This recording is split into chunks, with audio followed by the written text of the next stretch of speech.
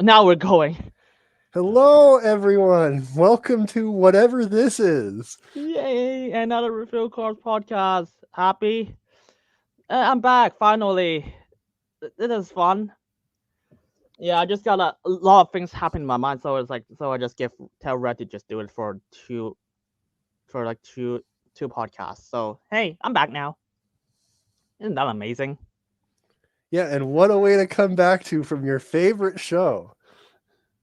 Oh my god! I don't even know why they even bother with this show. Good lord. Hey, hello, Rangi. We love. Trust me, we planned this show for a while. We planned to talk about this show for a while, and then I was like, and then I just like kind of whatever, and then I started watching. I was like, holy shit, this show is bad. It is something, isn't it? Yeah. So my thing is, I was like, okay, who's the writer? I was like, and then I was like, Witcher season, The Witcher Blood Origins. I was like, this show is gonna be really bad. I have no idea how bad it's gonna be, but it's gonna be really, really bad. And I watched it. I was like, okay, you made it so that I can't even imagine it will be this bad. Yeah. But do you know what's even worse? Uh-oh, what's worse? So you see, they got me at the IP somehow, and yes, so like, what if I say that? Oh, I'm gonna make a show about this game. I was like, you gotta imagine, it's like, there's gotta be separate thing, a separate timeline. Yeah. Oh, is it? It is now the canon unified timeline. Can we before we even touch the show? Can we address that? Oh my. Okay, so this is what is posted in the news article, and even the fucking showrunner admitted in an interview. She said, "Well, we gotta make this show being between the rebooted games and the original games. This show will take place after the rebooted games and before the original games." Good. Yeah. Okay. So the Tomb Raider franchise started all the way back in 1996 with Tomb Raider Recognized 1 and went on for 5 sequels with to Angel of Darkness, a game so shitty that it killed the franchise right there and then and was handed off to another studio, making a complete reboot of the series, Tomb Raider Legend, which then went on to make Tomb Raider Anniversary, which was originally scheduled to be DLC to Legend, which was a remake of Tomb Raider 1, and then Underworld fulfilling a trilogy. And then that series was disappointing enough to them for various reasons that they then went on to reboot the series a third time with just titled Tomb Raider, generally recognized as Tomb Raider 2013, or Tomb Raider 9, if that's what you're going to call it, with 2 sequels, Rise and Shadow, respectively. These are 3 completely separate timelines with mutually exclusive events between all of them. Crap that happens in like Tomb Raider 4. I don't know if it's Tomb Raider 4, but there's like prequel missions where Lara's in the field acting at like the age of 16 in the original Tomb Raider series. And like that shit is incongruent with like 2013. You cannot put those two together. So Yeah. naturally, what did they do? They goes, okay, well now everything's in one timeline. They've taken the 3 previous timelines of the original series, the Legends series, and was referred to generally as the Survivor series, and they said, okay, all of these are canon. This makes no sense, but they said that's the case, and this is the first product that takes place in a unified timeline. There's going to be another game being produced by Amazon Games of all people, like TR12. God knows what that's going to be, and that is going to be another game in the unified timeline. But as far as this show is concerned, it takes place between the Survivor games and original Tomb Raider 1. Yeah. It's like even someone said it right. I don't get it. I don't. Rangi said it right. I don't get how you fucked up with Tomb Raider. That's an ancient artifact treasure. Lara is after it. Maybe throw in some interesting side characters. Like, yeah, that's all you need to do. I mean, you can give her some character arcs, but still, yeah. I mean, they did try in the show. Really tried. Trust me. They tried. Oh, definitely. They tried with So like this show is if you want to do like video game homework to understand what's going on, you probably should be playing 2013 and only 2013. Literally by episode 1, I was confused. Like, is Rise and Shadow no longer canon? Because it didn't make any sense if you include those two. And then it's supposed to take place before like the original series anyways. So yeah. I mean, and then it's so weird because it's like it's the same problem with Terminator Zero. It's like, okay, here's everything that's canon. It's every movie beforehand. I was like, okay, like literally these movies have contradictory information. You can't have everything be canon. Like, no, everything's canon. I was like, you can't do something like this. That's the thing. I was like, why do you even try? I got no idea. It's like they think people don't like remember everything that happens, and they just like vaguely take things that they want to keep and think they can get away with it. Like, oh, this character was coolish, let's pull him in. This idea was coolish, let's pull that in. And if like they're incongruent for the actual narratives, oh well. Like I don't get it. Yeah, I really don't get it. It's a lot of nostalgia baiting, and probably the person who wrote the show doesn't even watch the show. Who doesn't even play the games. That's what I think. It has a weird selection of things from the games, because there's plenty of shit in the games that should be there that isn't, but they still have stuff from the games. It's like, oh, so those things did occur though. Oh yeah, that's we'll get into it. Yeah, we will. It's like it's 8 episodes. Every episode is like 30 minutes long, around that time frame. So I have a lot to say. Unsurprisingly. Actually, it's kind of surprising because when I was watching the show, I was like, how bad is it gonna be? I was like, oh my god. I don't even know the games, so that's why I have you. You play all the games. I am very familiar with the Survivor games. I was like, holy shit, what's going on? Oh, a lot of shit is happening there, so we're gonna get into every single detail. So let's. Oh, okay. Let's start with the first scene, shall we? Oh boy. Okay, so okay, Lara, yeah, okay, sure. you go. No, what do you want to say? So when the scene started, I was because you mentioned it was a unified timeline bullshit, so I thought this was like a different Laura. And like, is this like Legends Laura or something? I'm like, who is this?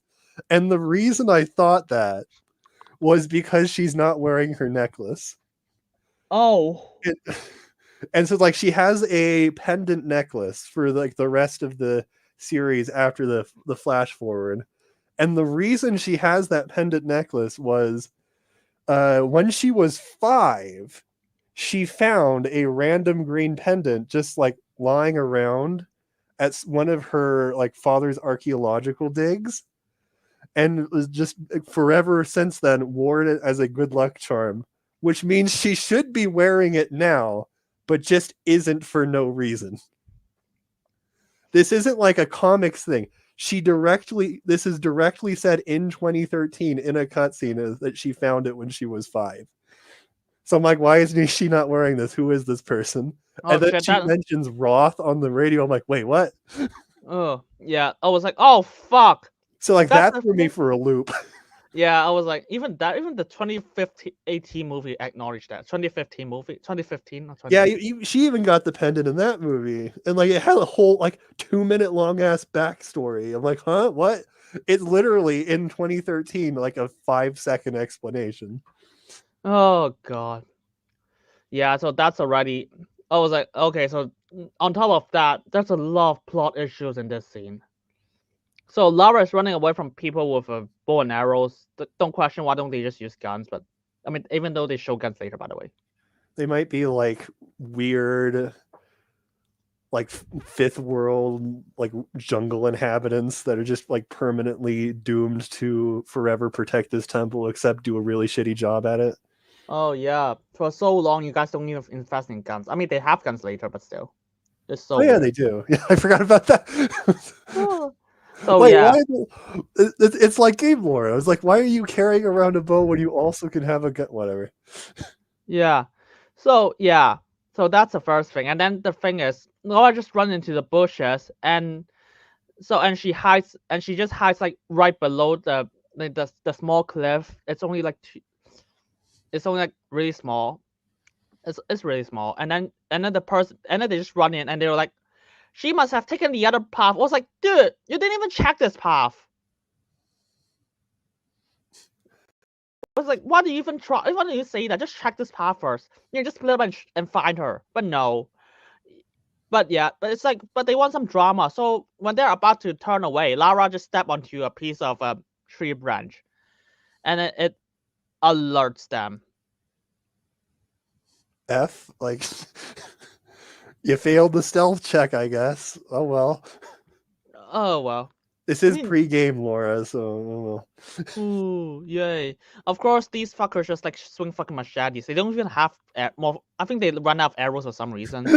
they conveniently ran out of ranged ammo the moment they have to get into melee range. Oh, you see, in games, some people don't have guns. They have. No, that's true. They didn't reach tier 2, which gives you the access to the gun skill trees. Oh my god. This is the prologue area after all. And then, even funnier, you see.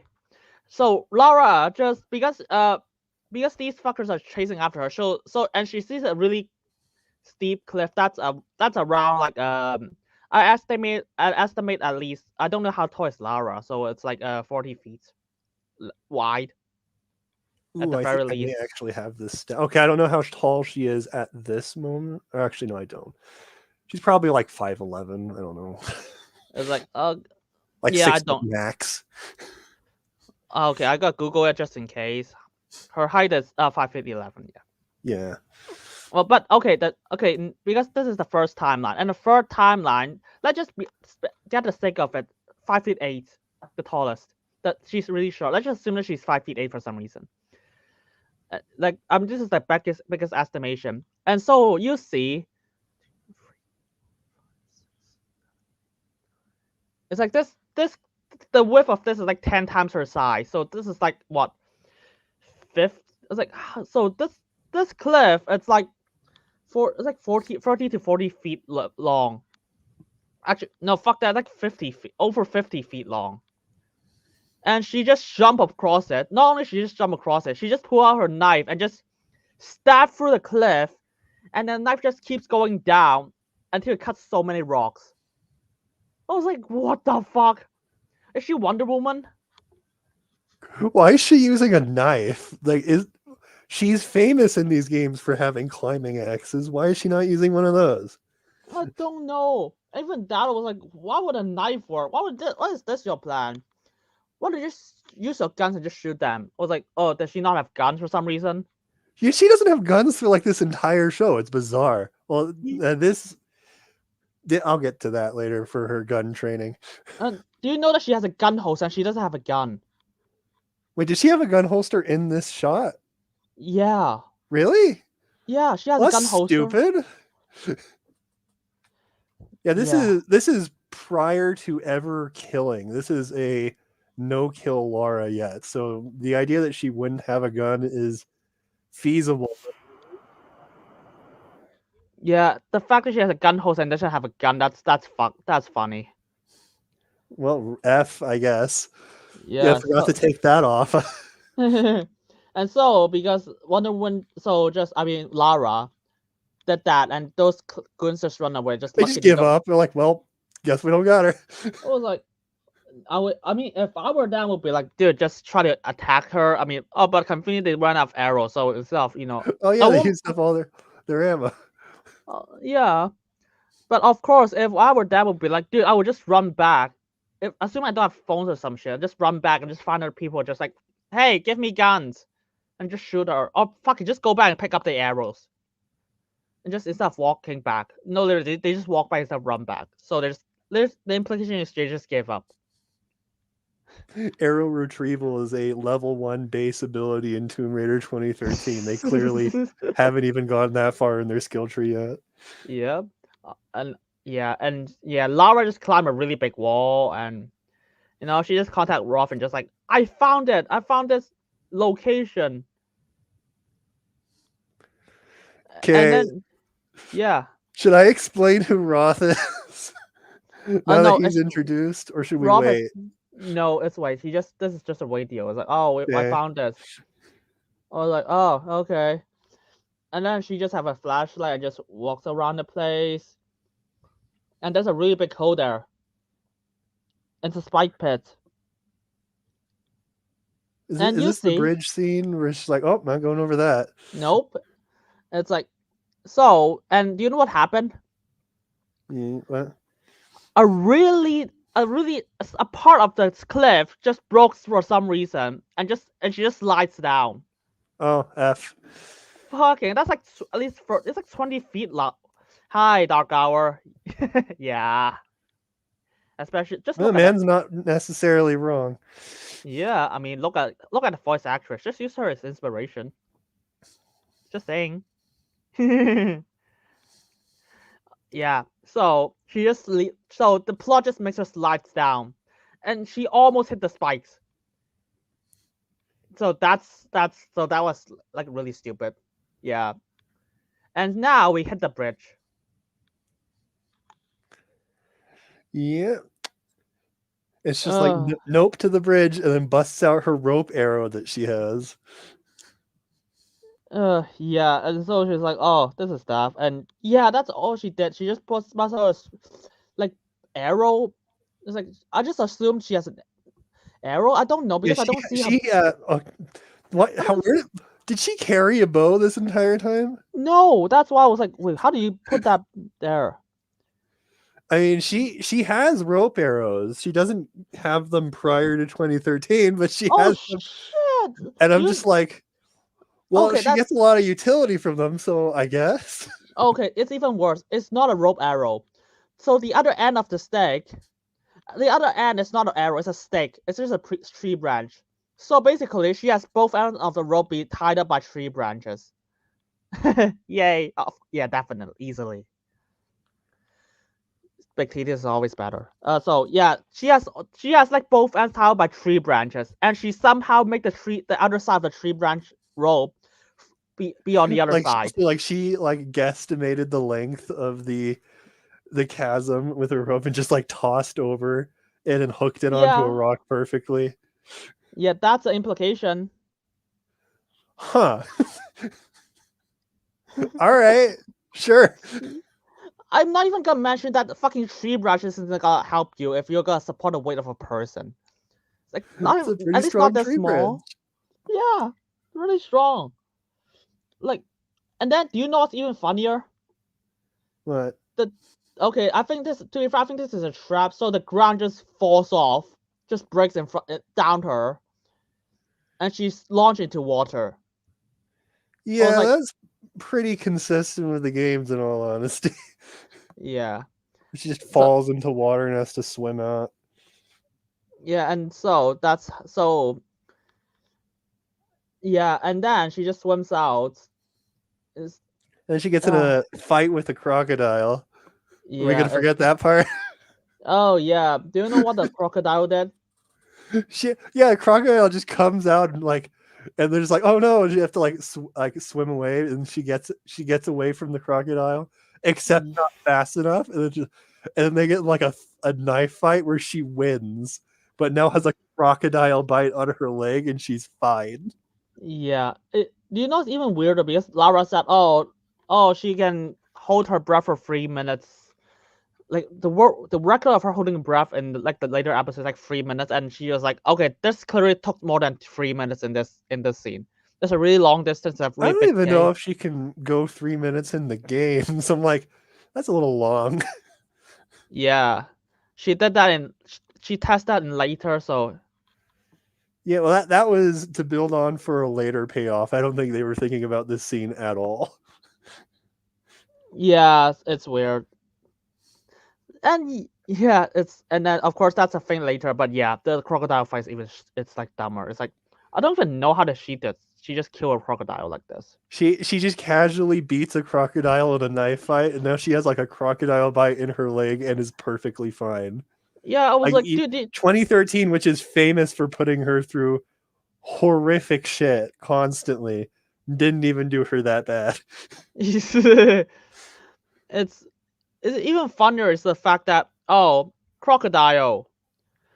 And I was like, do you know how strong a crocodile bites is? It can break your bones in a single second by just biting you. That's how strong it is. And she just like, she just walk it off, no injuries. The health regen is canon to the show, all right? Yeah. And so she found a temple and the box is there. And do you know who's there? Yeah, Roth. Roth just shows up and he didn't have any issues. I was like, yeah, how do you go through all Yeah, the crap? he just was like, I took the short path. He's like, oh, all right. I was like, oh, you know the short path? Why don't you just tell Lara? Well, Lara got here slightly before him, all right? She didn't notice the obvious like entrance sign or whatever. Yeah, it's like the dumbest shit ever. And so Roth was like, and yeah. And so they found the treasure. Yay, happy. And she said everyone thinks her father is crazy to think that the Chachi people came this far south, but he was right. Is that a contradiction? I mean, as far as historical purposes goes, I don't know. It for this point in the timeline, it kind of is for Laura's care. Okay, let's first things first. Let's be straight up about this. This is not Survivor timeline Laura. It just isn't. Like Yeah. she is a different character. She is way more sassy. She makes way more quips. She cries a lot more, which is bizarre. Like the Laura in like 2013 to Survivor spends most of her times blaming herself for the predicaments and analyzing what's going on around her. She is a lot more serious of a character. Like she'll make a quip here and there if like a character sort of eggs her onto it, but like she's not mocking people as she murders them or like stealing like making like weirdly inappropriate jokes at like stealing from people or whatever. Yeah. And like that it sort of comes to the thing, but the thing that's weirdly out of character for this particular time, because this takes place prior to any of the games, is Laura in 2013 thinks that her dad is a quack. Richard Croft believes in like supernatural nonsense. He thinks that like various artifacts have powers, yada yada yada. And Laura and Roth both were like, no, like the supernatural isn't a thing. And she becomes an archaeologist to try and, at least in part, repair her family's name. She doesn't think that like a box would have power. She doesn't think that anything that Richard Croft like says has really any real merit to it, albeit Roth has a higher opinion of him than she does. So it'd be like, oh wow, he was right. That is something that like Rise Laura would say, because the arc that she goes through in those games is by the end of 2013 she's encountered like a mystical spirit god, which is like, holy shit, there's a mystical spirit god. The supernatural can exist. And so then that made her follow up on various things he was looking into. But like 2013 prior, like I don't think she would care. Yeah. It's so weird. And then Richard Croft said, no, not Richard Croft, Roth said, oh, your father is never wrong, just like you. Sure.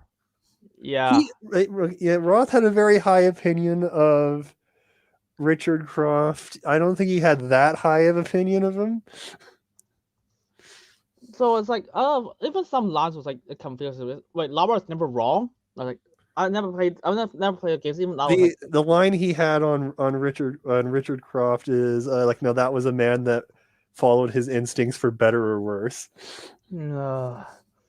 No, he just like, oh, he's never wrong. I was like, oh yeah, sure, if you say so. It's like it's so fucking stupid, but it is what. But yeah. So that's a lie, and then she just reads some Asian shit. Okay, so legend has it the box makes any man who touches it insanely wealthy. Okay, just bro. Sure, And then why not? I'll take it. yeah, Rob was like, yeah, sure, whatever, why not? I was like, wait, are you greedy? I was like, that response just tells me, are you a greedy shithead? That's not even the greed stone. Yeah. It's the power stone. What the... Mm. And then, like they look at the murals and they're like, I'm not sure this is entirely good idea. Just like you realize that there's just mystical murals, right? And then they take it and nothing bad happens. Yep. And it's just like, oh, well, all right. Yep. Yeah, and then they just took it, and then Lara literally just read the wall, and it's like, oh, that was weird. And there's like some warnings, like there's like meteors in the sky, lightning storms. And is that like, happening in the prologue?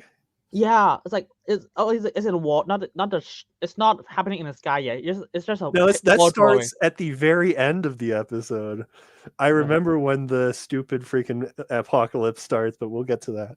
No, but they have a wall painting, or like they have a wall painting of like the apocalypse. Yeah. Yeah, and then she saw it, and Lara is like, oh, and then Rob was like, don't worry about it. It's just Croft things. And Lara's like, yeah, you're right. I was like, the fuck? I mean, if you told me, hey, taking this box out of a temple will cause the apocalypse, I'd be like, no, actually, I don't believe you. And at this point in the timeline, Laura doesn't either, but yeah, I don't believe it either. I was like, you haven't even opened the box yet. You just like they just brush it aside like nothing happened.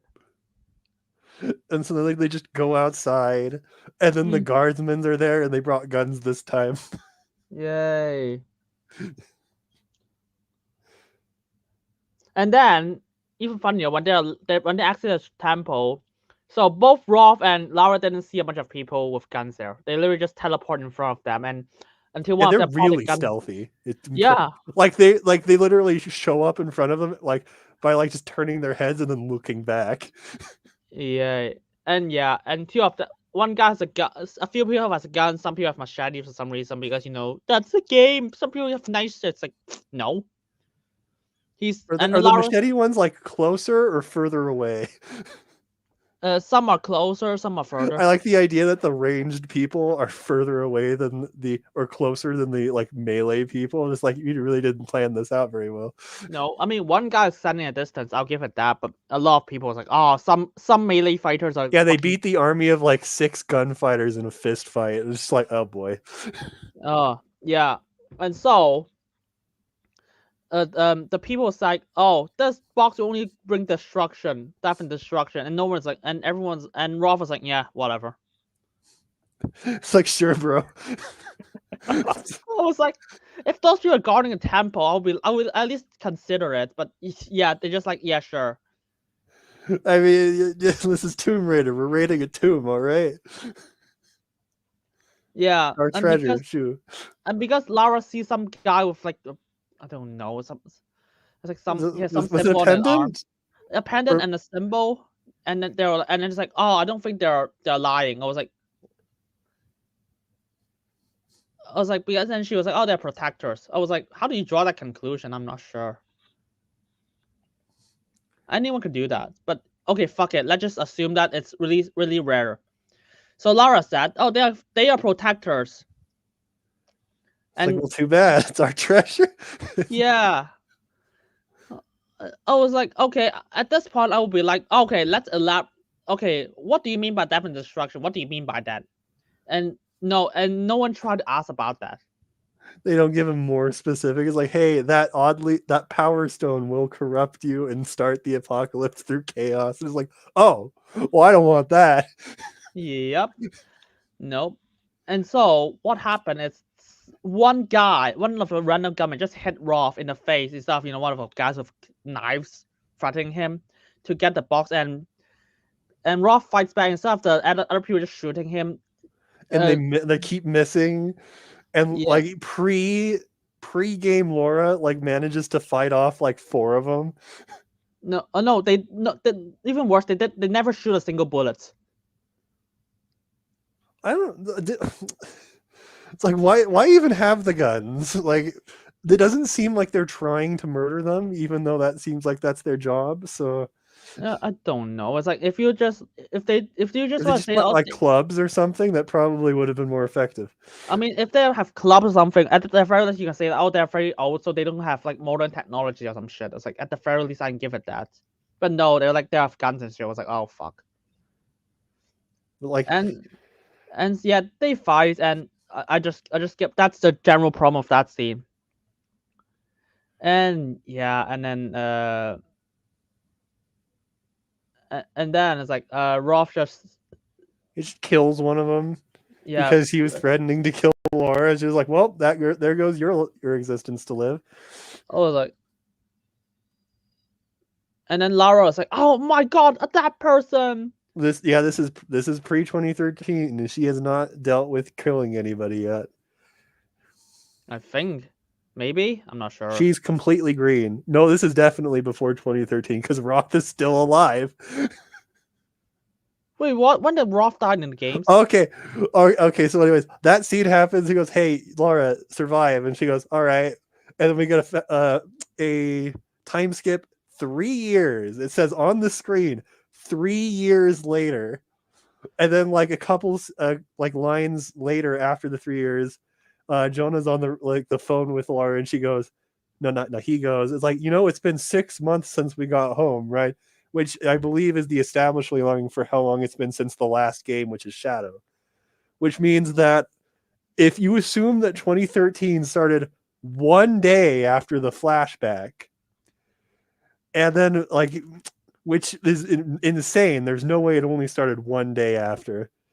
You have a 2.5 year period of time for all 3 games to take place. Oh shit! And which it just those games, it's like there's no way. You add the comics, they're like actually impossible. The general gist of what the timeline was used to thought to be was they took place in the years they came out. So 2013 took place in 2013, and then like Shadow took place 5 years later in 2018, and now it apparently takes place in like 2015 at best. Jesus. Yeah, Raggy said it feels like they want to do a weird inconsistent Lara that they never want. They never really want to portray how she is in the original games. At that point, be like, just don't make it canon. That's all you need to do. If you want a new shittier interpretation, just don't make it canon. That's it. So anyways, 3 years pass where all of the first 3 Survivor games take place. So now I'm going to explain to you who the hell Roth is. Yeah. So the biography of the survivor to Lara Croft basically goes as follows. She was born to, I believe, Amelia and Richard Croft. Amelia dies first for some reason. I believe it was like health, like defects. And then Richard Croft dies later from no stated reason in 2013. Stated reason in Rise being suicide, which was a cover-up for an assassination by Trinity. And so from that point on, she is parentless, has no other family apparently, and is now under the custody, apparently, the wiki claims she's under the custody of Roth. Roth is a ship captain, prior ex-military, and he's like a survivalist expert. But when Richard Croft was alive, he was Richard Croft's basically like ship guy. He was his right-hand man, muscle for everything, and like handled logistics for his excavations for archaeology. So when he died, he took on like Laura as effectively a surrogate daughter, like under the memory of like his best friend. And so that is the explanation in 2013 why Lara is able to do everything. She will say straight up in the game, thank God for Roth's training, when she's able to climb walls and hunt things, use bows. In Rise, it explicitly states states that he's the one that taught her how to shoot guns when she was a child. Roth is the guy who has the Tomb Raider skill set like innately just from his life, and he passed it on to her. In 2013, the scenes like the setup for 2013 specifically is an archaeological like event with like some other guy was set up with Roth as the ship guy, the logistics person for it. And he brought Laura on as a way to basically get her foot in the door on the archaeological excavation business, which is why he feels partly responsible when it all goes to shit. And so they get stranded on Yamatai because of mystical magical bullshit, and stuff happens, yada yada yada. The scenes directly between Roth and Laura, in my opinion, are the strongest like scenes in the Tomb Raider trilogy that we have, and he is the best character in Tomb Raider 2013 easily. And the way that he dies is like the curse of the island is like no one can leave. Like weather events will knock down any attempts to escape. You try to leave on like Air Force, lightning will shoot you down. You go by sea, the waves will eat you. Like this happens to and back, and so like he's just like, of course there's no curse, and so he gets a helicopter there, and they try to leave, and then the lightning shoots them down. And so both Roth and Laura have now just suffered a helicopter crash, and Laura has been completely taken out. She is not breathing. The last scene is that Roth is alive is him dragging her out of a helicopter crash, resuscitating her, trying to drag her away from the burning rubbish, and then a bunch of the evil cult people coming out from the background, swarming them, him pulling out a pistol and executing like 12 guys before he runs out of bullets or jams, I don't know which. And like the main bad guy throws a haymaker axe at them, and he swings into it so that it doesn't hit Laura, and then just falls to the ground and dies. As like Laura is watching this, crawling to his corpse, crying. And that's how he goes. Yeah, I mean they played his death scene there. So yeah, like his death scene's in the show. And so a reasonable follow-up to that game could address grief related to his death. Roth should have been a very important person to her. And as such, overall guilt would be something that you would expect to see in a direct follow-up. The problem... there were 2 follow-up games. He doesn't come up at all. Wait, Roth died in the first game? Yeah, Roth died in 2013. Fuck. In Rise, he only comes up in like one document, which is the document that states he's the one that taught her how to shoot. And then in Shadow, he comes up in one side conversation between her and Jonah, which is just Jonah goes like, so did you ever do Girl Scouts? And she goes like, no. But Roth showed me some stuff. And then Jonah's like, yeah, I miss that guy. And Laura goes, yeah, me too. And that's it. She is over Roth's death by the end of 2013. The arc that she eventually goes on is the mystical trash that happens in 2013 makes her believe in what her father was looking into, which pushes her on to research some stuff and hunt down the artifact in Rise, which puts her against Trinity, which then puts her into the path to Shadow.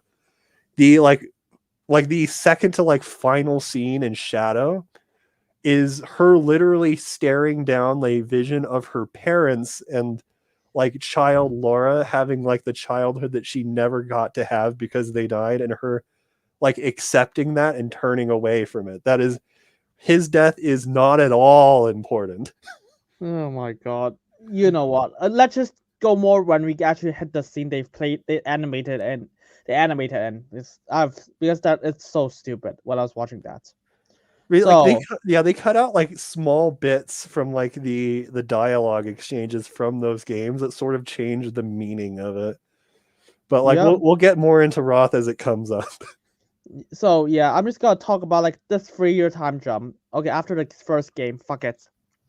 So Yeah, because it was only a 3-year time jump, I legit thought it was only after like 2013 and Rise and Shadow weren't canon anymore. Because that would make way more sense that she would be then stuck up on Roth's death. yep. But then like a character from explicitly Shadow shows up, so I'm like, oh well, rip me, I guess. Okay, let's just talk about so Lara. I don't even know that character. Just point it out to me when you get there. So Lara is in a fucking Mexico fight with some wrestler. Yeah, I don't So know who these people are. She's just there. yep, she's just there, and the Mexico girl just beats her up. And so because she's like beaten so badly, and she thought she was, Lara just runs and just tackles her, and then she just beats her. I was like, okay, that's not how it works. I mean, if you're even weaker, beating up, you're weaker, and the other, and and somehow you overpowers and punches her. So the Mexico fighter just did nothing and let her punch her. Yeah, like Laura in the games, believe it or not, for a lot of the enemy archetypes, if you go at them straight up and they see you coming, you'll lose. Like you cannot melee an enemy like in the face.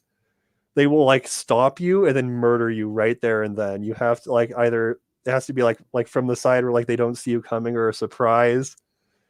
But like she doesn't really have it in her to overpower someone by brute force straight up. Yeah, and yeah, it's so weird because this is how they portray like, oh, Lara is so sad that Roth died, so she beats her up, her friend up. That's how it works. Yeah, she's really hung over Roth, like a lot. And then yep, and then yeah, and then afterwards, Jonah calls her. I don't know who Jonah is, by the way. Just like sure. Jonah was a character from all three of the Survivor games. He was really unimportant in 2013 in all respects, but he's like the only person that stuck around and is like her like traveling companion for Rise and Shadow. He more or less in Shadow he pretty much only exists to get captured, and then in Rise he exists to give dialogue and then also get captured. By the way, this is like the best character in the show, Jonah, in my Yeah, he opinion. probably is. So yeah, Jonah calls her and is like, "Oh, what country are you in now? It's been 6 months since you come home. It's fine." It's like she just like frustrated that she just didn't come back. So it's like, oh, It's like, oh, are you going to be at my wedding, right? Do you want to know the story about that? yeah.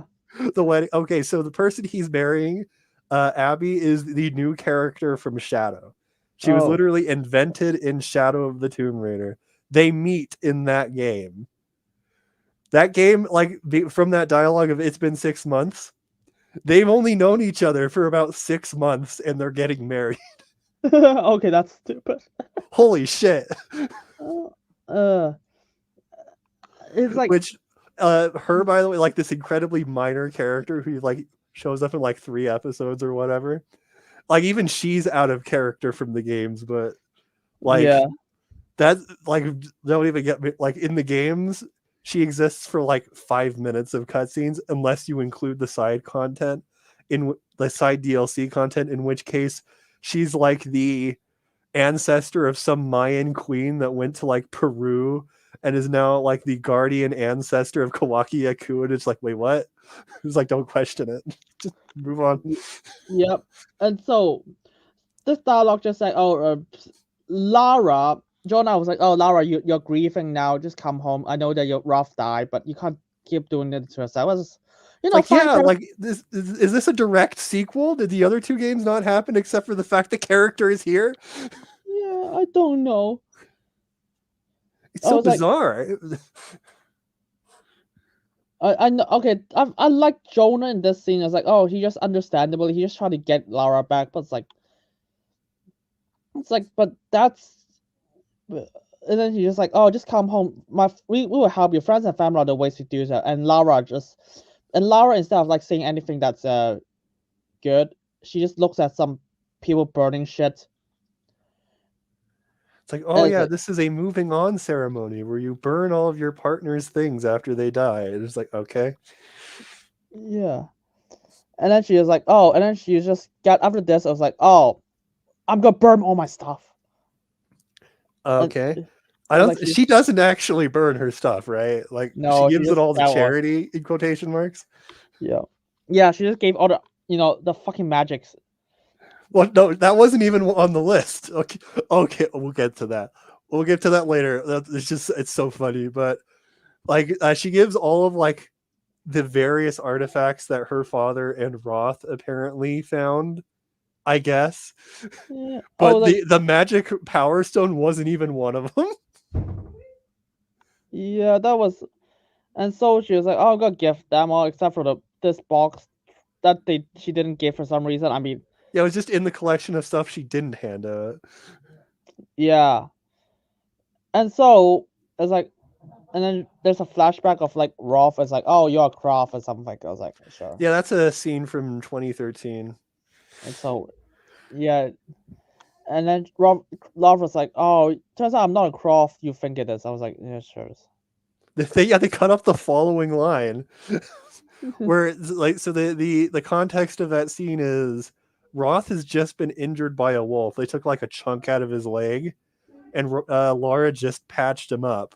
So it's just like, okay, so we need to get up our plans to how to escape. And the first step is we need to contact the outside world. And to contact the outside world, we have to set up a radio beacon, or like to put out an SOS. It's like, well, how do you do that? We got to go to the radio station, which is on this island that we can physically see over there, which you have to climb up to. And he has a chunk in his leg and can't do that. So he's like, so you're going to have to do that, Laura. And she's like, I don't think I can do that. And he's like, well, of course you can. You're a Croft. In which he says that because he has a very high opinion of her father. He relates all of the like the strong things he says about him to her, which is why she responds with like, well, I don't think I'm that kind of Croft. And his next line is, sure you are, you just don't know it yet, as he hands her the climbing axe. And they cut out that line. Oh jeez. No, and then they just intercut with some black chick who was like, oh, it's your fault. You're responsible. Oh yeah, For Ray, yeah. that is also a character from 2013. So in their like flashbacks to like the death scene, like Reyes is a bitch in that scene where like she does blame Laura, but she doesn't blame Laura that explicitly. The lines "You're the reason Roth's dead" never comes out of her lips, but like she is accusatory, just like in snide sideways. Yeah. I was like, okay, it's a lot of things. I was like, yeah, sure, whatever, I guess. And then so Sip comes in, and I was like, Sip from not the rebooted games, the fucking original games. Yeah, okay. I had to look up who the hell this guy was. I'm like, who are you? And I looked it up, and it was like, so he comes up in like one game in the original series, and then he's like in quotation marks more prominent in the Legends games, where he's the right hand man tech support of Laura, which I guess in the context of this show is very accurate. I don't know how his character is accurate, but I mean, for one, he's he clearly a seems more buff guy. flamboyantly gay than I'd expect him to be in the original series. No, he's like really jacked in the original series, and then I just saw it. Was like, yeah, sure, this is the same guy if you say so. It's like, sure, why not? Like he's just around, I guess. Yeah, and then Sib was like, oh, someone has to watch you. I was like, wait, who the fuck are you? Sure. I was like, but yeah, she just wired her house. I was like, and she just tripped her alarm. Was just like, yeah, I guess that's. Because it would be the guy, I guess, like in the context of what he does, he would be the guy that knows he triggered that. Yeah, and then Lara was like, oh, she's gonna sell all her her father's and Roth's things. Why in the world is Roth's things even there? But yeah, I don't know. And then Sib was like, oh, you're not gonna blow it up, right? I was like, oh, you mean like auction or just explosions? I was like, of course it's auction, but Jonah was like, They have to talk her into the auction. yeah, She was totally going to burn it all. Could and you then imagine if she burned the Power Stone? What would happen? I got no other. It's just like the issue is just completely eliminated and the villain can't do anything. It's like, well, shit. Yep, and so Jonah was like, oh yeah, that's fine. If you're gonna do that, I'll support you. Jonah is like literally the only character I like. I mean, wait, the last episode kind of ruins him, but still, yeah. Yeah. And then they just move all the There's like a stuff. slight time jump and then they're leaving. And then Laura Yeah. goes, is like, hey, did Sam not want to come? And she's like, oh, she was busy or something. And it's I was like like, they're really tugging on that line for some reason. who's Sam? It's Sam is another 2013 character where Jonah became Laura's best friend and like the partner that did everything with her.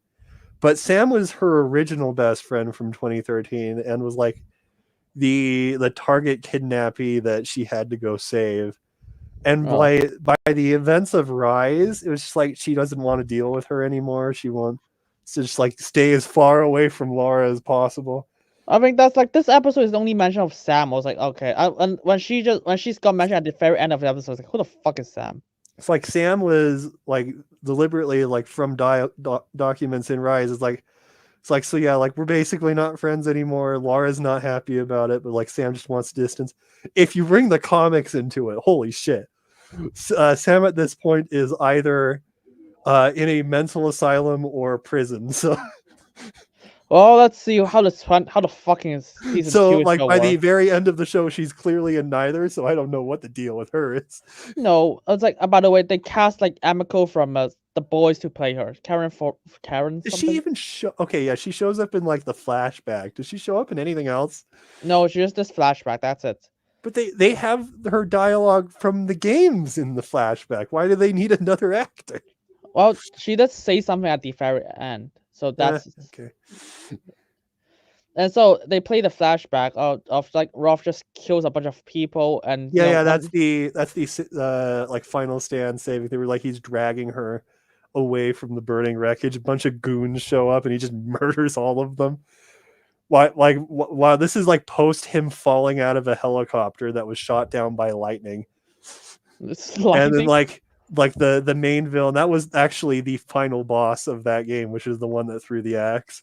Oh yeah, and he's just like shit and like twists into it to make sure that it wouldn't hit Lara, and that's how he dies. Oh, it's so weird. And then Sam just came here and was like, I don't even know. It was like, I guess those are in the games. If they're those are the other like shipwrecked people with her. Sam's one of them. Yeah, it's like the first thing that she does is like go and try and comfort Laura, which pisses Reyes off because she's a bitch, and like stuff happens. Yeah, it's like that scene was ripped straight out of 2013. Oddly enough, there is actually a character missing from that scene, but we will get into that later if we ever talk about Laura's sexuality. By the way, we're only halfway through this episode, and oh boy, we're 1 hour of the fucking show. Oh no! And we're never finishing. No, go. And so the auction scene. Let's just go into it. So Lara is just drinking shit. She's shit faced. Yeah, and then Sib was like, "Oh, where the fuck is she?" And she just she just dressed up like a gay person. It's like even though she's clearly not gay yesterday. She's dressed up in a reasonable dress and with tennis shoes. Don't question it. He's just a sassy black guy. That's basically his character. It's like he's sassy, and then she just saw, she saw Lara just drinking, and I was like, "Oh, what the fuck, Lara?" Of course, I don't know how no one saw Lara there, but it's literally just in the foot corner.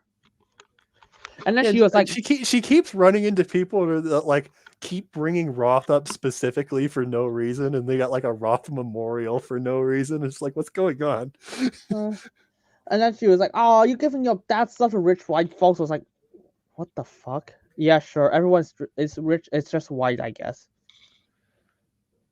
Even though there's clearly not everyone is, but yeah, but fuck it.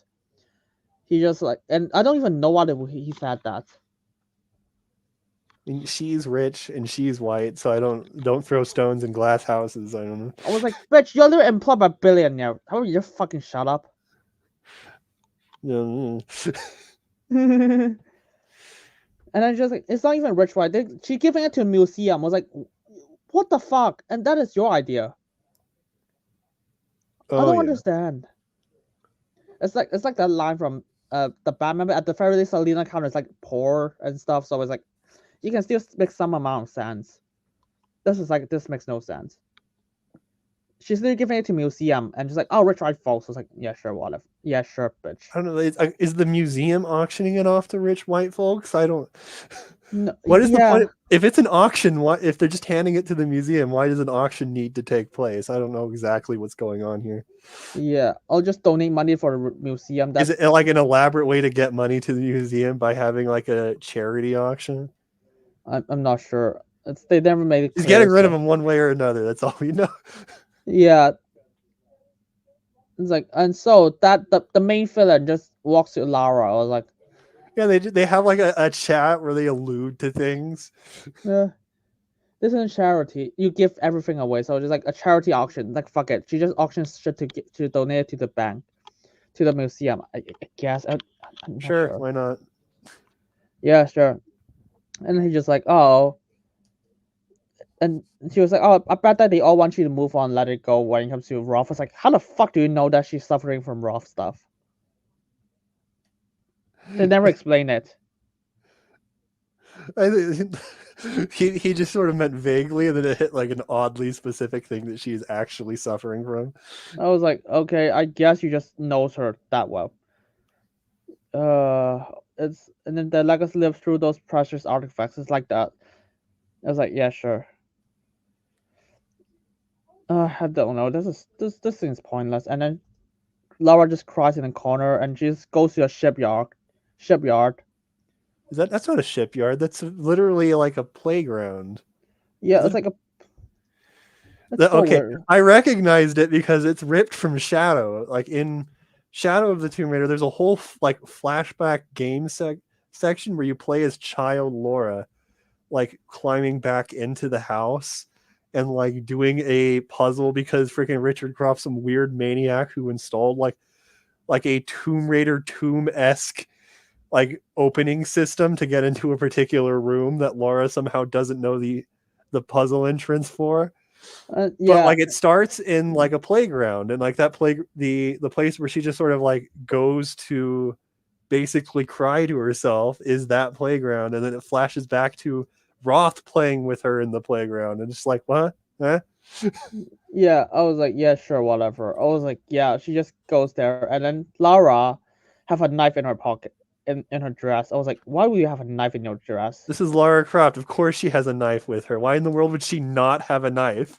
It's a fucking auction. And then she She just should have a gun on her. Why does she not have a gun? I was like, yeah, I don't know. And then she just make it like a scorpion get over here shit. And just like, oh, some guy. And then she just made it as a weapon and just fight this person. Yeah, she And attaches it to like a random whip that she just has around. Yeah. And then like you know, she like freaking like perfect kung fu's with it, better than any living person ever has, even though she's never used rope weapons in the games before. Jesus, that's even worse than I thought. And they have like so, an anime fight and she loses. Yeah. And so yeah, she lost. Okay, assuming that this girl is like, okay, because they literally said that she's like a soldier or something. I was like, yeah, sure, I guess. And so Laura just unsuccessfully caught him, and instead of and because like because Laura's a fucking billionaire, a millionaire or something, there should be guards around this place, but no, she just and this guy literally just had a fucking motorcycle in Plainfield next to her house. Yeah, no one noticed the suspicious motorcycle that was just there. Yep. And remember Sip who put a fucking security system who was like trip wires and stuff? Oh, it was like, and then no, there's no trip wires here. Yeah, except for the fact that the security system, he has the random box tracked and knows exactly where it is at all times. Yeah, and so besides that part. Yep. And because Laura is like really smart, she was like, oh, and she just get the car I was like, why do you even sell the Yeah, car? she steals a car from some other guy. No, And she's like, oh, like, and she like the first 5 seconds she's in, it's like, oh, this is a pretty nice car, and then immediately gets back to there's like, bro, you just stole that, but all right. I was like, I mean, all she knew to say was like, sorry, I would just borrow it for a sec. That's all you need to say. Doesn't she like wreck it or something, or she gets close to wrecking it? I don't know. It's like close to, but it's like I think no. she just stops. Yeah, And because so it gets into like bike territory where she can't use a normal car. yeah, and so she just calls Simba, just like, okay, how do you go there? And she just put out like a futuristic map. I was like, wow, what year is this? You have a futuristic map? I was like, oh It's no, this year. It's probably like 2016. what the fuck? I thought Well, that's like 2013 takes place presumably in 2013, and this is 3 years after that max. That would be my guess of when this takes place. yeah, it's like that's like futuristic shit. And it's like, and you know, Lara just, I mean, she didn't wreck the car, don't worry. But Yeah, so she doesn't wreck. She just like gets out of it, and then she finds a bike just around. I was like, oh no. All Simba to say is like, no. Okay, go to this, just ride across this road and go downhill and just chase after her. And Lara, instead of that, it was like Lara was like, Instead oh, of use the that, bike. she takes a shortcut. It's like a fucking bike. I was like, dude, there's no way you can chase a motorcycle with a bike. Why would you even attempt that? Of course not. You're not getting him. And well, she almost gets close, except the problem that traffic exists, Yeah. which stops her from actually getting him. Yeah, just a convenient car just right up here. It's like, oh fuck. Anyways, I was like, I'm not even surprised that fucking she's not even caught him by the fucking by a bicycle for some reason until like a car did it. Yeah, and then like they have a shot with the villain where he like takes off his mask and like revealing it's the only other guy she's talked to, and it's like, oh no, what a reveal. I was like, yeah, no shit. Of course I believe. Yeah. I was like, yeah, of course. It's like there's no other suspects. And so they don't reveal the villain until like is like a nobody that she's never met for like 5 episodes. yeah, and so yeah. And Laura's like, oh, hundreds of private artifacts right there. And she's like, why take this? I was like, oh, so you never opened the box? Yeah, she never. I don't know. I don't know if she knew how to open the box, even though it's extremely obvious. Yeah.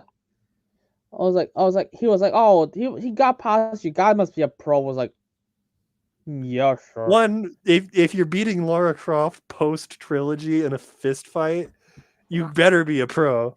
Two, so like, did you see the reason why he knew that the stone was there? Yeah. What they show it. It's in the brochure picture. Jesus.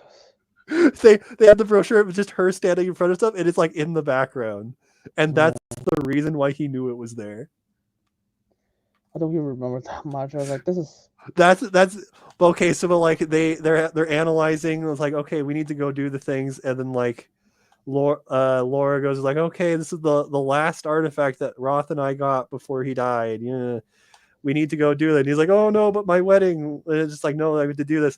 And then she like goes outside, and then the apocalypse starts. Yeah, and so fucking Lara just goes down to her basement and just like found Richard Croft's journal. I was like, oh, so this is what the box does. I was like, well, what the fuck do you not know that already? Yeah, how did she find it but not actually know what it was? Yeah. What was she looking for before? And she was like, oh, there was a sister box in China. I was like, yeah, why don't we wait? I was like, okay, after you find this one thing, why don't you just go to the other thing? If your father's journal already said there's 2 stones, why don't you just get another stone? Imagine if he already had that stone and it's like, oh wait, so this thing that we know that there's a sister of, he already did that off screen? Oh boy. Yeah, it's so weird. And they seem to find out about the stones in the same order he does. I don't know because. And so Laura was like, Jonah was like, just let him steal it, just one thing. And Laura was like, oh no, Laura, Rob and I found it together. This is the last thing we found together before he died. I was like, it's important. And I was like, dude, all you need to say is sorry. This thing is She was destroying the world." literally just about to burn all his shit. Now she's sentimental. I was like, no, all she should say, sorry, if you have that, the world's got destroyed. That's all she needs to say, and she just said this thing that's so stupid. That's She out doesn't of know the character. world's about to be destroyed is the thing. She's going after it because it's sentimental. Yeah, I was like, She finds out the world's about to be destroyed later. to be fair, it's in the father's journal. I was like, oh fuck. I was like, she has drawings about it, but yeah. I was like, all she needs is like, oh, bad shit's gonna happen if I don't find it. If I was in Lara, if I was Lara in that mental state, I would not say something like this. I would say that instead. As my takeaway from that scene literally was she didn't know that bad things would happen as a result. That the whole apocalypse thing gets set up in episode 3. Oh, It was literally just it's an artifact I want to search. That's even worse. Oh, fuck. And so Sib and Jonah was like, what to do? And Jonah said, after Rolf died, the Lara who came out from Yamatai, I don't know what Yamatai. Yeah, the Yamatai, that's the Tomb Raider 2013 location. It's not the same Lara we went in. Reminder, there's 2 other games between then and now. just saying. Just saying. And yeah, and then Sib and Jonah runs out and it's like, oh, the storm was like, there's a storm. So yeah, the storm is coming. That's the start of the apocalypse. Okay, then we get like the villain scene, right? And then the villain is like, I know you got a villain scene. So then like the villain is just going somewhere on a boat, and then he like opens the Power Stone box, and he like absorbs green energy, goes whoa, oh, and then he like mind controls some guy, like, hey, murder your captain for no reason. And then he's about to, and then stop, and then like he just stops, and no one questions anything about that what just happened. I was like, yeah, the captain didn't hear anything. I was like, yeah, sure, fuck it. It's like when you get to this guy's motivation, it's even weird that he even tried to do something like this. Like, I don't know, it comes off as he wanted to see if he could, and then the moment he realized he could, he's like, oh crap, I can't actually do that though. I was like, oh, don't. It's like, why are you trying? Just say that, kid, jump 3 times in here. That's all you need to do. Jump 3 times. That's it. And then like another storm is happening. It's like, oh, it looks like it's storm. And then his response is, no, it's like the dawn of a new age or some crap. Yeah. And it's like, excuse me. But like, okay, so here's the follow-up question to that garbage. What starts the apocalypse? I don't know. Just take a wild guess. What is the thing that started the apocalypse? This guy stole the stone. That's the fucking explanation. Yeah, that's what started the apocalypse. It's like, okay, what conditions does the world need to be in for like the apocalypse to start? I was like, okay, the stones being taken from the temple. Nope, because Lara did that and the apocalypse didn't start. Okay, it's the stones being in use. No, because 1, the apocalypse started with him just removing the stone from Lara's house. He hadn't even opened it yet, and it started. I guess Lara's house is like the sacred place, I guess. Yeah, like Lara's house is like literally a temple, apparently. Plus, if we get like future episodes, other stones are currently in use. And nothing bad has happened. So like, what in the world? Why is it starting now? I don't know. It's just like, it's a lot of, just fuck it, let's do it. Yes, that's plot need to happen, I guess. Oh, okay, that's episode 1. Finally. Oh, we're done. Only 1 hour. Jesus. Don't worry. I'm sure this will be a lot faster moving forward. Yeah, episode 2, it's gonna be like a fucking side quest mission. Episode 2 is purely a side quest. My first note for episode 2 is crocodile eats bird. I'm like, oh shit. No, it's part of the anti-bird hate. There's so much anti-bird hate in this show. And so like Lara was like, oh, I'm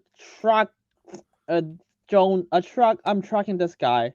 Apparently there's a tracking signal. There's a tracker on it, and he just didn't remove it. I was like, yeah, that's the first question. Second question is, why the fuck do you need to put a tracker on this item that you're gonna sell anyways? She wasn't going to. That was one of the items she wasn't selling. Oh yeah, sorry. Why do you even put that art? Why do you put a track on it if you don't even bother to open it for 3 years? She doesn't seem to know what it is. Yeah, I was like, why do we put a tracker if we don't even know what it is? She has a tracker on everything, and like the moment she's like, "Hey, an item's been stolen from my house, guy," he immediately starts tracking the correct item. Oh god. Which is kind of funny. And yeah, and then so Lara was like, just get a ship guy. I was like, oh, can you just sell me that? I was like, oh, and the ship guy was like, yeah, I know everything. By the way, here's a history. I was like, wait, how do you know that? You're just a fucking sailor. You're just running boats. That's convenient, I guess. He knows everything, but it's like, oh, but he doesn't know where the shrine is. And he was like, oh, I'm gonna drop you to the oldest village, and they might know. Well, of course, everyone in the area knows all of the mythology of the area. Sure. And then yeah, and Lara just starts speaking Mandarin. I was like, everyone just hates her. Oh yeah, Lara should canonically know a lot. I don't know if she knows a lot of verbal languages, but she canonically via the games knows a lot of written languages. And then this guy, and then one old lady was like, oh, he just magically appears, and he just he just followed her, and she didn't notice until this second. Yeah, it's so weird. And so by the way, this old lady was like, oh, by the way, some guy hired her and he's gone, so we're not gonna do anything. I'm not gonna help you anymore. Yeah, there was another person around here, and he was a dick, so we don't like you. I was like, and no, he doesn't even say his dick. He just like, oh, they hire a guy now, and we don't, and that's all he's like, and that's all, and then he left you behind. I was like, okay, no, he's not even a dick. He's just like, you just don't want to hire another guy. That's it. They didn't pay enough for 2. Yay. And then Jonah just magically appears, just teleported. Yeah, he like smooth talks her out of like getting freaking gang attacked by the village. Yeah, I don't know how is Jonah here, by the way. It's like there's no. He just showed up. Yeah, she just teleported here. And Jonah's like, oh, sorry, I'm so sorry. I'm gonna help you though, Lara. And that's it. And then Lara's like, yeah, sure. Yeah. And then we got set up for the rope, like the lasso rope, like grappling hook. What's it? Yeah, the grappling. Oh yeah, some girl's just using a grappling hook, and like she's watching this happen and is like, huh. And then she just learned to, and then next thing is just her learning to skip rocks. She didn't skip it. Which is not at all a useful skill that she doesn't ever actually use in this show. I don't know what the point of that scene was. And then it's like, there's a flashback line. Like Reyes was like, I don't know who Reyes is. Like, it's Lara. Oh yeah, Reyes is the bitch from 2013, which I'll get into Reyes slightly later when we talk about a certain character in episode 4. Okay. Yeah, so Reyes like, oh, it's Lara fault. Rob is that, and fuck it, because it's a lot of plot this episode. It's good fun. Yeah, so she's still not over Raw. That's still a sub thing they're going over. Yeah, and so Jonah was like, "Oh, she's gotta help you if you help her first." It's like fucking Mandalorian shit. An actual Mandalorian side quest. Yeah, I was like, okay. Which conveniently puts her on track for what she came here in the first place for. So it's like, oh well. And Jonah was like, "Oh, the children all disappear. Six of them. All of them are gone, and they all disappear. They all believe like some fox spirit, Hujing basically translate to fox spirit in English, captured them. So if I was them, I'd be like, oh, I'm just gonna call the authorities. If someone just captured the kids. What the hell is what are the authorities gonna do about a rogue fox spirit? I mean, here's the thing, they jump like to this conclusions. Is some random bow punk country in the middle of nowhere. Their authorities can't be trusted. Oh no, I mean, this is a straight up video game side quest.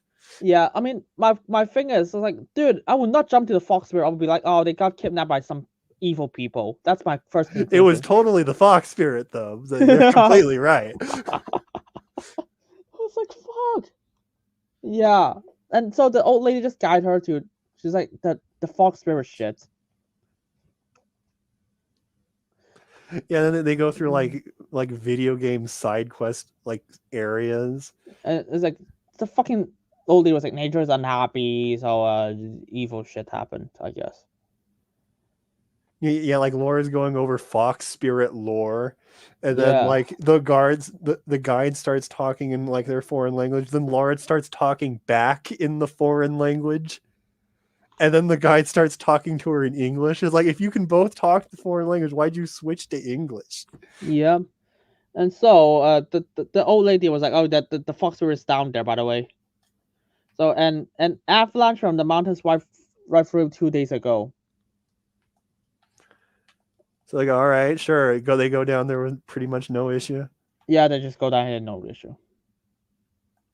And we just have to assume like that the fox that like the rock just made this avalanche do this. So it's like, okay, fuck it. I don't know the rules of this of the rocks. It could have been the apocalyptic weather things that coincidentally caused it. Who knows? By the way, It could be unrelated to the fox spirit. I understand the Mandarin.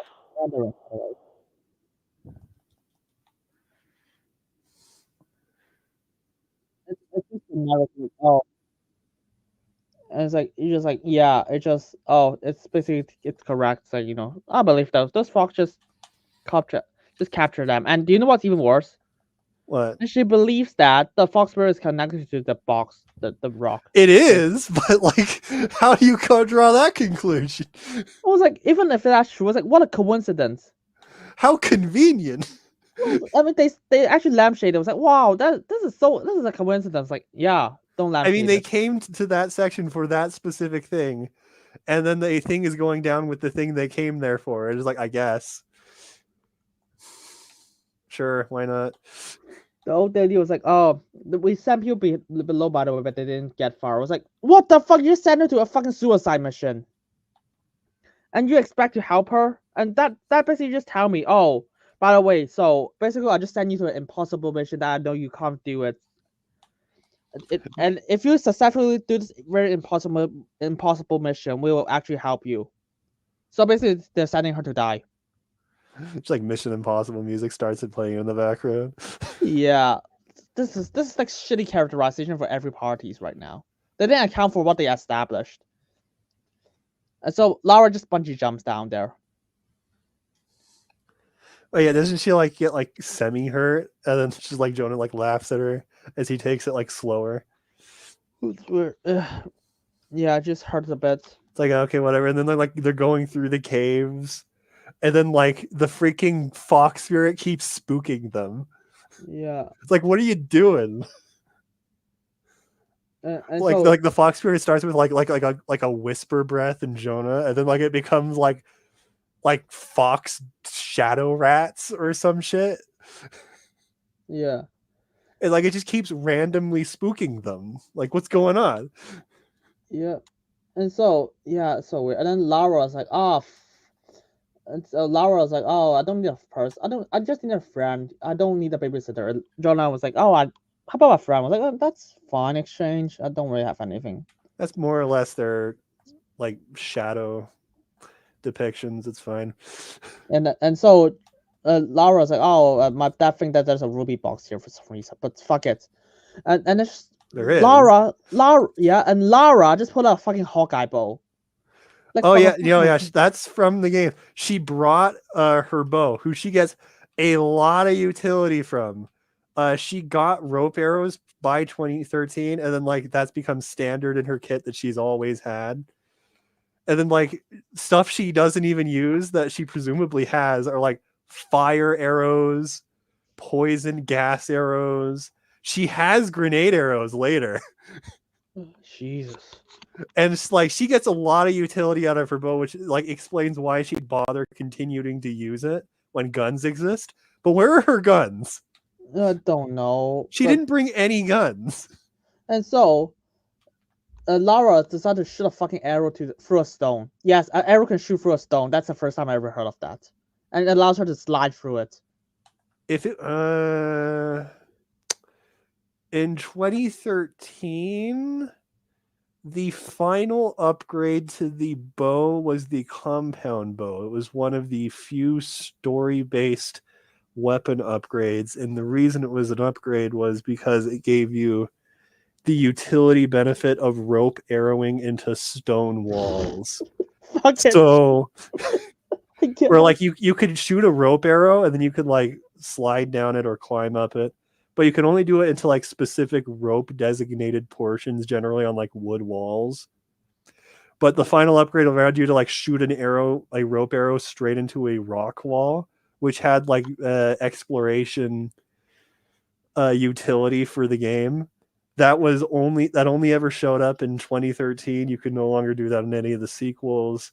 And it was specifically the compound bow, like a modern designed bow for extra efficiency, not this regular ass bow she has. Yeah. By the way, every scene with her and Jonah are like the best characterization she got. By the way, and so that means that he's not gonna last for long. Oh yeah.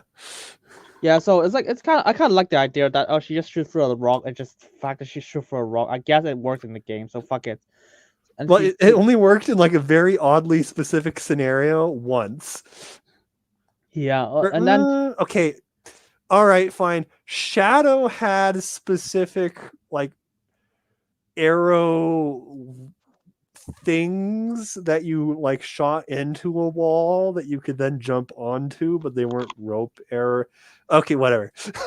yeah, and then Jonah just take a shortcut. I was like, yeah, that's fun. That's fine. I have no problem with that. I mean, it's like I like that in the character in the idea. So, and so they encounter the fox spirit.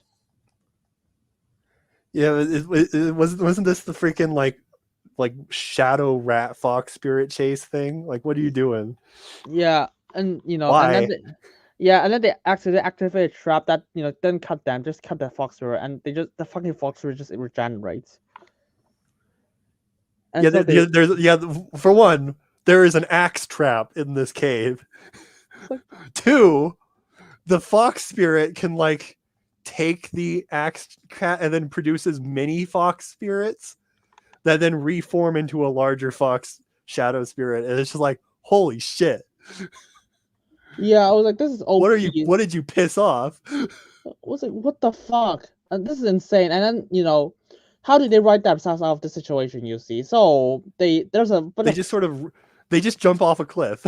yeah, let's jump off a gift like spiky gift, and then they're like, oh fuck it. And everyone just dodge and none of them hits them, and they're just really that good at it for some reason. And then they fucking jump to the other side of the cliff. That's like what, I think at least 20 feet in like length or something. Yeah, they not only both make it, they both make it cleanly. Yeah, and the fox spirit who can regenerate and the fox spirit is just watching this going, well shit, and doesn't even try to follow him. What's worse, if we've shown later, just like the fucking place the fox spirit is guarding, he just decided to give up. Oh my god. Which, if we get to like later in the episode for what the fox spirit is attempting to do, it makes absolutely no sense. But we'll wait on that. I mean, and the fact that this is a place that they need to go by accident is insane. Yeah, the fox spirit like sort of led them there, but like led them there in like the shittiest way possible. Yeah, it's so stupid. And yeah, they find this beautiful temple. And then they have to like solve a trap. Yeah. So I don't even know. This is like they're just like, oh, this is strong for this one, but why would they like honor the fucking fox spirit who destroy China? And they're like, oh, how'd you save China? I was like, yeah, this sure. mural is a shrine to this person. She's not a villain, even though she just kidnapped 6 children. Yeah, I was like, and then Jonah was like, a victim that steals children was like, yeah. Like, we're still saving the kids, right? It's like, oh, sure.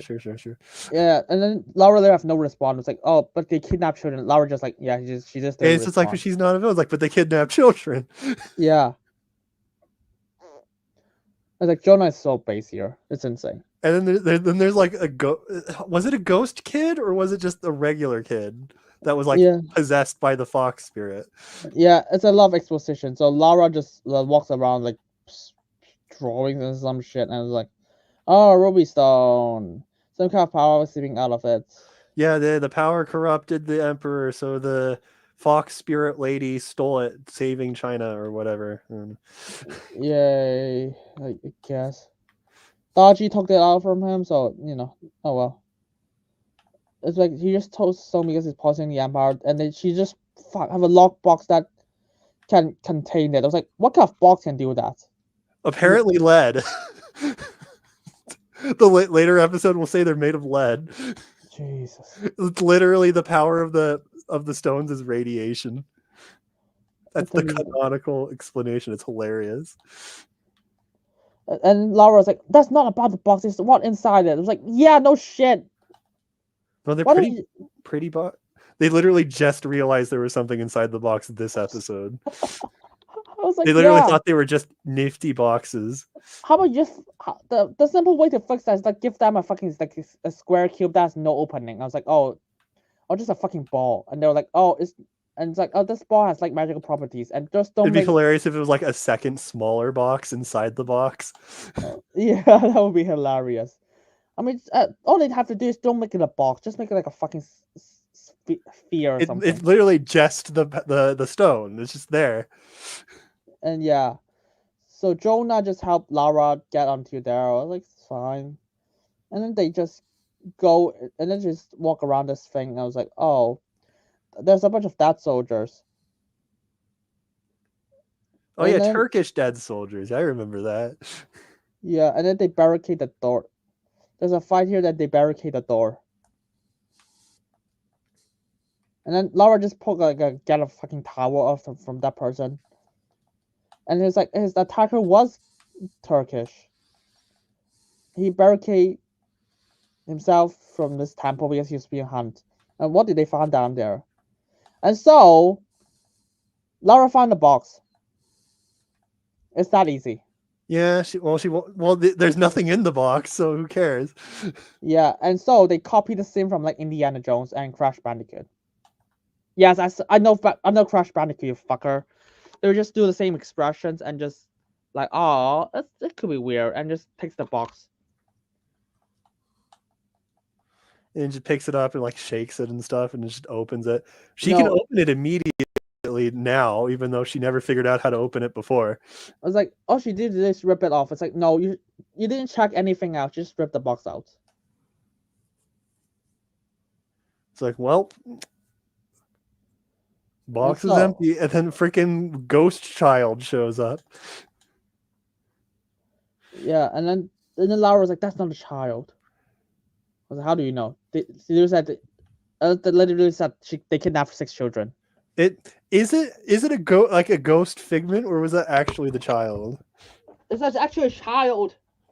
I don't know. It's like even as a it ghost could be like figment. A possessed child, or it could be like a like in quotation marks hallucination produced by the ghost, like the fox spirit. I don't like either one. It's the same effect, but yeah, I was like, why would we say that that's not a child? I was like, I mean, I know the interpretation is like something's possessing the child, but like what she should be saying is that's not just a child. Well, she says that's not a child, and I guess she's technically right because it's the fox spirit, but yeah, and so Jonah just dodging rocks, and Lara just have to slowly. Oh yeah, the moment the fox spirit shows up, the entire temple starts sinking into lava. Like, yeah, sure. And so she discovered like all the children here. There's a freaking Tomb Raider ass like cliff, like small indent in the cliff that lets her get to the other side, revealing like all 6 of the kidnapped children standing around perfectly around the coffin. Yeah, and so this Lara Croft, was like, oh fuck, what should we do? And so this is how they solve the problem. So this is how they explain it. So the Foxwoods kidnap children, so they can place it here, so that someone will find it and to like open this to free the fox spirit. Yeah, okay, it was a benevolent act to kidnap the children so that she could be freed. Here's my it's like, question. Excuse me? What do you mean it was a benevolent act to kidnap the children? I was like, okay, why don't the fucking fox spirit who can like summon a bunch of like a rat fox or something, just do it himself? The fox spirit has like weird amounts of like exert control over the world, where she can't just like state outright what she wants. Yeah, and the fox, all the fox really. I was like, why don't you just control some adults and just have them just break the box? You have to Why control can't she make the children? children rip the box? Yeah, fuck it. Just do it yourself. You literally you're literally a giant monster.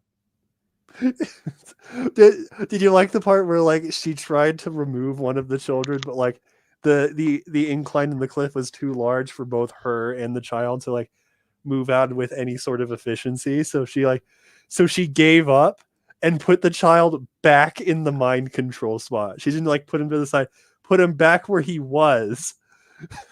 Yeah, And he like locks back into place. yeah. Oh, it's like, why would you do that? Specials. And then, oh, by the way, Lara just touched lava. By the way. Oh yeah, she touches lava a couple times in this episode. Jesus. I think. Yeah, stolen from Jurassic World.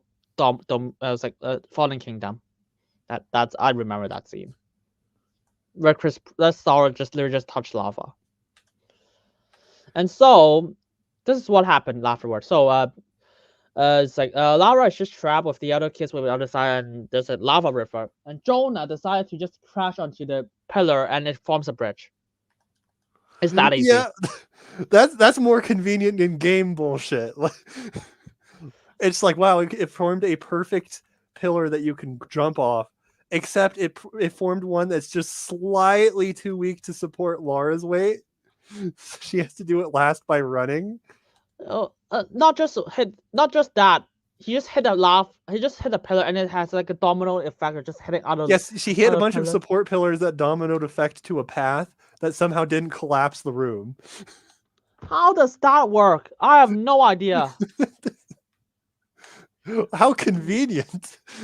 I guess the room was already collapsing, but like, all right. Yeah, and the fact that Jonah even has the strength to do something like this, I was like, wow, you're like superhuman. Or like secretly like a Superman. I don't even think Laura has the strength for that, and she had to do some weird, like, incredible shit. Yeah, and so Jonah catches Lara. I was like, he's just that strong, by the way. So fuck it. I mean, to be fair, he did crash pillars. Well, being able to like being able to lift her, he totally can do that. I think that, yeah. like, even in the games, like, I think they catch each other plenty of times.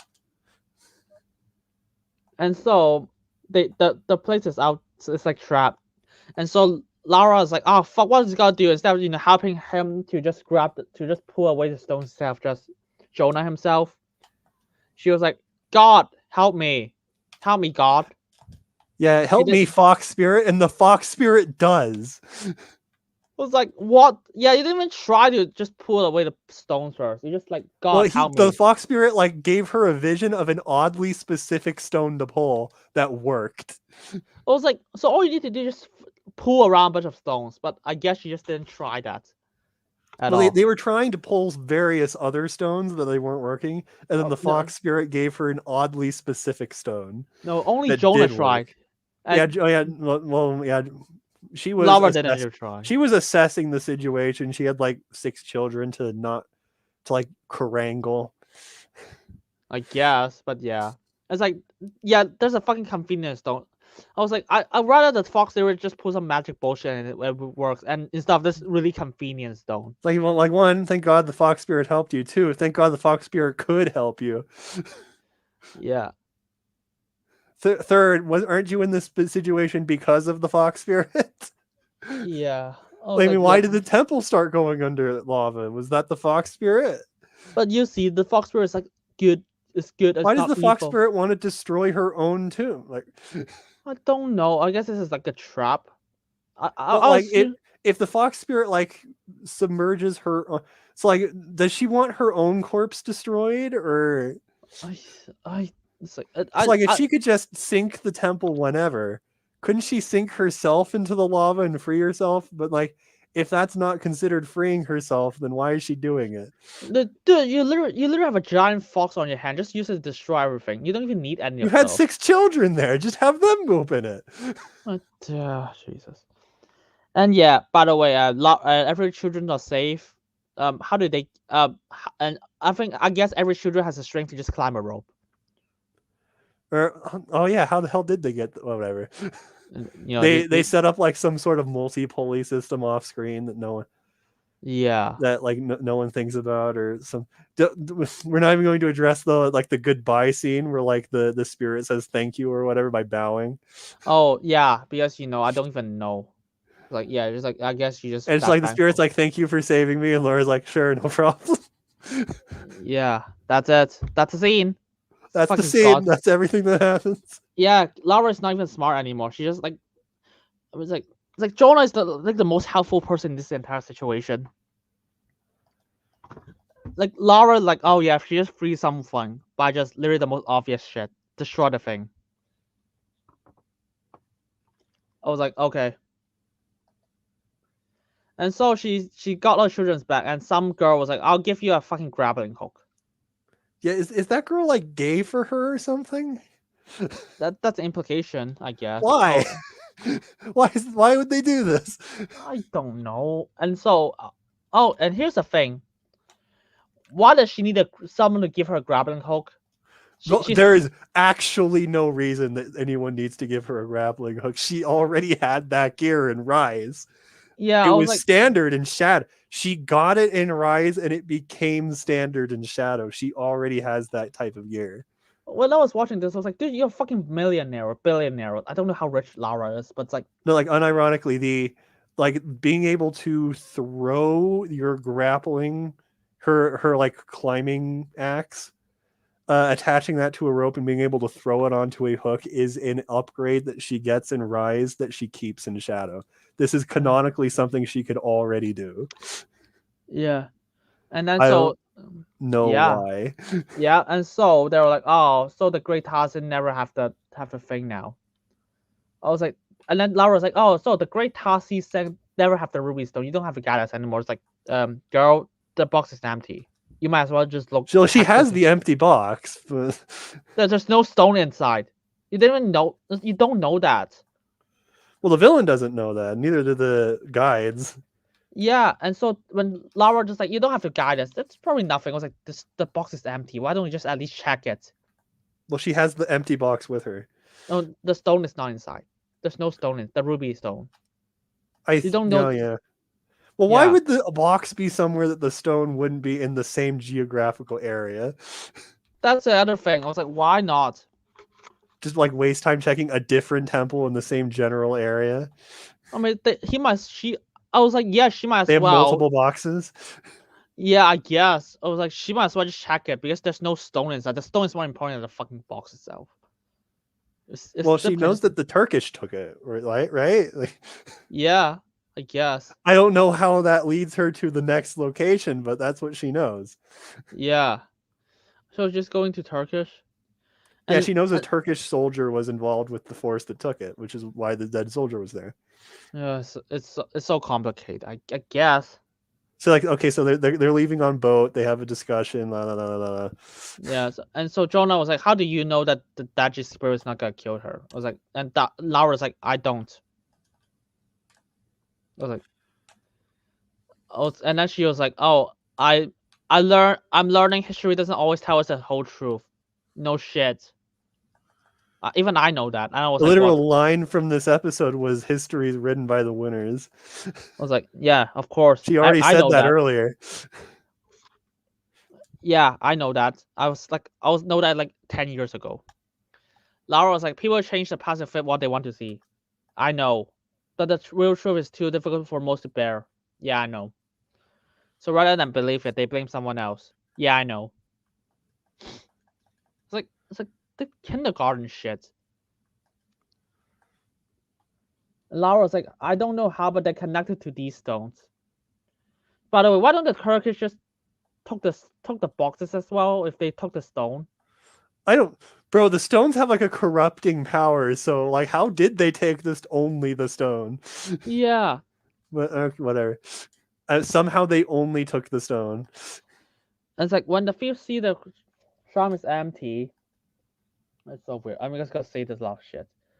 Because there's this next line. It's like when the thief sees the shrine is empty, he will go looking for the ruby. So I was like, So we have yeah, to find the ruby first. And she was like, I have a clue where it is now. I could beat him to it. I don't Does know she how to. know that the villain hasn't already been to that location and Yeah. not seen the thing, but just left the box there? Yeah, I guess. And Lara was like, you've been I through like the enough. idea that the villain did get there first, just left the box there, found the children, and just like, whatever, and left. It's like, I'm not gonna bother to save these children. And like the Yeah, Fox Squirt's just watching this going, wow. I don't know. He didn't, but it would have been funny. Yeah, it would be funny. And Oh, then like then just the water erupts in like a tsunami or some shit for no reason. yeah. Which like that's one of the apocalyptic events which is aping Shadow of all things. But like why? Because it looks cool. That's it. And also they don't have a single bone when it comes to creativity. And so Laura's like, oh, she's got to find this. And I don't know where she go, which way of Turkish she's got to go, but sure. And then Jonah was like, Rolf, that was not your fault, Lara. Neither was your father. You don't have to keep chasing this. They're gone. But you're not. Okay, I like this line from Jonah, but Lara was like, she just cried. Lara was like, Rolf was right. It's better to go it alone. They have this like they seem to think that Roth's motto was go it alone. Roth never went it alone. When was that his motto? Even this episode was like, dude, you go in together. What the fuck would you think that? Like the entire game in 2013, like Roth's goal is gather all of the survivors, like step 1, and then step 2 is like get like an escape plan out. But like they need to like organize everybody together first. Yeah. Like he has a partner. He never went it alone. And Jonah was just warned her, like, oh, if you do something like this, you'll fuck yourself over. It was like, and Jonah's right, by the way. And so there's an avalanche. Next episode, and let's just see how they resolve this shit. It's so dumb. Yeah, by the way, we spent less time in this episode than episode 1, by the way. Oh, thank goodness. Thank God. less major stuff happened. Yay! And to be fair, there's actually some stuff that are fine. Mostly Jonah stuff. Oh yeah. And then he immediately dies. Yay! Woo! We hide the Shadow of the Tomb Raider ass. Like tsunami just happens conveniently where they are. Which in Shadow, there's a bunch of natural disasters occurring because Laura took a knife from a temple which cursed the apocalypse to happen, which is exactly what's happening now, except I think in that game it would conveniently followed her around. So like it happened when like she pulled it at, like the first natural disaster hit that country, and when she moved it followed her. But here it's just happening everywhere conveniently. It's like some countries will just have random snowstorms and others will have earthquakes, whether or not she's there or not. It's like, huh. Yeah. That's like I wonder like what the rules of the freaking apocalypse are. Yep. And I don't know. It's just random magic bullshit. What the writers want. That's what I think it is. Want to talk about episode 3? How to resolve this avalanche? Like this wave. It's just a wave. It's just a wave. They just knocked out like Lara and Jonah away from each other. Yeah, they have a Shadow of the Tomb Raider ass survive the weather event sequence. And then like a fucking log just hit her in the fucking face and she's fine. Oh, she takes way worse beatings later. We will get to that. Jesus. There's one specific beating I remember where I'm just like, holy shit. She should be dead. Yeah, she just got hit by a lot of obstacles. She just got waved around by a wave and just like, oh fuck. Yeah, this like Shadow of the Tomb Raider, she survives multiple natural disasters just occurring around her constantly. This isn't incongruent with that. And so the Lara just decided, oh, you know what's the best way? It's like I'm gonna ride the tail end of the log, and that's the moment the log hit the fucking side of this house, it's gonna flip over and launch her to the roof. I was like, that's not how physics works, and it somehow it works. And so Lara just decided to do like a 2012 shit, running across the buildings to dodge the avalanche, to dodge the waves. Yeah, somehow she's just that agile. Like, and then she hooked herself to a truck. Yeah, then the truck couldn't support her. Yeah. I was like, oh, okay, I guess. And I guess she lost a grappling hook now because the grappling hook is not on her hand, and the wave just washed her conveniently back to the shore. She Yeah, then lost. She lost the grab. Yeah. And then she like wakes up and she's like, wait, where's Jonah? And then she like finds Jonah's like remains in quotation marks, just conveniently nearby after she did all that. No, everything. Presumably made some distance. Not just that, the fucking thing. Not just that, and even the box. Yeah, even the box is nearby, including the villain who's also nearby. And I was like, and Lara was like, oh no, Jonah was that. I was like, dude, you don't know. Yeah, this is not the first time Jonah fake out death. Okay, the last time that Jonah fake out death occurred, she became a full-on vengeance demon. Like I may send you that scene. It's the most impressive scene in Shadow of the Tomb Raider, where it's just like, holy shit. She goes on like a murder spree where she's just like calmly speaking to us, like, you're all dead. I'm gonna just kill you all. You're all just dead. Like calmly, like to herself. And it's like, oh God. But here, like, okay, one, she's crying again. But like, she seems to be taking it better than the last time. So, so Jonah died. She just thinks she died. There's no body, so I guess. Well, there's no way he's dead. There's not a moment where I thought he was dead. Same. And then the main villain just approaches her and it's like, "Where's the stone?" I was like, "Where is that?" She doesn't even know that there technically was a stone. She thinks there was a stone. She's like, this basically confirms it to her at this point. And then it's like, I don't even know. And then the main friend was like, oh, and then Lara was like, oh, my friend is dead. I don't know why do you even tell the villain. Well, that's what you get for having friends. Yeah. And then the villain was like, your friend is dead because of you. Was like, you don't even know the context. Why don't you even say that? It's careless for people like us to have confidence. Yeah. Survivor Laura spends a lot of time blaming herself for the events that unfold around her, but she has a lot better excuses for that than like these events. Like 2013, they found the cursed island from like her coordinates that she came up with. In Rise, the villain shows up to like the area with the MacGuffin because like she worked out the details from her father's journal that they then took.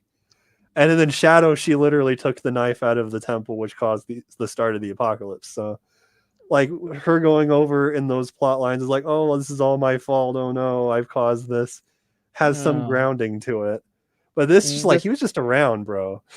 Yeah, it's like you just like no. All she did. Like how is the freaking freak apocalyptic event that you caused, might I add? Like her fault. Yep. It's so shit dialogue. So Lara just grabbed the box and just hit him in the face. Oh, this time it works, I guess. Well, she doesn't dedicate herself to the beatdown. She just runs away. Yeah, it's like it clearly works it, and instead of just keep hitting him with it, he just got throw the stone, throw the box, and the main villain just catches it, and then it gives Lara time to escape, I guess. I mean, she could totally take him in a fight. There's no way. Here's another problem. How the fuck did Lara left this country? It's like, okay, she escaped the villain. Now what? I was like, Yeah, she just find a house with like fucking She found a nearby road, got a ride to the airport. She has a shit ton of money. She is rich, so like, Yeah. I guess there's just a long ass time skip where like she treks back to civilization. I was like, I don't even know what she washed up, and she's like, oh, this is civilization, I guess. So it's, and then, Lara calls Sip. I was like, Jonah's dead, and and Oh Sip was like, no, I'm so sorry. Come home. Zip does not exist in the Survivor games. Oh no, a character I've never interacted with is dead. Oh. Yay. And then Laura's like, don't come home. I want to figure out what to do. Why these stones are important. I'll finish what I came up here to do. I guess. I don't know how the Laura deals with grief in the last few episodes, because last time she deals with grief, she just wanted to burn everything. Well, yeah, she spent 3 years not being able to deal with grief. And now she's like, oh, grief is just to push forward. It's like, nah, I don't think so, because from what it presented in this show, is like grief just makes her not do anything.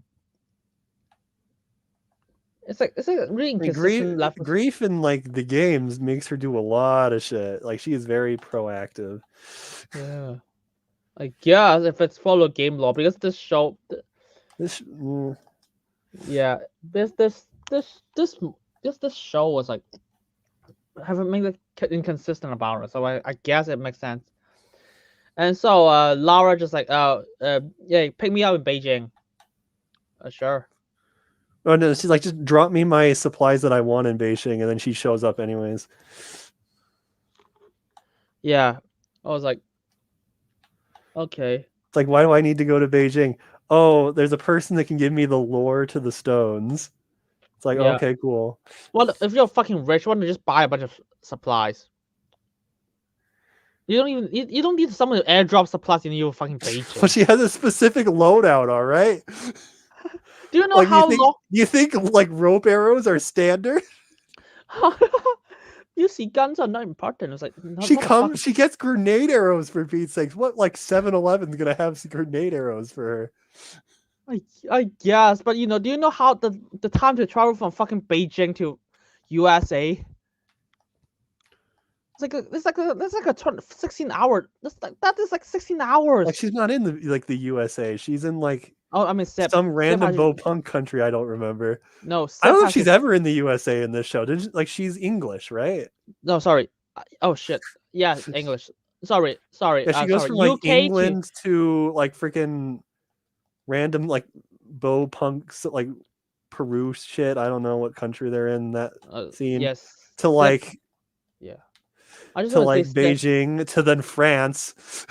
Yeah, so I just want to say Sip is in UK, I think. Sip has to like go from like he's English. He's in like the UK with where like Croft Manor is. That's a 16-hour flight. I'm in UK. I was in Hong Kong. I know how long it takes, and it's gonna be even longer if you go to Beijing from UK. So basically, Lara just like, hey, can you drop me shit in like 16 hours? I was like in Beijing. I was like, where in Beijing? Well, that's just how long it took her to get there conveniently. I was like, oh, okay. Like she is very far away. Yeah. And it's like, I don't even know. I was like, at this point, I was like, I just call some black market shit. And it's like, hey, can you just buy guns for me? I guess. I mean, here's the thing. Purchasing guns straight up probably would have been easier. Yeah. But because all Sip gives is like a box of stuff. Well, yeah, well, she needs her standard loadout for her action scene that she's going to be doing later. Yeah. Yeah, that's it. And Sip was just like, and it's a bait. I don't even know what to say about this scene. It was like, Sip was like, so sorry you have to deal with this, but I'm not gonna leave you alone. I was like, you're not the only one who's grieving. And Sip was like, I'm never gonna be hugged like that again. Just the way he talks to you. I was like, he was so in a hurry to get on with his life. But like his life was actually just listening to you, which is fine. It's just Jonah characterization, and Sip actually got characterized a bit here. And And it gets to Lara to just like, oh, fine, just come with me. Yeah, and so they go to a museum. Or was it a museum? It was a museum, right? And so all she needs to say is, I'm a friend of Alexandra. Sure. To a random guy, a tourist. Yeah, Alexandria gets her access to a secret government artifact restoration operation, of which it is confirmed by another character she has stolen from, and they just let her walk in. And yeah, and it's like her father stole your artifacts. And it's like, well, who would steal ancient artifacts? And she's like sweating nervously in the background. I was like, why do you steal artifacts from other people who's basically just a repair shop? That's what they say, a repairing artifact shop. Well, it's because they're there, all right? Like, does she need another reason? Why did you even put that line? Just like, oh, I'm just gonna give you this exchange for something. Yeah, she brings like some random ass knife from like her father's collection, and it's like, here, exchange for like information we probably could have gone on Google. Can you tell us what the stones are? Okay, because Lara just need Joan needs Sip to bring this thing. I was like, okay, why don't you just ask Joan like Sip to just like, okay, can you bring like ammos, guns, firearms, or like a fucking shield? Or not shield, like, health pack. I guess the games have health pack. I have an addition to her standard equipment that should probably be here. You know what she should have? Yeah. A gun. You know what gun she should have? Roth's gun. Yep. That was a thing they did in 2013. In 2013, the way that the weapon system worked was there was 4 kinds of weapons. There was the bow, the pistol, the machine gun, and the shotgun. The pistol was basically a better bow. The machine gun was basically a better pistol, and then the shotgun was the different, like, close range, unique thing. And the way it worked was there weren't multiple types of weapons like the future games. It was, you got like the shittiest version of it for the first one, and then the longer you went on, you found weapon parts that were just sort of dropped randomly. And by randomly, I mean any source of resources will give you a weapon part if the game feels like it. So you will get the upgrade when the game tells you get the upgrade. Yay. It will force it on you. But like, and once you get all the weapon parts, you like build a better, different gun of that type. The only exceptions to this are the bow, which I said earlier, and 2 pistols. Roth's pistol is a usable weapon in that game. She like takes it off of him after he dies, and it is a flat weapon upgrade. Like, all of the stats are boosted. There are more upgrades that can be shoved onto it. And it's a neat little thing of like, oh, she's taken up Roth's pistol. For the storyline they're going with, you'd think that would be something she'd be carrying around, wouldn't you? But no, she needs a fucking twin pistol at the end. You see, fucking hell. Well, he had 2. That was the thing. He was the original Tomb Raider. She's following her footsteps when she picks up 2 and goes dual wield. Why is she not carrying these? Yeah, I was like, yeah, just Tomb Raider. It's like she's just Tomb Raiding around the place. Yeah, probably. And then, by the way, Sam, Lara in this scene, Lara calls Sam. I was like, I don't even know who Sam is. What the fuck would we call Sam? Sam is the friend from 2013 that got lost. Why would you call Sam? Yeah, she's like the ex-friend who's for some reason still in her contacts, even though Reyes isn't. Yeah. And I was like, yeah. I don't know where the show thinks Sam is in existence. If we take the comics into account, she is either in jail or a mental asylum. So, like, she may or may not have killed multiple people by being possessed by an ancient spirit ghost. So,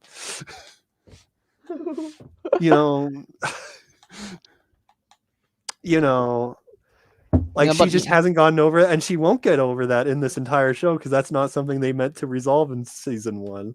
Yeah, it's just a lot of like, who's Sam? Was like, I don't even know. It's like, Oh, I guess she's that important. Another mention of Sam. And so Lara was like, "Oh, because you returned something you stole, I want to ask for information." I was like, the bitch just like, "Yeah, sure, I'll give it to you." Did she steal that knife from them? Yeah. They Like she said didn't like find it and this is like a gift. She actually was returning. She walked in with stolen goods at a government base and gave it back to them, and they're like, "All right." yeah. I was like, "Yeah, I will give you information now." I was like, "Let me just read a fucking painting about you." Okay, this is like the Pearl Stone shit. Oh yeah, I hate. the Peril Stone lore. Oh boy. Okay, so first things first, they screwed up the colors. I Yeah. was watching this. They introduced the four stones, the four evils of humanity that were sucked out to bring back balance. Were power, wrath, greed, and betrayal. Like as you just start vomiting in your mouth, going like, "Are you serious? Those are the Yeah. four things." But it's like, okay, but and then like as they show it, power is black, wrath is red, greed is green, and betrayal is yellow. As they show it on screen, that is not what the colors of the rocks are. Power is green, greed is black. How did they screw this up? I don't know, but it's like even the first sentence, I was confused. I was like this is attention detail shit. Before life, there was chaos and order. I was This like, wait, Greek mythology? What is this? this is Chinese mythology. I was like, but I don't know. Chinese Before, had chaos? yeah, it was like yin and yang. But here's the thing: why don't you just call yin and they should call yin and yang? But it's like the yin and yang doesn't mean chaos and order. It's mean chaos and like it's mean light and dark. That's the meaning. It's like before life there was chaos and order. Oh, and then it's like they were at constant war until the goddess Niu would tempt them at the peak of the Kunlun mountain. I hate this shit. This got set up episode 8, by the way. In the balance that followed, the world was created. We were created. Yeah, a creation myth established four specific power stones, and it's like, huh. What sort of like lesson is that supposed to teach with the creation myth? It's like, oh, don't worry about it. Oh, when I was watching this, I was like, what? So God created us or something? Oh yeah, this isn't the only like creation myth that's simultaneously true in this universe. What the fuck? Like the bare minimum, the Mayan creation myth with like the Mayan god pantheon has to also be true because of shadow. So You know, like that's bare minimum. Like this is the unified timeline. Everything from both the original and the legend series also has to be true, which is impossible. But you know, yeah. For the record, I don't mind if they like. Oh, by the way, it was God created us because I think that's like shit from the Bible as well. But it's like, I don't even know how does that work because it's like because the person side is like, oh, in the balance, that falls, the world was created. I was like, how does that work? How does you create balance, create life, create a balance? when you made balance, life started. Yeah, I guess. But soon Well, mankind when balance was created, just all of the apocalyptic events stopped, so life could start. I guess. I guess that's what they were going for. And then they were like, oh, but soon mankind become greedy, foul, and wicked. And then thus tapping the scale in favor of chaos. We were nearly destroyed by it. I hate this. To save the world. To save the world, New Way trapped mankind's four greatest evil or perils. Okay, so basically, so the gods trap all the evil shit in Yeah, stone. they like energy sucked out the evil from humanity, So basically, which what was it means. apparently causing the apocalypse. So here's the thing. So mankind should be like saints now, from how They're they not, describe. but Yeah, they only sucked most of it. Mankind had way more greed and wrath and betrayal and power before it was sucked down. Now we only have like medium amount of it. It's like We what have a about? balanced amount of it actually. Yeah, sure. I guess like incest, Incest is better than betrayal. or like what's it? What about arson? Or like murder? Well, it's part of power, probably. Yeah, I guess. Maybe murder's probably part of wrath. In all honesty, Yeah. wrath that seems to have some overlay. And the gods like to contain their skills and contain their excess in 4 gemstones pulled from the sky. No one then dispatch each pearl stone to the far corner of the globe. My question is, why don't you just take it back to heaven or something? Well, that's what they have to do at the end. Yeah, yeah. Why don't you just take it back They from literally yourself? set up the mechanism to return it to heaven, but they didn't do it. And she was like, so no humans could even find them and unleash their powers again. I was like, okay, if you really need to put them in Earth, why don't you just put them like bottom of the ocean? I don't know. They put them in like the 4 corners of the world that like somehow like found their ways to like. Did they find them to different mythologies? But like, or was it all just like the same Chinese shit. mythology or whatever? Yes, I don't know, because most of they use Chinese mythology too much.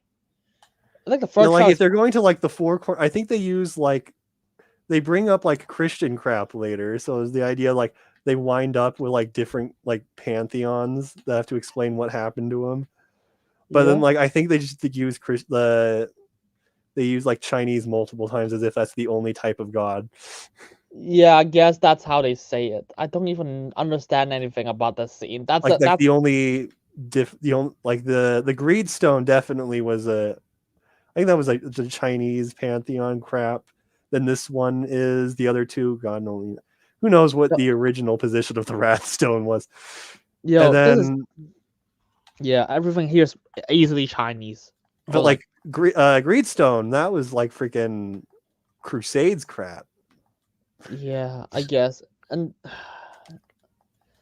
I don't, because this exposition confuses me when it comes to how you fundamentally build those stones up. So nothing makes sense.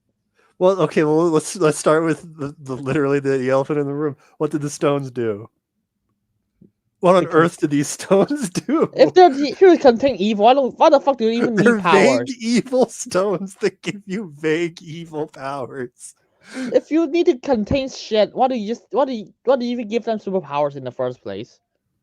It's like, okay, so the power stone. What power seems kind of like weird in this list, doesn't it? Like the others are oddly specific, like wrath, greed, and there's just power. It's like, oh, all right. Betrayal, fucking hell. Yeah, but power and betrayal are on the same tier of thing. And it's just like, all right, sure. But then you're just like, okay, so what does the power stone do? Well, like besides like making you go floopy, the power stone gives you mind control. It gives you perfect mind control. It can make anyone else do anything you want. It's like, okay, what does the greed stone do? Nothing. It's like the greed stone's never shown to do anything. Does anyone have any idea what the point of the greed stone is? I have no idea. Why would you want the greed stone? Oh. It's like, what does the wrath stone do? Well, we'll see that later in this episode, sort of. But then, like, betrayal stone, it's used once. And what is it used for? To make like someone betray someone else. You know what can also do that? The power stone. Literally, the first use of the power stone is, hey, make you kill him, which is a form of betrayal. It's like, so like the betrayal stone is just a weaker, more specific version of the power stone. It's like, how's the wrath stone used? Pretty much the same way, to make someone do something in a wrathful way, which you can also get accomplished with the power stone. So it's like, so the power stone's just the best one, right?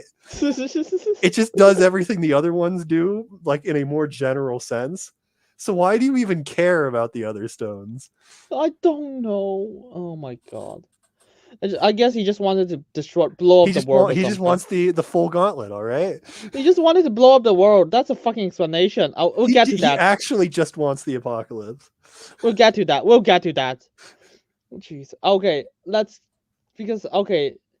do you know what Sip said afterwards? Oh my god, lady, I just went to this place and you are such a good storyteller. Yeah, he's weirdly flamboyant. I was like, that's not my reaction when I heard about the stone. It's kind of a really crappy creation myth. It's like, you're sure that's the creation myth? Why would anyone tell that story? Yeah, and if I was him, I was like, dude, what the fuck, man? Even she thinks the story's bullshit. Yeah. I was like, even that, I was like, dude, even if I think it everything is true, I was like, oh fuck, the villain's gotta take it to destroy the world or something. It's like, well, they have to ask, what does like chaos, what does balance out of the world mean? And she's like, I guess the apocalypse. And they're just like, well, that's a thing. Yeah. And then what does chaos mean? And she was like, fire, storm, and war. The end of all things. That's chaos. Well, guess And we this gotta was like, stop that. yeah. How do they So even what? know that's chaos? Don't know. And so Seb would just Google shit, just type stuff, and Laura's like insanely. And here's the Is other this the thing. cat scene? Is this when Yeah, they the just went cat to a scene. cat bar? Yeah. Okay. Here's the other thing. What the fuck did the Asian lady let her keep the dagger? Oh, does she still have the dagger? Yeah. Isn't that what she gave her for exchange for the information? Why does she still have the dagger? I got no idea. That was the deal. I guess she just gave up. Or maybe she like gave it to them and then off screen stole it back and they didn't notice or care. Yeah, I guess. That's it. It's like, oh, not again. Yeah. It's like this is just shit they just did, and that's it. And she just gave it back, and she just have it again. You can just have Well, a conversation take place in the fucking room. well, the government's not a very good negotiator. Mm. I don't even. There's like, yeah. And so she was like, yeah, I don't even know those cats. I was like, and so Laura just suggests a bunch of shit for super cross referencing. And Oh yeah, this is the scene where they figure out where the Wrathstone's been. yeah, and that's thing. And Sibyl like, oh, we found something from 11th century. And so this guy was like, just accused someone to just kill her 3 of her sons in 1978. And he said his wife is a witch and who made him do it with magical jewelry. So yeah, so the idea is that the Wrathstone has been in use since the 11th century. And this didn't cause the apocalypse. Nothing bad happens from the stones actively being in use. Yeah, so, yeah. So like, okay, well that's probably it. So they have to go to the house to get it, but they're like, well, we need to actually get. Do they need more gear, or do they just need to like survey the area? So I guess there's like a whole other scene before they actually go there. No, yeah, they just survey the area. So Lara pretended to be Taurus, and by the way, Sip said that she's an infamous warlord. Oh, of course she is. Well, she is. It is the Wrathstone. She's a mobster. I was like, oh my god, why the fuck? Yeah, and apparently no one is fucking arresting her. I guess the pearls don't just mind control cops away. That's my only explanation. Well, she may not even have access. She may not know she has access to the Wrathstone. It may just be like something that's continually corrupting her, and it's just something she lives with. She may not actually know its properties.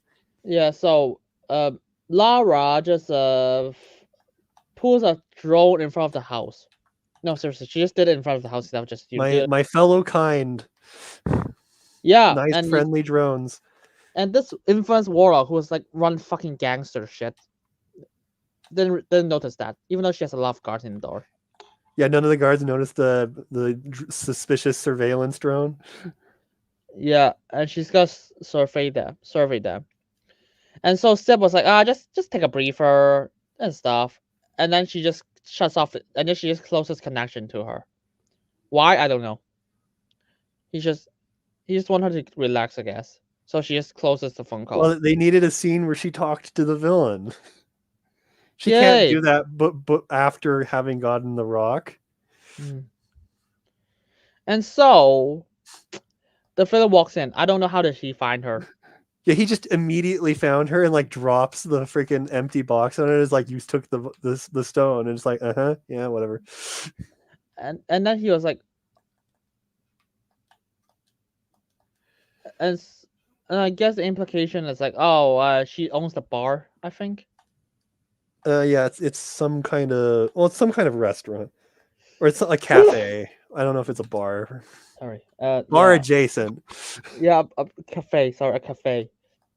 Yeah, it's just lucky that she's just in this cafe It's that she public. owns. They can't exactly murder each other, Yeah, or no, they but can't it's murder each other without consequences, I guess. yeah, and he's just lucky that Lara just chose this cafe, I It's guess. also lucky that he never uses his mind control on her, Yeah, why which he not? can totally do. Yeah. Okay, this conversation really baffles me. So yeah, they talk about their childhoods, I Uh, guess. yeah, okay, so and they're like, oh, she just doesn't want to kill her. She just want to collect the pearl stone. Okay, here's his backstory. I just want to kill myself, really. Okay. Okay, I'll address the backstory. So the backstory is just like, so your childhood was destroyed by Trinity, which is true. Trinity murdered her father via the prequel events of Rise, which is related to the divine source, which is a source of eternal life that we're not going to get into. And he's just Yes. like, well, my family was destroyed by a different secret society known as the Light. Yeah. And it's Okay. just like, there is a second secret society in this world. And it's just like, wait, what? Yeah. And here's the thing, when the fucking evil guy was like, "Oh, my father was murdered in 12 when in Paris," and Lara just stops attacking him. Yeah. It's And like it's like, just oh, we are keep holding kindred on your spirits. weapon. Both of our fathers were taken by secret society. And then like he has like the gall to claim the Light is a bigger like secret society, like more connected than Trinity ever was. I'm like, are you shitting me? It's like so I went straight to the source. So via episode 4, like slight spoilers, they established the origins of the Light, which is directly related to the betrayal stone of all things, and they date it to the events in the 13th century. Rise of the Tomb Raider has like various documents related to the divine source, the deathless prophet and Trinity going after it, all the way back to like when they first like left and like got mixed up in this shenanigans. And it's dated like all the way of like, hey, we tried to take out this prophet, but like he's still alive somehow in like 977 AD. So like bare minimum, Trinity is at least 300 years older than the Light. And the resources they're shown in the games are they have casual accesses to like nigh infinite soldiers, standard military gear of the decade, tanks, helicopters with missiles. They developed a zombie virus, which for some reason doesn't work on women. Good. Like their resources are insane. And they're just like, by the way, there's this other secret society that's even bigger, even though they're younger. And they had control over the world and then lost. Yeah, that's it. How did they lose? What do you mean they were bigger but then lost? I guess that doesn't mean they were bigger, does it? Okay. Yeah. Okay. So this is fucking the main bad guy's motivation. I forgot his name. So Lara was like, I'm sorry that they killed your father. I was like, oh, I was like, I guess you're sorry about that, but sure. How does he even know that they killed her father?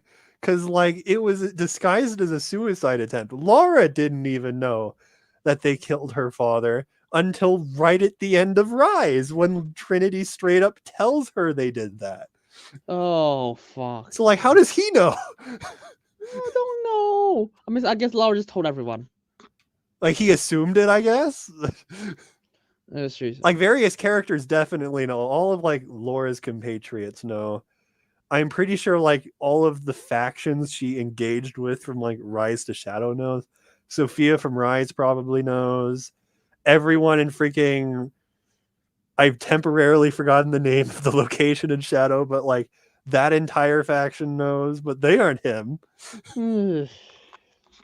So yeah, this is not even the worst parts. Okay, fuck it. Okay. So Lara was like, okay, what do you want the stones for to do so? They unleash man's evil, they don't heal them. And this bad guy was like, the stones are power, and power is always not evil. Which, like, by Laura's admission by the end of the show, apparently she's right, except he's not, because they're clearly evil. Yeah. Okay. And this guy was like, power can build leaders, inspire generations, defeat fascists. Fascists. Smash the fash, all right? Like, Yeah. The fucking wording of this shit. I was like, defeat fascists. I was like, what do you mean by fascists? I was like, power can also do a lot of shitty things you don't know about. Okay, fuck it. Let's just do so. And Lara was like, so you're just a misunderstood hero. And the bad guy was like, yeah. he's just like, yeah, all right. It was like, yeah, I'm a misunderstood hero. He thinks that he's a hero for. And okay, here's what's even funnier. Okay, he said the light or an ancient cable will connect in the trilogy was ever was. Oh, you break that down already. So. Oh yeah, there ain't no way. There ain't no way. Holy shit. Okay, you break that down already. So we're just gonna continue. And it's like, okay, I see it. And then they were like, and so.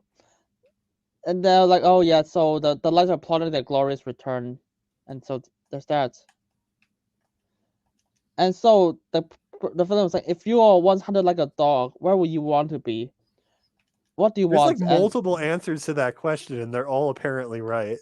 Yeah. I mean, I don't know. And if you're once hunted like a dog, what would you really want? And Laura literally gives two different answers at different points in the show, and they're both right apparently. Except I have no idea, because what do they do in this show? The light just sort of just there. Yeah, that's it. They have like no master plan. Yeah, I don't even know. That's the thing. Lara is like, for it to never happen again. If I was hunted by a dog for my entire life, no, I would be like, no. If I was hunted by a dog the entire life, I will give you multiple different answers from different perspectives. But Lara gave the one that he's thinking for some reason. Yeah, he would have just managed to like spin whatever she said to like his narrative. So it's just like, okay, that's what she's saying. I got to work this out. And the light was like, oh, that this bad guy was like, they won't stop until there's no one left in the world trying to hunt them. Except me. They're a secret society. No one's hunting them besides him, apparently. Yeah. I don't even know what the light does. That's it. That's even funny. No one knows. Does the light know what they do? Yeah. What is their goal? What is their plan? And then he's just like, oh, they killed Once the show ends, Laura just sort of forgets about them. Like, you realize there's a whole other secret society, right? I don't know what the light is. And this Jonah guy, this bad guy is like, oh, it won't take me months or years like you. It will take a weekend. Defeating. I don't know if it's fair to say that Lara defeated Trinity. Like, the extent of what she did to them in the games is like she killed their number one guy, like the head honcho of Trinity. He took her. She took him out, yes. But like the actual command structure of Trinity, were like all of the like the number twos and like the actual head ups of all of the departments that they have, were sort of eaten off screen by interdimensional goblin people. So like, I don't know if I'd give her the win on that. Jesus.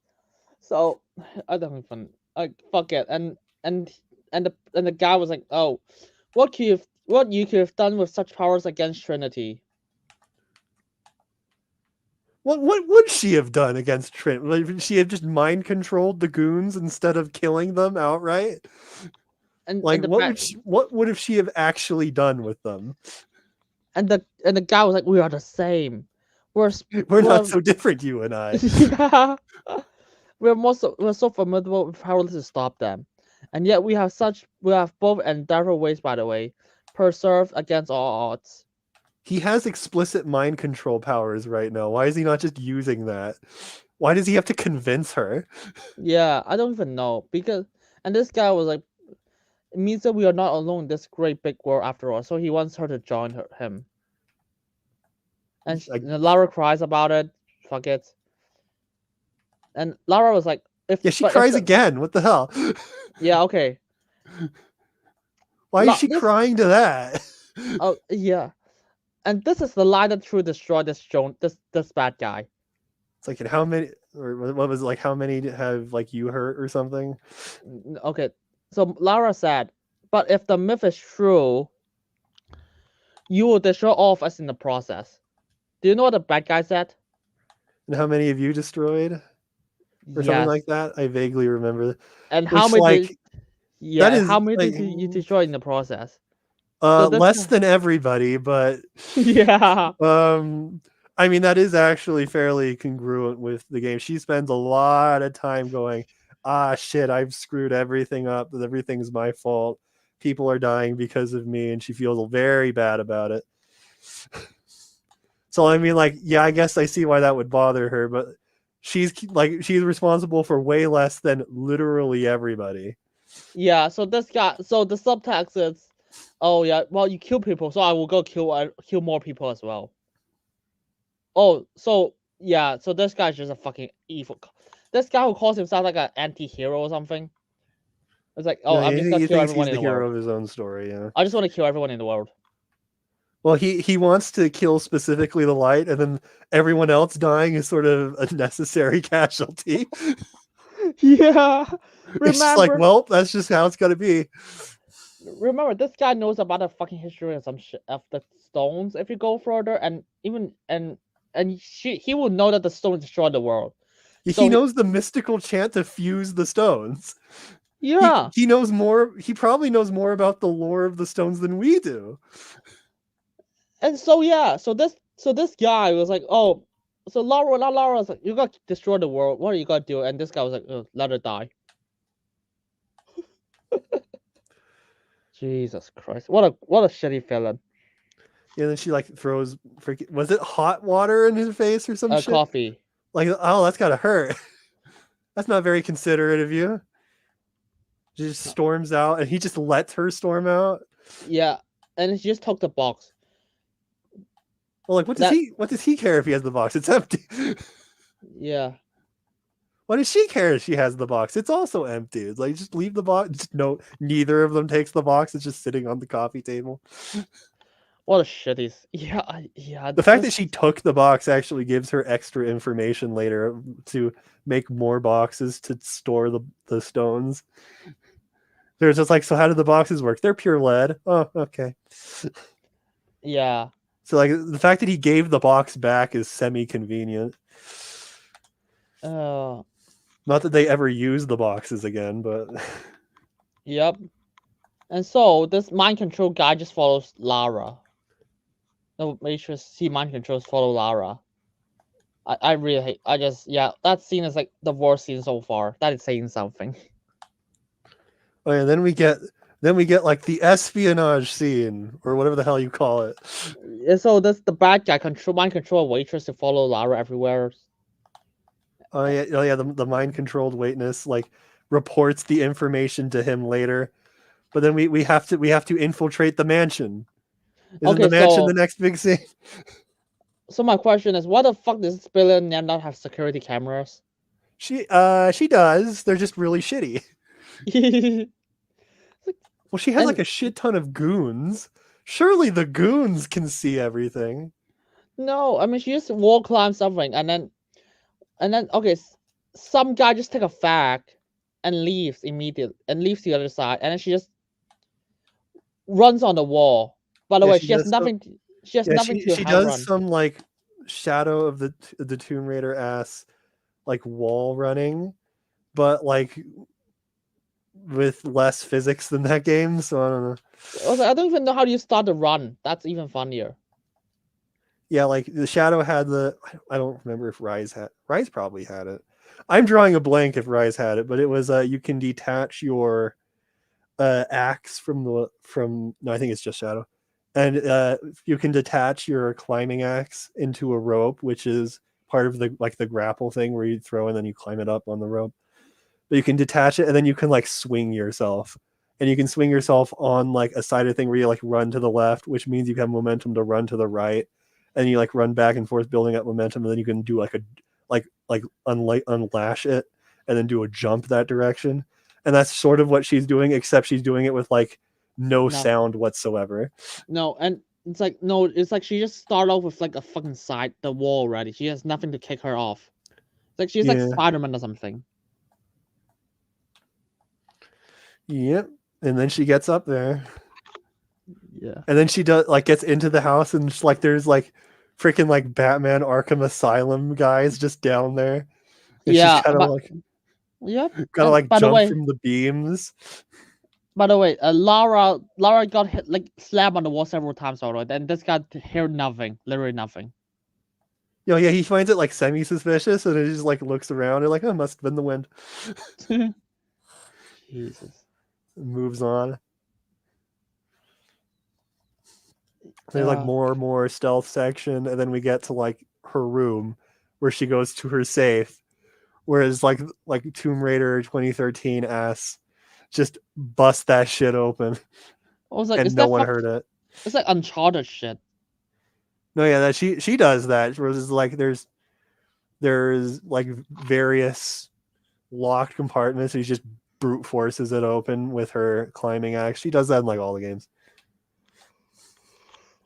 Fine, if she's gonna do it immediately, but she does it immediately and in a like a quiet, stealthy area where she doesn't want to be detected. But here's the thing: the main villain immediately walks in out of nowhere, and she didn't hear it. By the way, she was like a room away, and she didn't hear the sound of busting open her safe. Not only did she not hear it when she's in the room, she didn't even notice that. She didn't even notice the suspiciously bust open safe. And Lara just sees that the gem is in her sword, so it's lucky that the fucking girl just came in and just does not. The girl just walks into her room and does nothing.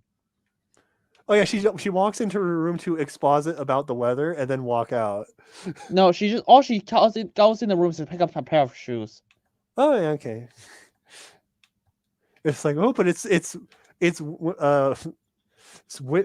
not winter. It's snow in the middle of summer. It's like global warming. I was like, oh, that's lucky, I guess. Well, what is she supposed to think about the snow in the middle of summer? Like she knows anything that's going on. Yeah, and so this is Lara's plan. She's gonna Bro, her plan is so insane. How on earth is that gonna get her? So the problem now is what is it? The Wrath Stone? Yeah, the Wrath Stone is not in the safe. It is on her sword that she keeps on her at all times, so that she is constantly infected by the Wrathstone, even though that apparently isn't how the Wrathstone works later in this episode, but we'll get to that in like 5 seconds. So it's like, okay, how do I take the Wrathstone off her if I need to get the sword now? And she like comes up with the most bonkers shit. Holy shit. Bring up the tigers. Bring them up. Yeah. We need to know what she does with the tigers. Like, what the fuck? I was like, do you know what I would do if I was her? I would just let her fall asleep and then just steal it from her. Yeah, just wait. You're literally in her bedroom. If she hasn't found you yet, just like time her out. Instead, she has a bunch of tigers, so she lets the tigers go. How do you even get One, all the how? tigers to go? 2, why? What possible benefits do you have for there just being wild tigers now? Yeah. Oh, so what a shitty plan. You just want some tiger action, and the tiger just kills everyone. Yeah, the tigers murder all of the innocent security guards. I guess to like, what is she, like a drug cartel leader or something? So like, But she's like a mobster, so she has she's like mobster leader. So I guess the lives of the innocent security guards are forfeit. But yes, and so Lara just decided to use a grappling hook that she lost in just this episode. Oh yeah, she just has it, or maybe it's part of her new standard equipment. She's like, oh, I liked it, so she added it to the list. I guess. and she just hooked it, and she just grabbed And it. it like hits the sword perfectly, and she steals it. I was like, how does that work? I mean, I guess the grappling axe from like the other games probably wouldn't be able to steal a piece of equipment from another guy because it's her chucking a grappling axe. So I guess that piece of equipment has a little bit more utility. I guess. Yeah, But holy shit. yeah, and so this stone just give her like a fucking strength boost. It's like, oh, Oh yeah. So yeah, that was like a moment where I'm like, oh, are we about to do something? Where like so like she takes the sword, she like looks at it, and like it immediately infects her, and she gets like an evil grin or something, but then, like she like knocks herself out of it, and she has to like run because everyone's like, oh, get her! We have an intruder, and he's taking and the sword, she just and has like to her eyes are now red, like the woman's. And so like as she's like running through the hall getting instructions on like where does she need to go to get out, even though she was just in this house already, there's like a moment where like her eyes then go back to like glowing red. And like in that moment she like becomes like more composed, more like specific, and like faster, stronger. It's like the idea is, oh, like the Wrathstone gives you like a power boost. Her stats all went up. No, that's not what the Wrathstone does. I mean, there's even But one like if scene. that's what the Wrathstone was supposed to do, I guess that's like a counterpart to like the Power Stone. Like, oh, the Power Stone influences other people, but like the Wrathstone ups you, so that's like a counterpoint to that. Maybe it gives him like a resistance to the mind control. So like he has the Power Stone, but Lara has the Wrathstone, so like you could have done something with that, but no. Oh well, I mean, here's the other thing because at one point Lara just runs upstairs and two guys are just shooting bullets in front of her, and she just Oh yeah, dashes it. no, Wrathstone Lara, she can casually dodge bullets. Yes. You have no idea how OP Wrath mode Lara is. Holy shit. And she's like doing like ultimate kung fu, and she's like killing people with like neck twists from like Jill Valentine RE5 shit. And it's just like holy shit. And like she like gets rid of her ear things because like she's completely submitted to the Wrath Stone. And then she just like, oh fuck, I'm And then so like she's sorry. like, eventually she like pulls herself out of it. And then she's like, oh shit, what have I done? I've killed people. I was like, since when did you give a shit? Don't worry, I don't. I was like, it's just like I just think the idea she just killed innocent people, but that's it. But then like yes, she sort of killed like they were just doing their jobs. Yes, they were like a crime leaders goons, but they were doing their jobs. But she also gets away with it scot-free. So like the girl just lets her out at the end. Like, like you just killed multiple of her subordinates, and she just lets you leave. So like But yeah, like she starts to have a freak out, which like, bro, you have any idea how many people you've killed? Get over it. But like yeah, two, she's still under the influence of like the sword. She still has the red eyes, and and so somehow does the other woman. So like the fact that you don't have like the stone directly on your body does not like remove the influence of the stone. So she didn't actually need to have the gem on her at all times. She just had it. But then, like, yeah, the moment you put it in the box and the radiation went away, it like the effect dissipated on both of them. yeah. It's so weird because they clearly was a dramatic shot. I was like, oh fuck, this is so cool. The sword locked in, and Laura just put the stone in the box at the same time. That's the idea, and then she just like, oh, and so she just snapped out of the stone influence immediately. Yeah, they both snap out of the stone influence of the. I don't even know if like that woman has ever been out of the stone's influence, And in like her entire life. And she's just like, "Oh, get that stone away from you! It'll like bring you doom, or some shit." yeah, And just lets her leave after murdering multiple of her subordinates, and her subordinates let her leave. I was like, why would you even let her leave? She's a mobster or some shit. Yeah, well, maybe she doesn't want to be a mobster. Maybe that's purely the Wrathstone. And she's like waking up from like a really, really long fever dream. She's like, holy shit. Remember this? They have this stone for since the 11th century. It's like fucking hell. Yeah, this is the one cursed ass family, and no one's found it suspicious. Yeah. Oh my god. So And she's like, in like previous scenes, she's like, her eyes glow and shit, and she's like, when she gets angry, like, can she exert mind control powers with it? I don't know. I don't Surely know. someone would have noticed the glowing red eyes.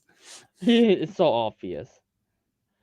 And then there's Lawrence went back to his apartment, to her apartment, and despite seeing the doors locked, destroyed, she just thought she just like and she sees Sip inside that place. She doesn't like take precautions, just dash in.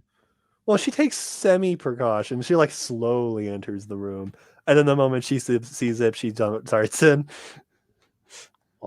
Okay. I was like, I won't Yeah, dash like in. she like checks it with like her axe, or like peeks in, and then she sees it like zip down. She's like, "Oh god!" And then she jumps in without checking any further. Oh well. So here's my question: how did the bad guy know where she lives? I don't. The mind controlled person followed her with the After, info. but like she has to do it like after she just robbed Did the she fucking like house. return to that station?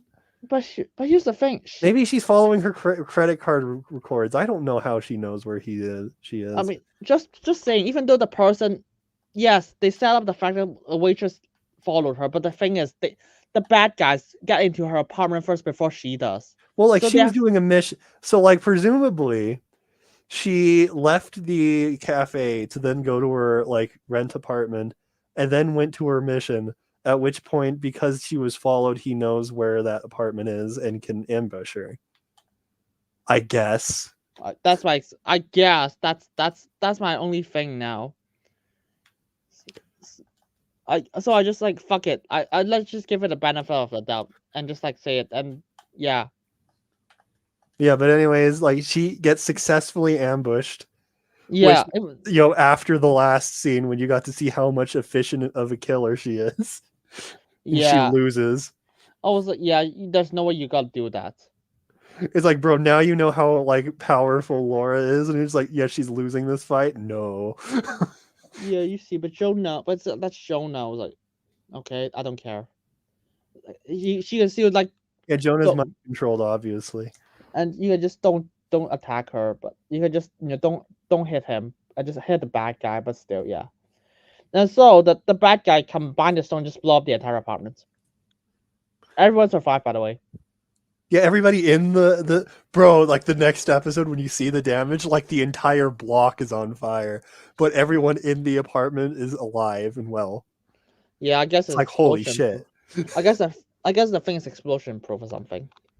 Well, it's like it's non-human damage. Well, it's non-human killing explosion, where it will harm like the inanimate area around it, but like organic material can survive or something. I don't know. Why does he even need to fuse? What possible reason does he need to fuse the stones? Like, what benefit is there? Oh, there's only one box, I guess. That's my. But well, one, he doesn't care about the boxes. So like from his perspective, it's just like, okay, so I'm going to use all these stones anymore. It's like I don't want to put them in the boxes. I'm just going to keep them. But it's just like, well, why does he not just why does he not have like an infinity gauntlet where he just has all the stones? Why does he need to blow himself up 3 times? I guess a dramatic effect, I guess. But That's it. like, doesn't this like accelerate the apocalypse? Apparently, so like, To be fair, he wants to destroy the world. like necessary casualty, I guess. Yeah, he's just a fucking moron. Is it That's like, the is thing. it a power boost to it? What is he doing? I don't know. He just want to turn into the beast, I guess. It's like, well, whatever. He blows up the room. And doesn't that end the episode?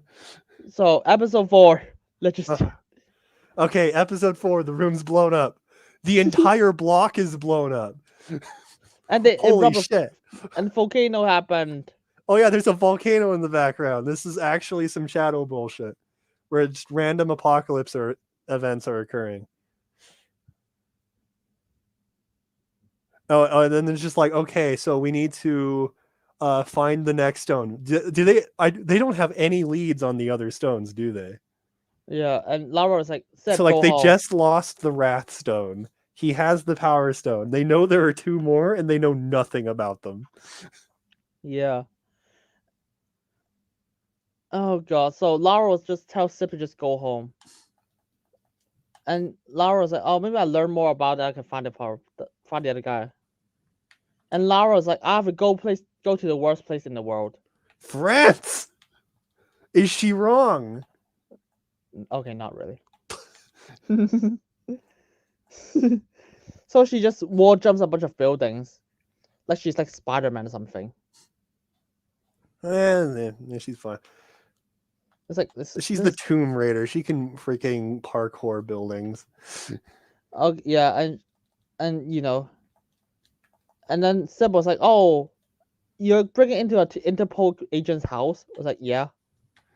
For one, she knows where the Interpol's agent's house is, so that's something. I mean, to be fair, they're friends, so I guess Kevin. So yeah, she breaks into the house, and she like immediately finds her laptop, hacks into her laptop, which she can do. And so Lara was like, "Oh, this person I'm breaking into will never tell me even if I ask."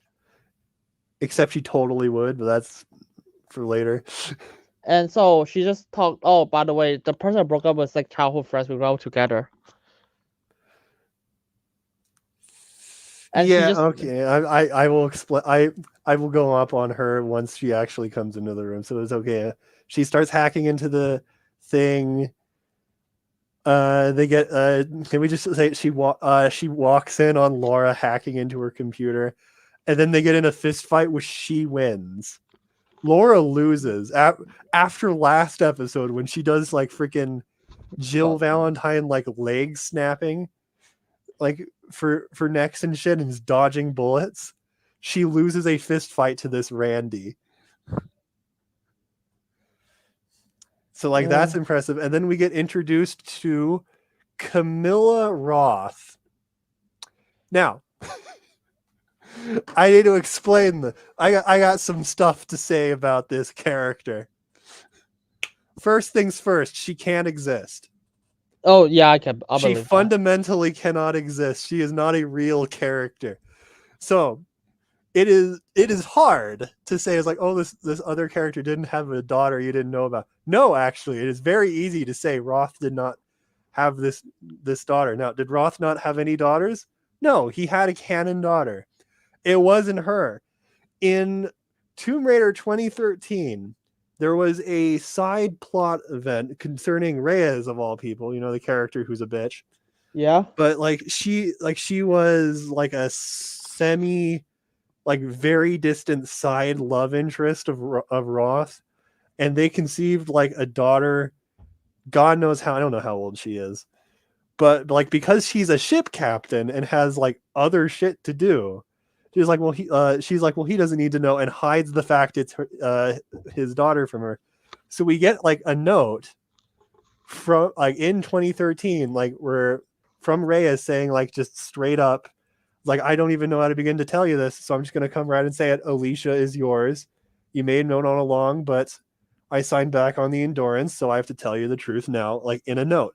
Whether or not he canonically knows by the point he dies in that game is actually up for debate, because while the note saying, hey, my daughter is your daughter, is literally located right next to where he is at one point in the game, Roth has one single note in all of Tomb Raider 2013, which you find right after he dies, which is just titled an apology, saying like, I'm sorry I drag you into this, Lara, and like encouraging her to go on, and ends with the line, it's like, whatever happens, I want you to know that I loved you like the daughter I never had.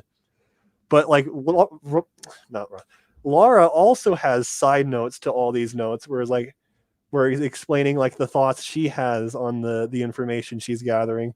And like on Roth's apologies is like, I can't believe you're gone. Thank you for everything you taught me. You were the father I needed. But on the note saying like, hey, you have a child, Laura's note on this is a hand letter written from Reyes. I can't believe this. Roth's the father. Has he always known?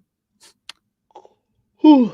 Fuck. So like here now we have this other girl, Camilla Roth, the direct like genealogical ancestor to Conrad Roth, to which is apparently grew up with Laura, a childhood friend.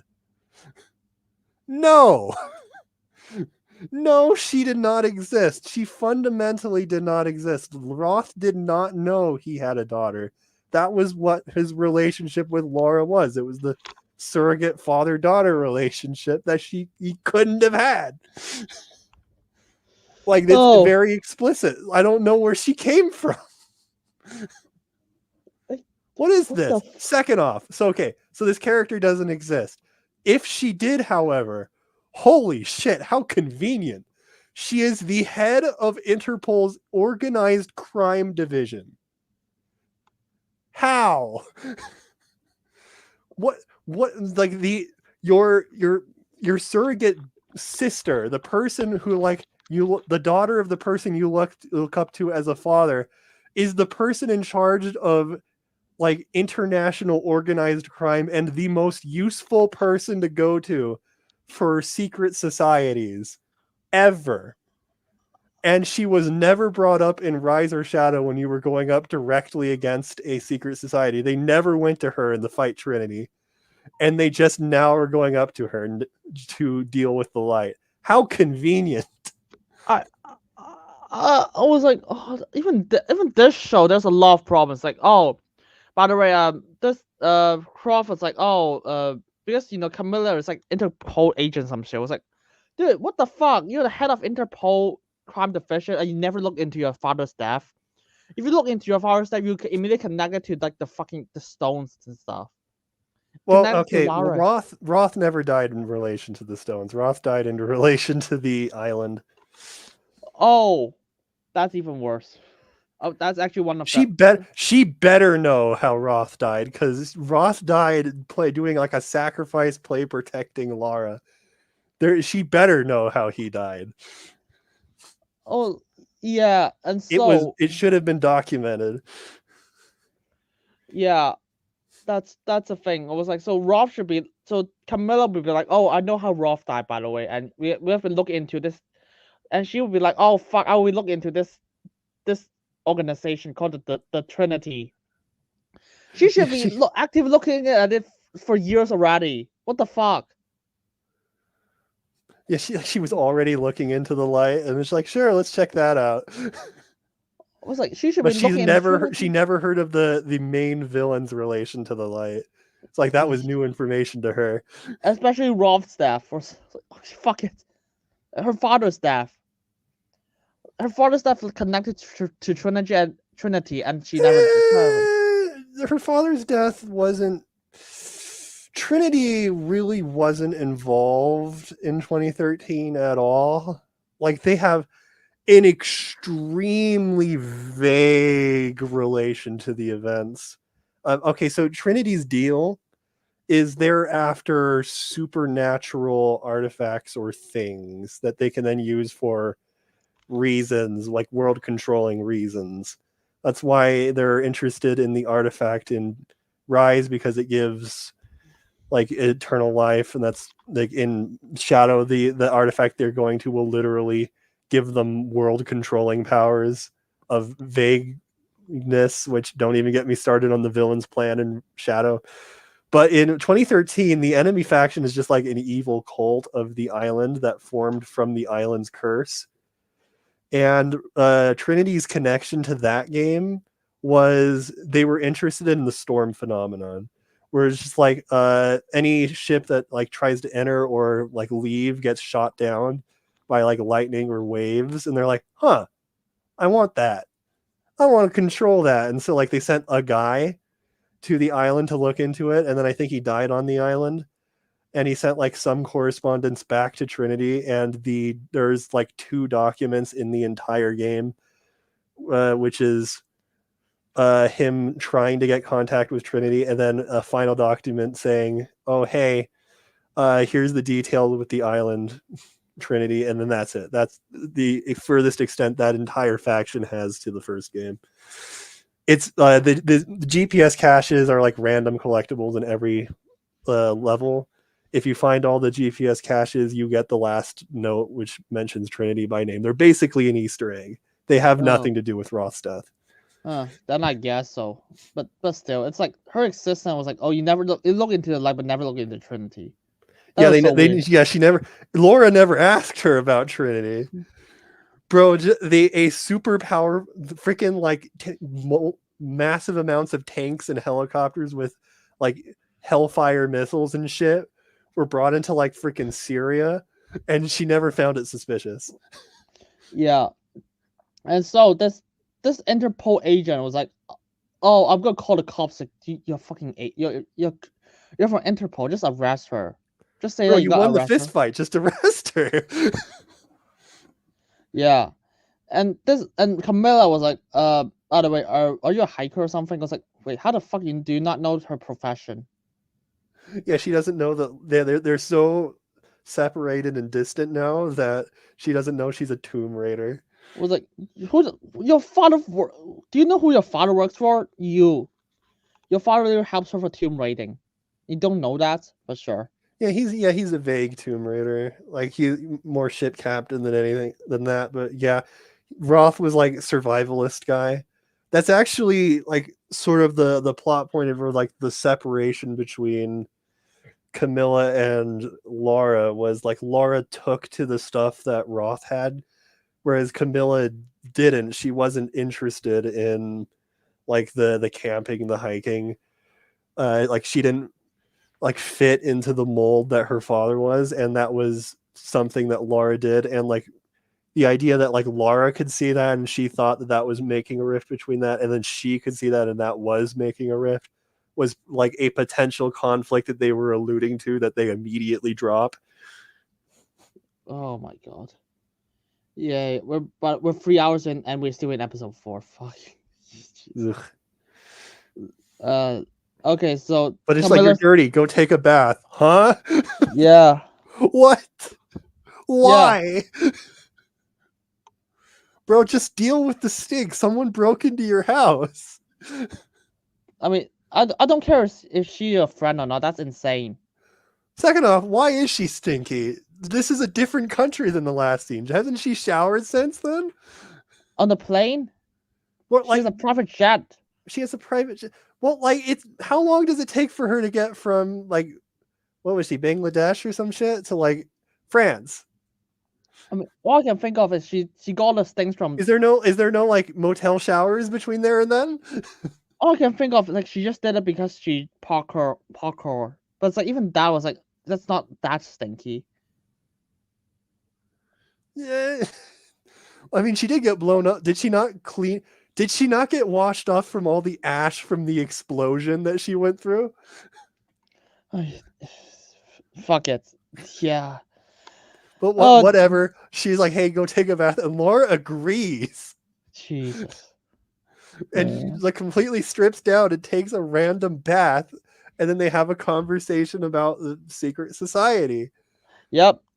Camilla said, light originated from France right here. Descendants of the Knights Templars. It's like, and they do it to drum up some numbers, by the way. So they're basically open secrets. The light is an open secret. Wonderful. Yep. And Camilla continues, but religious and political leaders have been disappearing. I love the part where, like, when you consider the universe, that could be the light. It could be any of the other 7 secret societies. We don't actually know. Yeah. Camilla said, and I've tracked that all back to the same shadow group, the Light. But I suspect they're also behind other hits. That makes like the villain's father was a hit they weren't aware of. Yep. Oh my god. It's just... I like something that really, like, you might like my first viewing, something that really bothered me was as they're having this conversation, Laura then just like stops talking to her, and she like marches into the room, was like, "Are you still there?" And then she's like, "Oh, you left me," and then she pops out of the tub, like in the middle of the conversation. She just decided to go and like see how long she could hold her breath, Yeah. and she plays it off as a joke. I'm like, are are you serious? Yeah, I don't know why. That's the This thing. ain't the time for that. First off, why are you taking a bath in somebody else's like apartment room? Second off, why does the leader of Interpol only have an apartment? Uh, Like you're bro, like the mafia boss had at least like a whole ass house. You think she could afford something a little better? uh, and so okay, so Lara just like, okay, do you know anyone who took that for us? After she revealed to her that Interpol is killing people, who is gonna face them, I, Yeah, who's yeah. learning from Laura, their Laura mistakes. repeats what the villain says of like they're taking down people who could potentially take them out, and then she's just like, "Oh, that makes sense." I'm like, "Oh, all Yeah, right." okay. And so Camilo just look up, okay, do you know someone who told that for us? And she's Yeah, like, and then he looks Tars. him up, and he's like, "Nope, not on our radar yet." Oh, he had a church in the 20s. And he's like, oh, he was like, oh, he has a church in like, and then and was killed on his own death. And Interpol suspect is a professional hit. You think that like killed him? Why? Laura just didn't respond. Laura was like, oh, so the professor is hit like in the 20th century. I mean, the 20th century would be like Yeah. vaguely recently, so yes. Okay. And yeah, and by the way, Camilla just like, oh, you're just not like my father. She's like, I'll take that as a compliment, which, like, Game Roth, she probably would be. But, like, they start the desecration of Roth's legacy right here and now for some reason. Yeah. It's so Whereas, weird. like, from, like, this point on, Roth was, like, a deadbeat father who, like, abandoned his own daughter, like, threw him off to, like, boarding school in France or some shit. Like, it's not actually explained what the hell happened there. Whereas, like, the implication made from the characters is like, oh, we need to separate Laura from Camille so that she learns that she's better off alone. And it's just like, why on earth would that be his lesson? Like, it sort of comes off as the fact that, like, he had like a messy divorce that he never had because this character doesn't exist, where like she's taking him off to France, and he's literally a ship captain. He doesn't have any stake in keeping her here in like Yeah. Croft Manor, where he has like no connections, and so like she just has to leave, and like because they're children, they don't understand, and so like Roth's just trying to like comfort her and just accept that this is like happening and just like let it go. It's like move on, which is like good advice, but she's taking it as like villainous advice now. And it's like, oh, my father was a bastard for abandoning me or something. Like, what? Why? Yeah. What's going on? Okay, so fuck it. Let's just continue this. They go to the Here's even church. more shit. Here's even more shitty exposition that I think someone missed. Immediately after Pastor Davros was murdered, basically the kid's the main villain's dad. The church was brought up by Montague's innovation and turned it into a Knights Templar museum. The light really tried to sell the Templar connection. So I was like, why do you even need to kill him? Well, okay, so the reason they needed to kill him, I believe it was established, was they wouldn't sell the church. So they killed him so that they could brute force take the church. Which the thing they wanted was underneath the church always. They just changed it to something else so that no one would look at that. My question is like, okay, I won't resort to killing.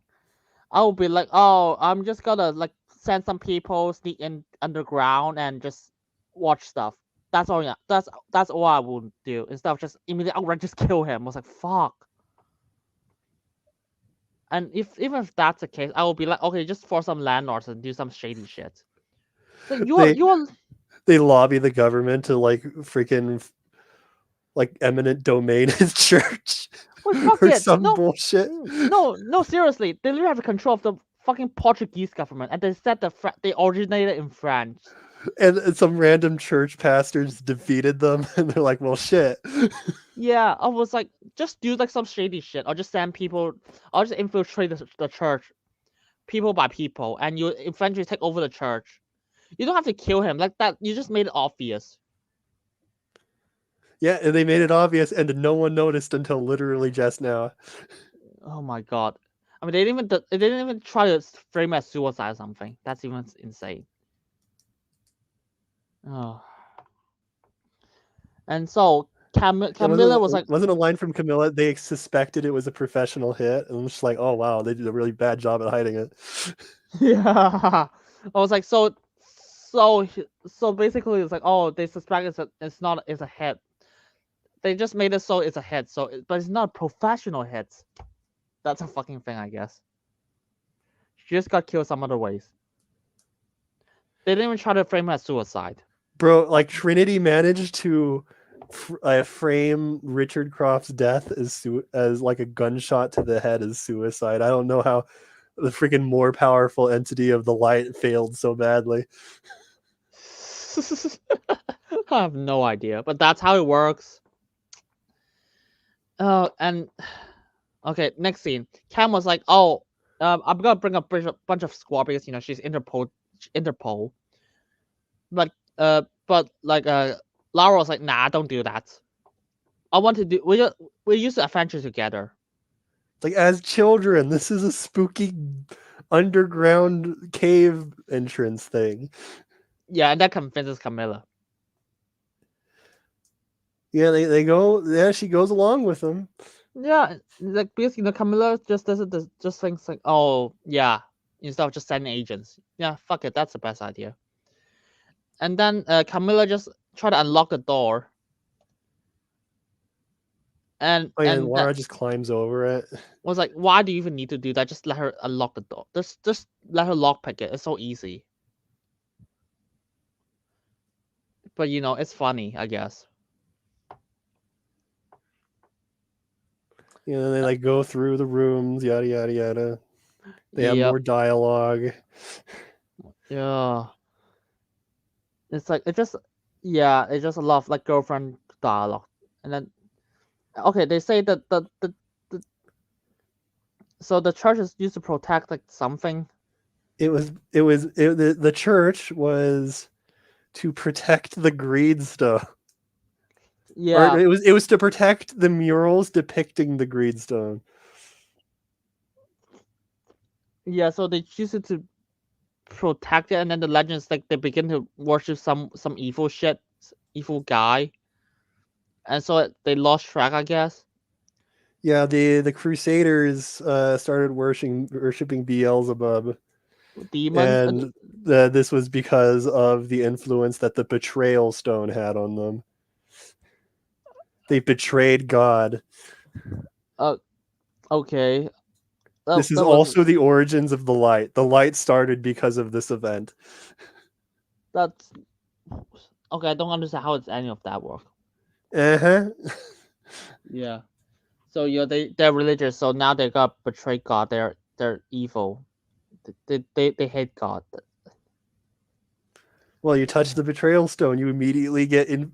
They add like 50 points into betrayal to your character sheet. You got to start betraying things. All right. Yeah, and so they find an entrance. It's just behind some cloth. Yeah, that's where they hide Doesn't it. she like shimmy through like the rocks? Well, they pull off they have to find it through like some. It's like inside some pillar, and then Laura just find it through some wall. That's how it works. And yeah, they found the entrance now. It's like filled with spider webs and shit, and Laura was like, oh, And Camilla was like, we're far too underground. Shouldn't we call a team? Lara's like, no. We gotta go it alone, just like your father. And then it's like Camilla just asked, what do you think the connection between the Templar and the lights are? Like, I don't fucking know. Why do you ask Lara? Lara doesn't know shit. It's like she literally came to you for information. What do you think she knows anything? And then, do you know what Lara said? What does she say? I'm not sure, but they killed a man diabolically to gain access to these catacombs. So shit she knows already. It's like something's important in these catacombs that they've had access to for decades. So And then they just clearly it can't still be there, right? yay. And then they just talk about like some girlfriend dialogues, like childhood dialogues for some reason. Yeah. The Roth sucks dialogue, where it's like you abandoned me or something. I don't know. Yeah. It's just so weird to hear them talk about stuff like this. Well, it's weird because she doesn't exist, so that's like the first step. Or is like you're talking about things that clearly didn't happen, but yeah, it's just like, oh, you were a sister to me or something. Like it's like, all right. and yeah, and so these two agents like just look around and and Camilla's like, I'm not fine. I'm calling in a team. And Lara's like, I forgot when things got tough, you leave. Huh? Yeah. And that somehow convinces her. She's like a fucking teenager. Yeah, they're that does somehow they go right in. And do the hallucinations start immediately, or is there a delay to that? Yep. And then Laura just leaves Camilla. I don't know why. The lights are down there. The evil organization is down there, and she just leaves her. I mean, so the implication with the Camilla relationship was like that she's not the survivalist that Roth and Lara are, so she would be able to get further along than Camilla, except Camilla gets all the way. So I don't really know why they're splitting up. Yeah, Camilla has like fucking. It's like, do you think the head of the She's somehow a better fighter? I don't know how this is possible. It's like, here's the thing. If you ask me, it was like, who do I trust more, Lara Croft or some Tomb Raider or like the head of Intercorp? It's like the head of Interpol. Well, I mean, this is a tomb, and they are raiding it. Yeah, it's so weird. This is clearly her turn. But I guess so. But even that, I'll be like, I would think of like someone who actually has training and stuff. But, yeah. And so Lara's taken down a lot of military training at this point. What? Oh, fuck it. Sure. Yeah, and okay, Lara just goes down to the tube and just like, oh, the stories are true. That's a gold period stone. The stone of betrayal. Oh no, the betrayal stone. Why on earth would anyone want the betrayal stone? What could you possibly benefit from having the betrayal stone? And then Lara just said the filler line. If you are being hunted by a dog, what do you want now? And she said revenge. Yeah, it's changed. What they wanted's changed. This is a second answer. That's also correct. Yeah. Do you know what's even funnier? They What? They just throw her in the dream sequence. Oh, she just immediately goes into a dream sequence. I was like, how does that work? The stone is not here, remember? Oh, it's gas. They just immediately started gassing her the moment she said the line. Oh. It's established later in the episode she was gassed. But was like, why do you even use gas? Just shoot her. Yeah, like freaking, was it light cultists? I think it was light cultists, right? That they're fighting by the end, so the light knows they're here, and instead of just killing them when they weren't looking, they gassed them. Yeah, but you see, but they didn't use like death gas; they used hallucinogens. But you see, we need a fucking flashback, even though we can just do it like without like some. Even though they literally just had like multiple scenes of exposition between these two, they get like flashback scenes of those two, and like how she perceives the relationship. Yeah, and so the butler is like, so in this young Lara, she was like, any poster from Camilla, and the butler is like, of course not, my lady. She hates you. You stole her from her father. You stole her father from her. Oh, so the reason that Lara doesn't want to meet Camilla is because her father is working with her. Well, okay, so I think it's twofold. One, Laura blames herself for Roth's death, which has been established for the previous grieving crap, and so it's just like, oh, I'm literally responsible for the death of your father, and that's one reason that she's avoiding her. I think the other implication is that she sees herself as like a replacement daughter, where like Roth didn't connect with her, he did with Lara, and she feels guilty in part of that she thinks she caused a rift between the two. I guess that I it's think that's what they're going for. it's really short. It's just 2 lines for this flashback, literally. And then a bunch of It's not a lies. flashback. She's hallucinating events that I'm pretty sure never happened. Yeah, and then some lions just attack. I know that they're cultists, but it's like he just imagines a bunch of lions. So those, so basically what? So and then we just go back to that. It's like those cultists just pull out knives and just attack her with knives instead of guns. Oh yeah, no one ever uses guns when they're convenient. No, except Camilla uses guns. Oh yeah, But, she does. yeah. And then Laura just sees a bunch of dead people, even herself in the. I think that's herself. Yeah, herself in the coffin. Death is Oh haunting yeah, her. she sees her own funeral and no one bothers to show up. Yeah. And then we got a flashback from Roth, and Roth is like, oh yeah, you're a piece of shit, Roth. Or yeah, she has to call like Roth a piece of shit or something. yeah, Roth was like, Uncle. So Roth is like, you fell because you thought someone would save you. She's giving her like the K Vest's mom lesson from Star Wars Outlaws, where it's like, oh, you can only rely on yourself. You're failing because you're relying on other people. Like she's supposed to be a piece of shit, and Roth isn't. So I'm like, what's going on here? So what I was watching this was like, Roth is such a piece of shit. You want to even feel better he died. Well, that's not Roth. Like this like is a hallucinogen of like some like bullshit version of this person that he clearly wasn't. But here's the thing. This is how she sees him. She sees him as like some like evil person. It's like, yeah, like she's seeing him as an evil person in this scene. What the hell? I was like, why would we even see him like this? It's like, what? Like, especially considering like her previous scenes of how she's seen him, canonical to just this show. Why would she think of him in this way? I don't. Yeah, even that. I mean, why are these the lessons she's getting? Unless the implication is like Rolf is always like this, which is even worse. Oh my god. And yeah, Camilla just helps him. Camilla just attacks, just shoots a bunch of like those cultists. Yeah, those cultists uses like knives instead of guns, shooty bang bang. Yeah, they're fighting off the cultists and like they're sort of like going between the hallucinogen and the real world. She becomes a child and is hiding underneath her bed from the scary monsters.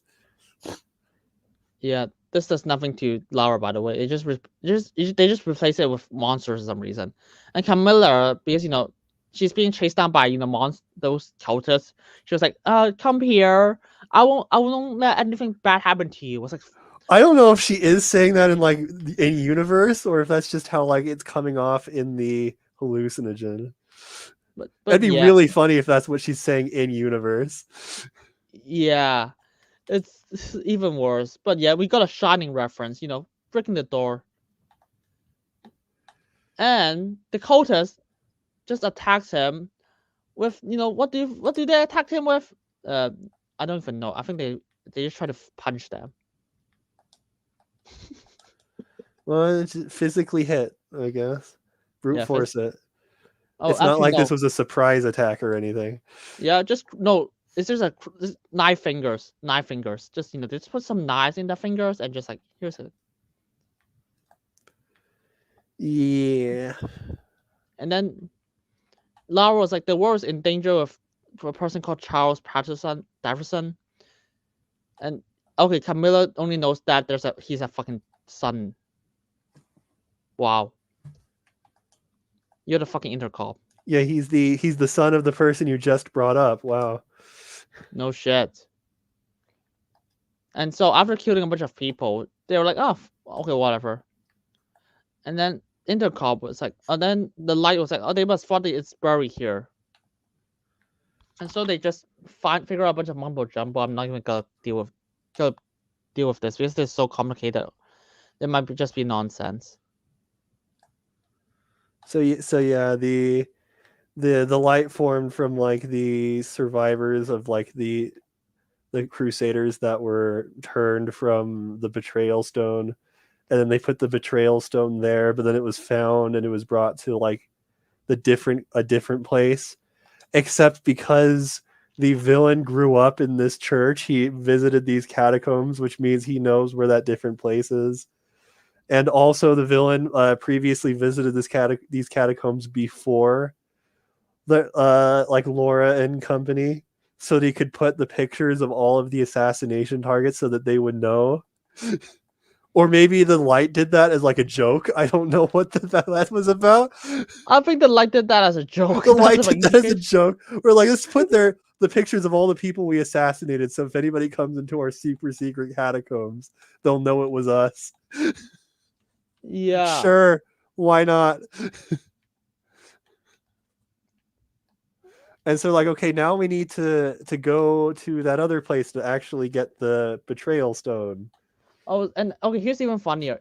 Laura was like, oh, he grew up here, so he knows everything. I was like, wait, why didn't he just get a ghost stone already? Because it wasn't there originally. The idea was it was moved before he like was born, but like the murals and all saying where it was moved was there since he started, but he didn't have the manpower to actually go in and get it without the other 2 stones. Which is why he is now going there, because he has the other 2 stones. What the fuck? So he thinks that the easiest shit to do is like literally just go to Laura's temple, breaking into Lara Croft's manor and stealing from her was easier than stealing the Greenstone. Or yeah, the Greenstone. Was it the Greenstone? No, it's the betrayal stone. I forget. How? Fuck it, sure. Yeah. Also, the Wrathstone was also harder to deal with than the betrayal stone. Yeah, I don't even get it because they literally did not show how did he get the gold stone. He just does. Yeah, he just does later, but he gets there first and he just has it. Yeah, I guess. And yeah, so this is like because they're so fake about this. I was like, I don't get it. So I was like, fuck, it's a love, just fuck it, I guess. Even though the first obstacle is breaking into Lara's house. Yeah. This all started because they included a picture of the Power Stone box in the brochure for the auction. That's the only reason you knew the first stone was there. The whole apocalypse started because of that picture. Yep. And then Lara, Jesus. Let's get to the final scene. Oh, I hate this scene. Oh, I hate this show. I hate this show. The sisters have a heart to heart. Okay, are they? What's the show going for? Are they like surrogate sisters or are they lovers? I don't understand what's going on.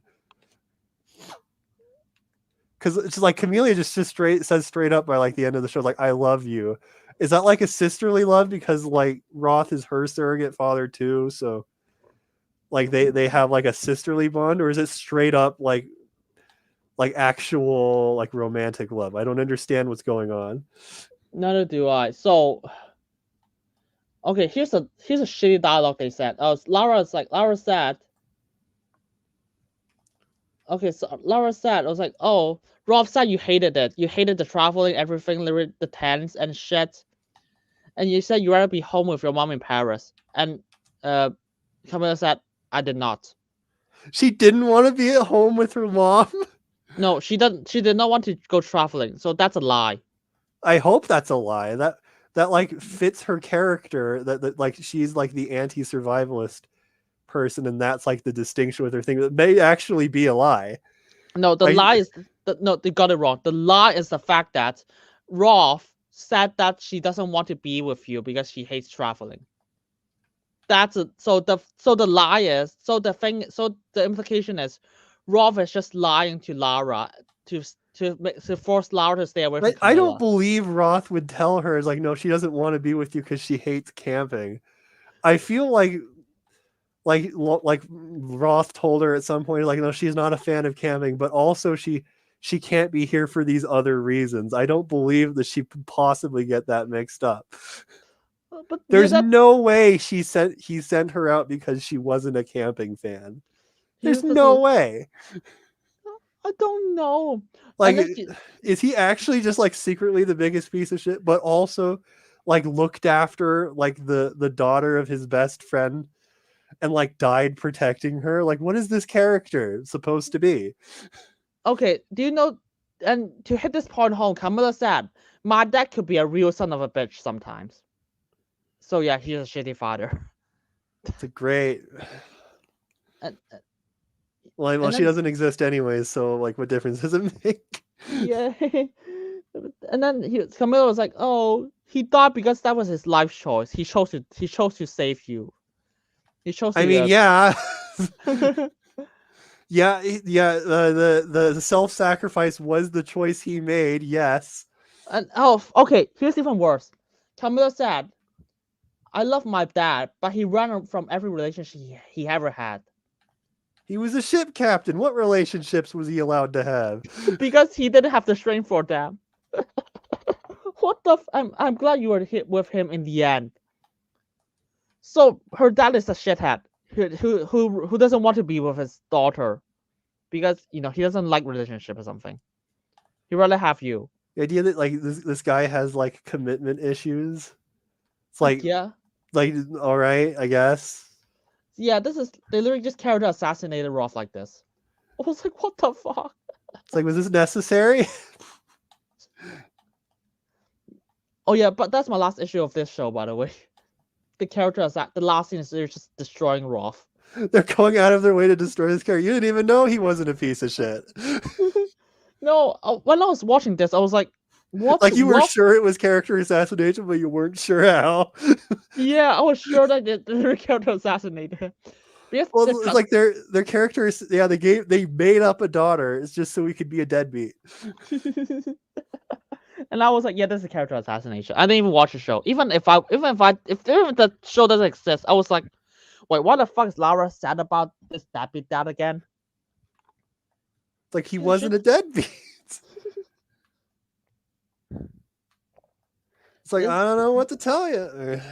Yeah, I know this is not. I know he's not, but yeah, this is how the show portrays him, and it just ruins him. And yet, like, she's still hung up over like him for like the rest of the show. Yep. So it's like, what does that say about Laura? But like, whatever.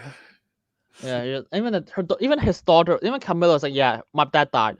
Camilla is a little hung up on it. She's less hung up on it than she is. She clearly has like less caring about Roth than Laura. Yay. Oh my god. Yeah, and there's that. This episode is like one of the worst episodes here. And I mean, it was the one with the hallucination sequence, which is usually the highlight of a Tomb Raider game.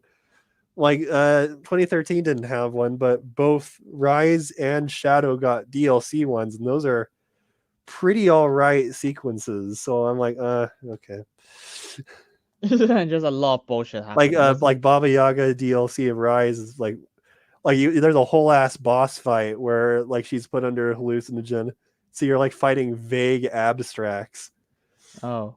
And then like Shadow has like a shittier version of like oh, you should kill yourself scene, where she is going over like everyone that's died around her and she feels guilt ridden. and she's like fighting off enemies, and the enemies are switching enemy types mid gunshots. Oof. I guess so. If that's the case. And like they're good in the games, but like here. Yes. Yeah, they suck.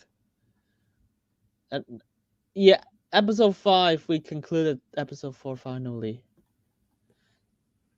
Yay, we're halfway done.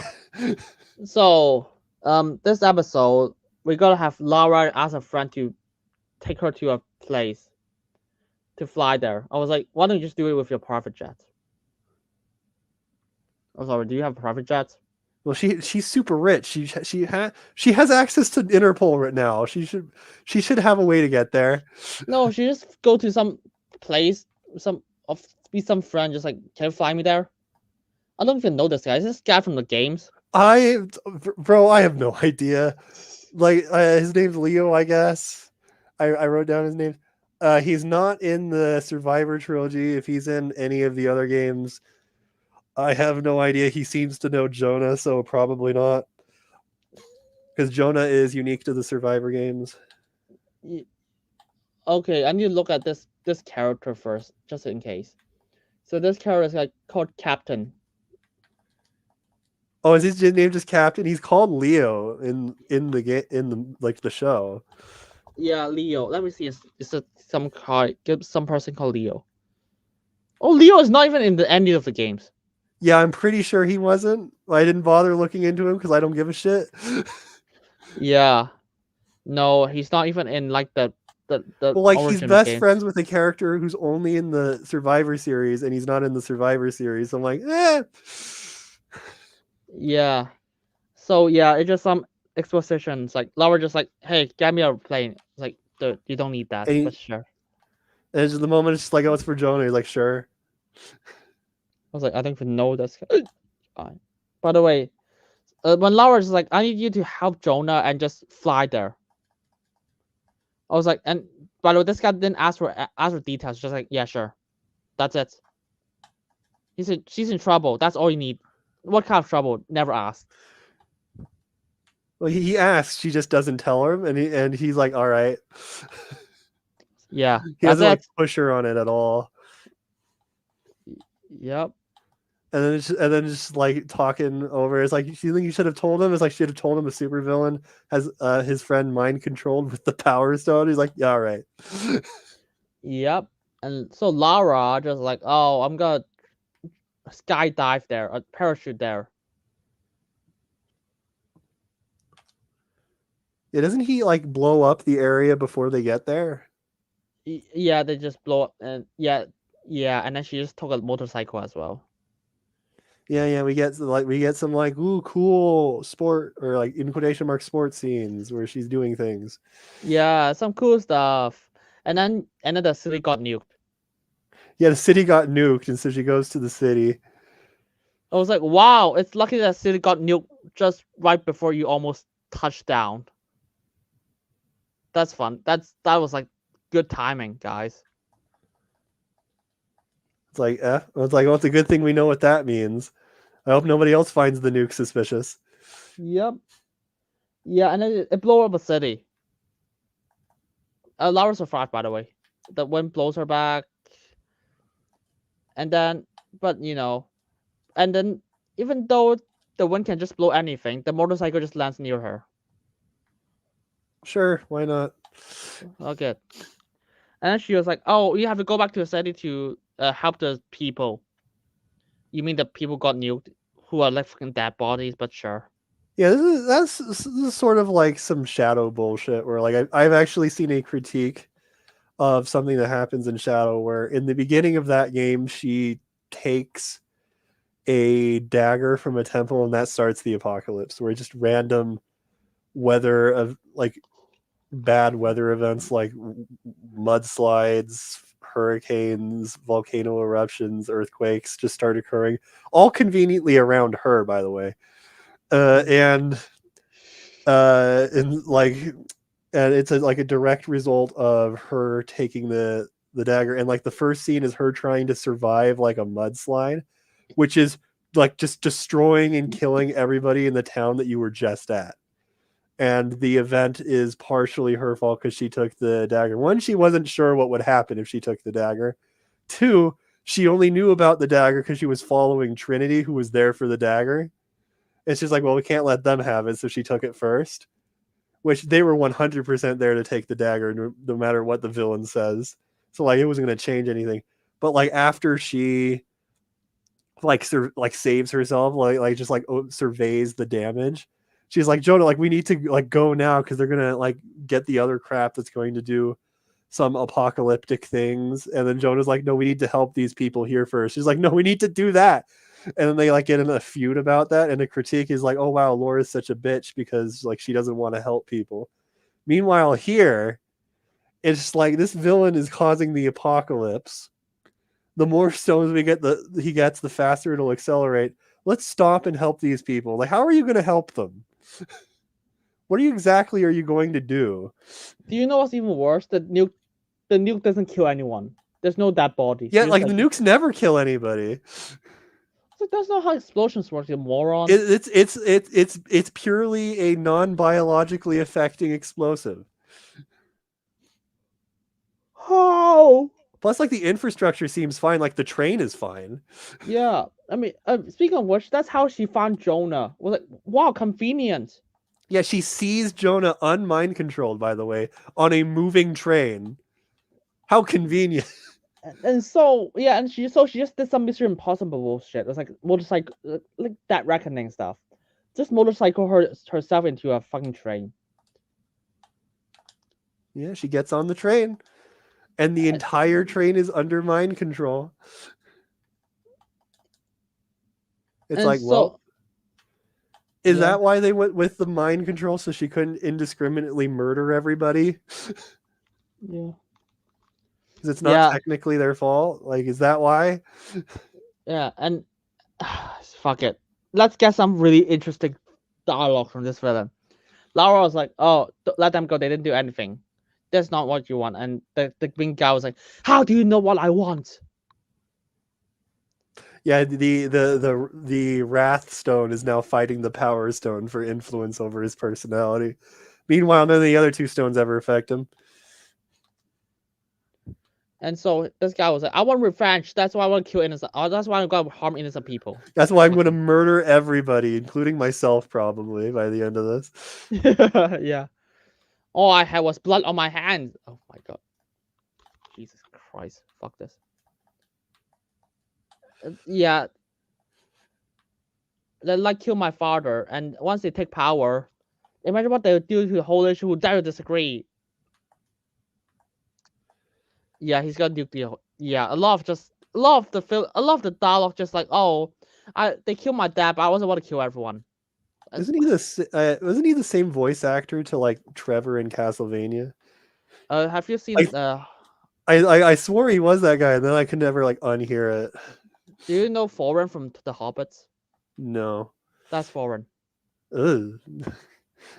All right. Sure, why not? Yeah. So yeah. That's that. This guy is just he's just crazy. He's just sympathetic as well for to kill everyone. These people don't matter as long as you defeat the light. The light's a threat to everyone, so I must destroy it and also everyone. You do know that you don't need to control anyone on the train, right? You just kind of did that for safeguarding Lara. It was like but if that's the case, you have Jonah for that already. You don't need to mind control everyone on the bus, on the train. Yeah, but he mind controls everybody on the train. And so yeah, she just give Jonah a power boost to beat Lara, I think. Is that even a power boost? I thought that was just shittier mind control, where like he puts him in like a rage state to attack her, when he could have just said, "Hey, attack her," and he would have. Yeah, yes, that's it. And like it's a more specific application that stone does that the power stone could already do. And then Jonah just throws her off the train. And then she gets back on somehow. Yeah, but that's convenient. Just claw the fucking side of the train already. Oh, I hate this. I hate the show. And then she like busts through the ceiling. or something, like back into the main room, and then like dashes at the villain with like a freaking like gust of wind from it, as if this is like Devil May Cry or some shit. Yeah, remember this villain actually beats Lara in the first episode. So he just lost all her power. She just He has forgot how to 2 stones power. He has 3 stones powering him up, right? and this How guy is he just losing? yeah, and then and then mind control stopped and the entire place just started chaos. I was like, No, yeah, dude, like he drops the rod and that puts everybody out of their mind control. that's And not then how he it has works. to like pick the rod back up, and then in this and only this instant Wait, does wait, the mind control work via touch, where he has to wait, wait. touch someone and they have to touch him like it's a zombie virus.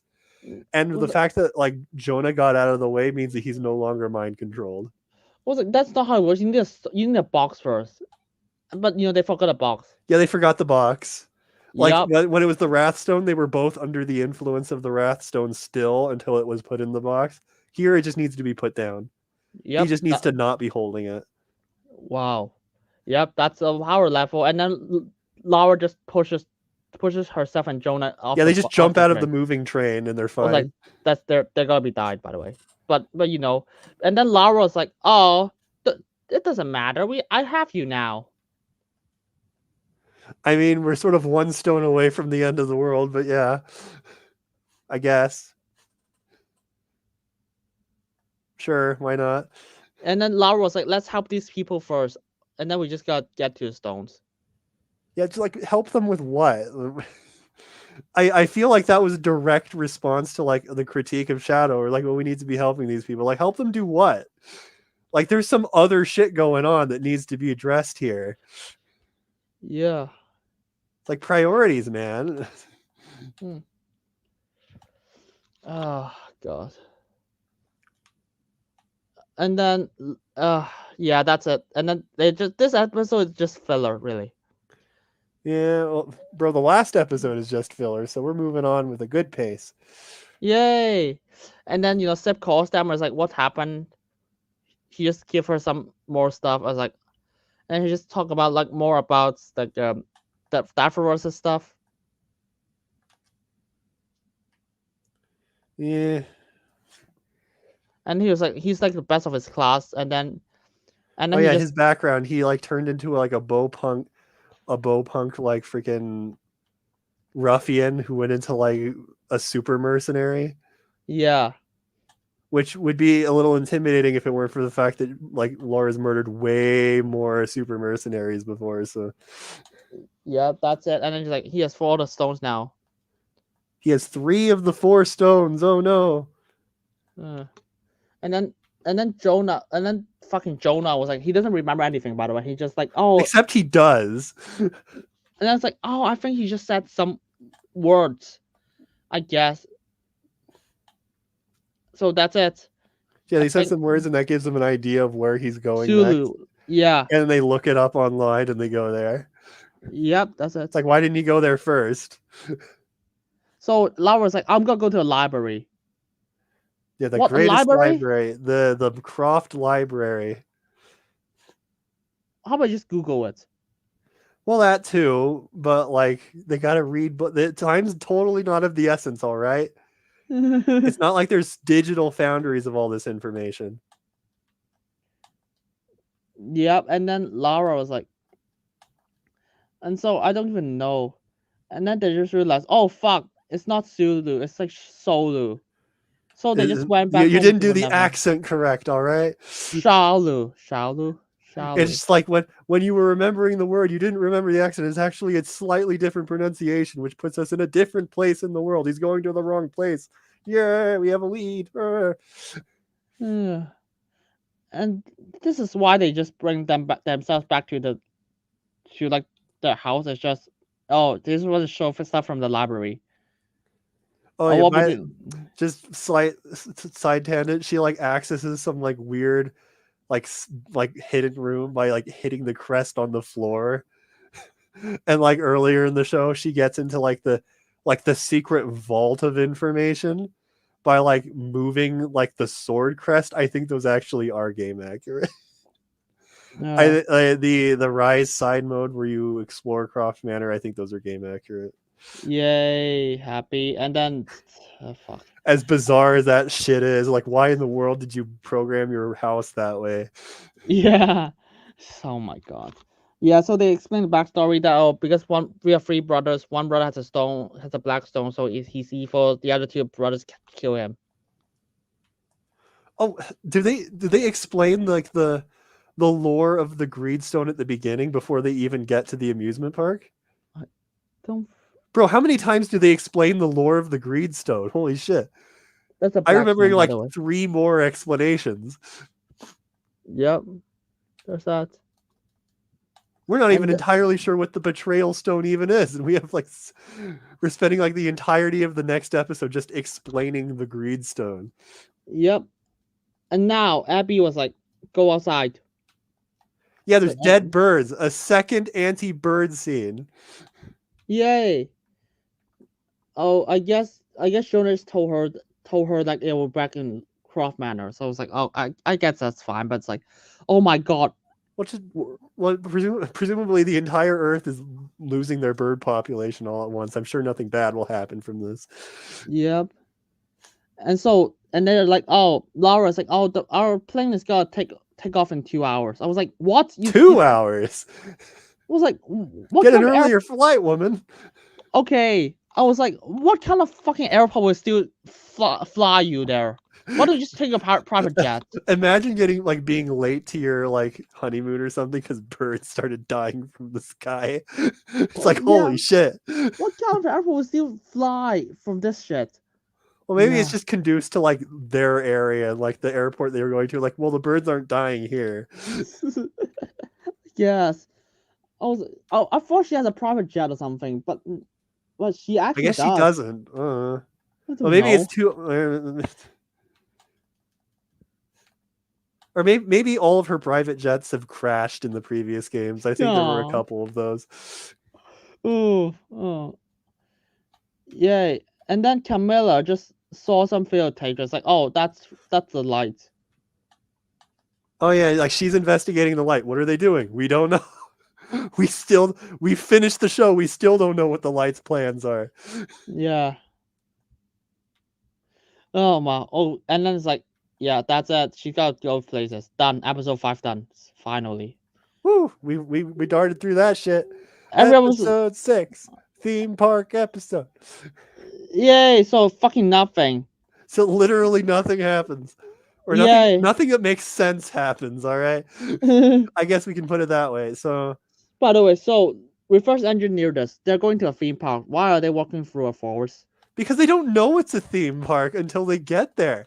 Literally, they looked at the location, like just made it like a hiking trek to that location, but didn't notice the whole, like, if you Googled it, there's like a freaking train path there, and with like hours of operation and merch that you can buy, and like they didn't notice that part. They're just like, oh, I guess that's the location. Because apparently no one knows how to use Google Map or something. Like, well, if they literally just Googled the location, they would have found out that you could have like taken the train there. Oh yeah, but no. I was like, oh, like, they're surprised when they find it. Like, it's just a thing. Which, by the way, like the location for the Greedstone, like turning into an amusement park, is like, all right. It's like, sure, why not? Like the Greedstone causing, like, influencing the area and making it like super commercialized. It's like, fine, I guess I see it, but like, Greedstone's not even there anymore. Yep, I guess so. And then Laura's like, we gotta look around. Any measure of the stone of power is like, and then just start for us.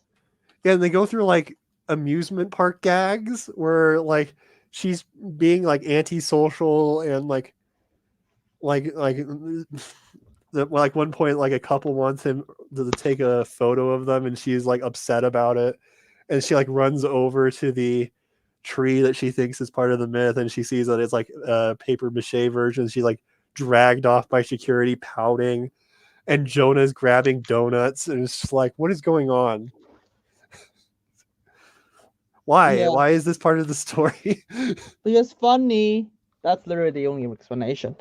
And then I was surprised that those security didn't even take her out of the park already, but fuck it. And then some tour guy just walked in and she just list and they were like, Yeah, the oh, tour guide just says we don't know where the battle queen is, and she's just like starts giving the tour guide grief as if it's his fault he doesn't know where the battle is. that's my problem. So I was like, why? So you're just a cunt He just about works here, all right, Laura. Let him give him a break. He needs the paycheck. Yeah, and It's then not his fault the world is ending. and then Jonah just goes into a fucking like it's like Yeah, he goes into a kids movie. yeah In quotation mark kids movie, and it's like, hey Laura, this is supposed to be about the lore about the brothers that we already know. let's just rewatch it. And it's just like, aren't you the one that says that like there's always a kernel of truth to myth, which depending on this crap I guess is true? And she's like, okay, and they get like a more complete version of the story. Oh, by the way, this is fucking bullshit. Oh, the story's super bullshit. Okay, so I'm gonna summarize it. The king, her brother turned evil. The king wants to stop him, so he prayed to God that to stop him. So he summoned a dragon and he stopped him. When he returned the stone back, he and the dragon died because they can't fly to kingdom. My question is, what the fuck will you send a dragon that won't allow them to go to heaven to return the stone? No, their spirits went to heaven, but their physical bodies couldn't. And their physical and the stone is tied to their physical bodies. It was like, oh well, that's an oversight, isn't it? Yeah, that's a big Whoops. oversight. Oopsie. That's a minor oversight. You sent the dragon to retrieve it for heaven, but he can't go back to heaven. It's like, whoops. Yay. So then he like drops, and then like tree forms around his corpse for some reason, and then the tree happens to be right under a specific constellation. It's like, okay, let's just look where that constellation was, and an oddly specific time, like centuries ago, and that will be the coordinates. Excuse me? Is that how constellations work? Can't you see like the constellation from various points on Earth at like various points in time in that like year? How is there a specific place right underneath the constellation? I have no idea. But like somehow they're like, hey, where's the exact location of that constellation? Like extrapolated like centuries prior, like, no worry, fam, I got this. And they calculate, and then they have the location of the actual battle, and the entire rest of the like theme park thing is just like comedic filler. Haha, funny. Yeah, And funny, so funny, funny. Laura just Laura told, has like no social awareness, yada yada yada. and Jonah Laura just eats like, too much. and Laura's like, oh, we're still with Map. It's like, yeah, funny. Brett's right. It was like, I know, to be fair, base, but still. True, but Yeah. it's like you don't have to tell everybody. Yep. And then actually and the next scene is the helicopter scene, which is I kind of like this scene, but they undermine it with a fucking joke, of a former joke. Basically, just Jonah just telling her, I was like, dude, just move on from it. I don't even know if she can't. Okay, I'm just like, can she fly a helicopter? I guess. I was like, I don't think she can, because they always, in all of like the ones where they have to get around by planes, they always contract it out to some other guy who inevitably dies because the villains take him out. But I'm just like, I guess she knows how. I don't see anything wrong with it. Yeah, I don't know. I kind of like this scene because it's just like Jonah just tell her like, dude, I know that you're struggling with your father now, but you need to move on from it. After this, just move on. Literally, the final, like the second to final scene in Shadow is her moving on from like the death of her father. So I don't know what the hell her arc here is. I mean, I just like in isolation because once I know the context, like, yeah, it's fucked. Oh, now I'm flashing back to like episode 1. Like, okay, just like a side thing a character said in the beginning. It's like when they're talking about like Croft Manor. It's like, oh, that Croft girl hasn't like been to their home in like decades or something. It's like, what a waste or something. And like I'm flashing now back to the very last scene of Shadow where it's her moving back into Croft Manor. So I'm just like, oh, Now I'm remembering that. Yay. It's like it's very explicitly wrong. That's yeah. That's fun. Like we just like get past.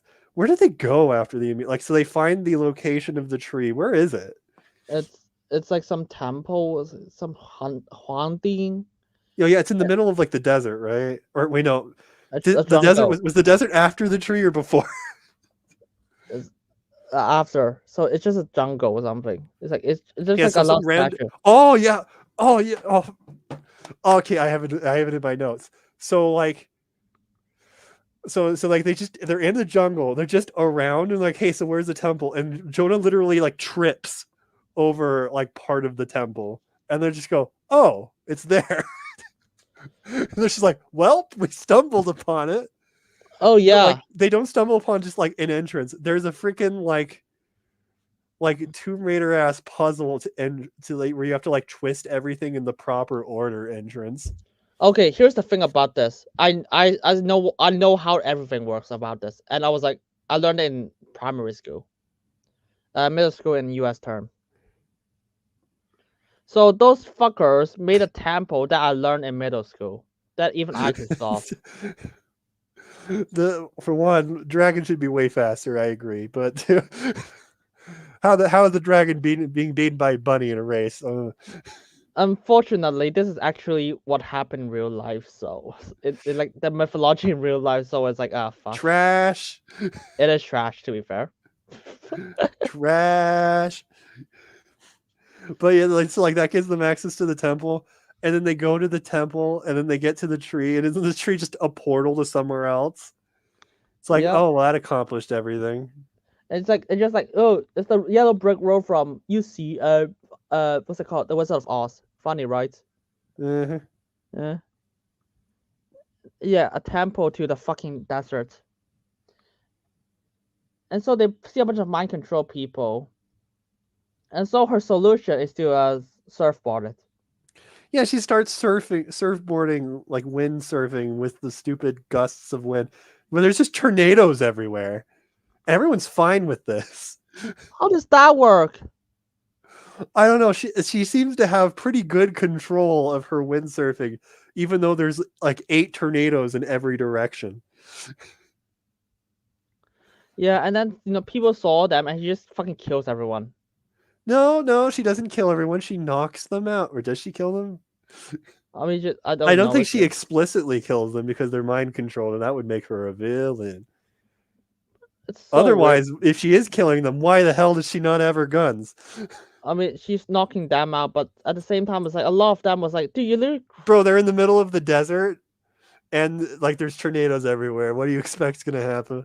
And to be fair, she literally launched a person through the wind and launched her, have him face first into a fucking rock. I was like, that's gonna kill him. Oof. Well, it's a fun action scene. Woo! And then a guy shoots him, and yeah, and then she just throws a piece of wood. But it's just punching. But launching a person through the fucking cliff is not gonna kill a person, I guess. I don't know. Face first. Laura has never been a puncher.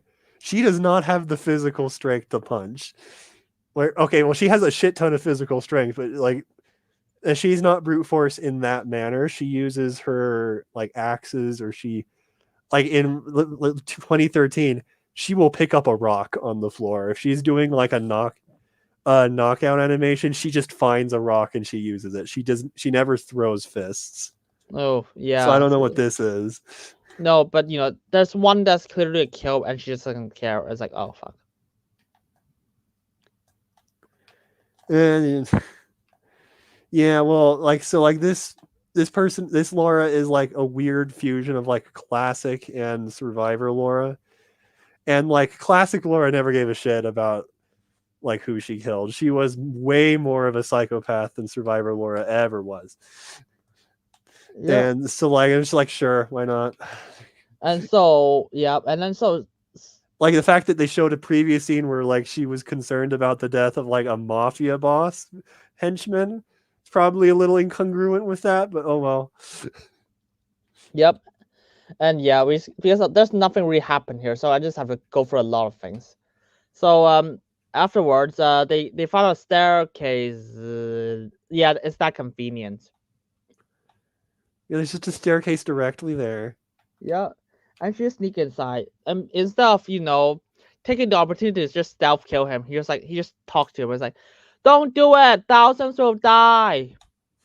And then it's just they have like a heart to heart moment or something, and he's just like, aren't you tired of being tired? And he's just like, yes, that's why I must do this. And then he does the fusion, and I'm just like thinking to myself as like she shoots an arrow and it doesn't get to him in time and the fusion goes through, and it's like, boy, imagine if you had a gun. Yeah, because But two, like the next episode, they're gonna show that she has like grenade arrows. Why isn't she using her grenade arrows?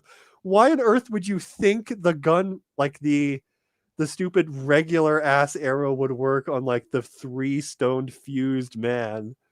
It's like, you don't know how strong he is. yeah, yeah. It's like, So go all in, baby. Where's your grenade arrow? yeah, and so yeah, and this villain just like, I'm gonna kill everyone in Earth. Yay! But yeah, He's so he does like they have like their heart to heart scene, yeah. He does another fusion. I think Jonah sees it from all the way in like the beginning of the portal scene or like something, like he's super far away. and Or by the he's way, far this away enough that he sees a mushroom cloud. It's like, yeah, holy shit. yeah. I was Like like, it just yeah, freaking nuked the area. And like both which like it's going off in his face. I don't know what's going on there. And like yeah, Laura survive. and then even funnier, that's like the main villain just find Lara. I was like, and then she just picks her up and just throws her down. I was like, for one, how do you No, yeah, find her? she's about to like die or something from like falling, and then the villain saves her, and then he personally lets her die. It's just like, Oh, oh, what a bitch. yeah, he's just like, I want revenge. I go kill everyone in the world. Fuck it. Yeah, the Wrathstone's affecting him now.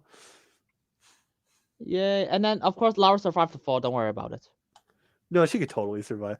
I'm thinking. Okay, now I'm thinking about how far she's allowed to fall in like the games before she dies. She's actually not allowed to fall all that far before she takes like fatal damage. She could, in a cutscene, Laura could probably survive it.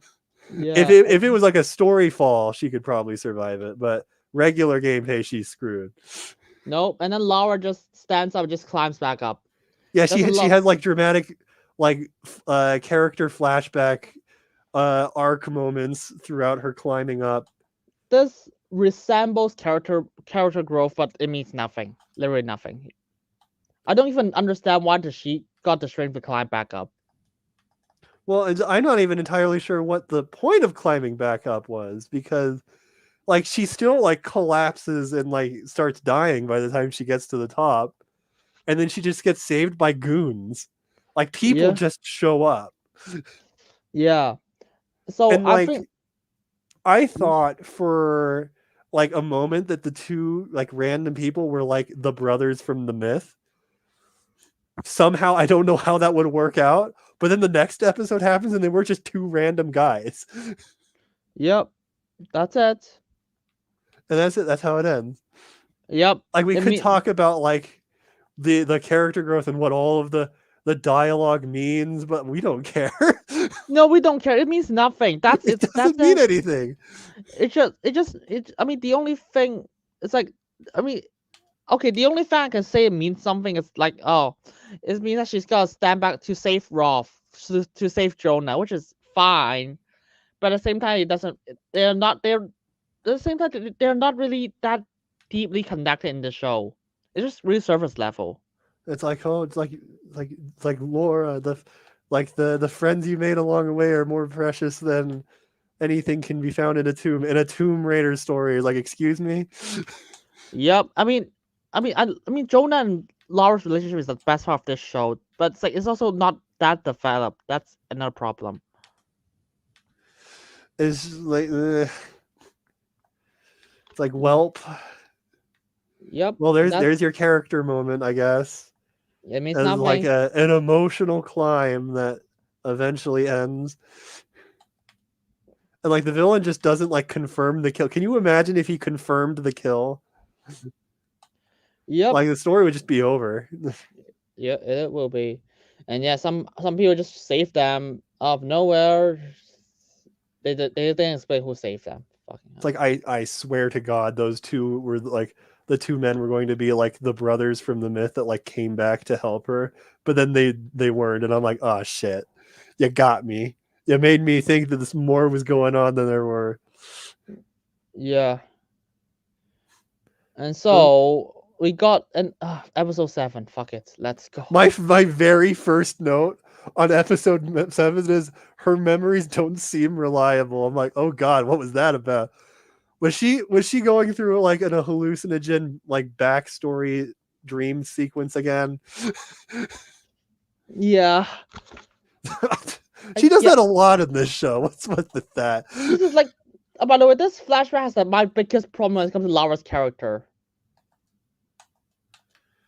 Yeah, So okay, I don't know how accurate is this. So Lara's dad just left leave Lara.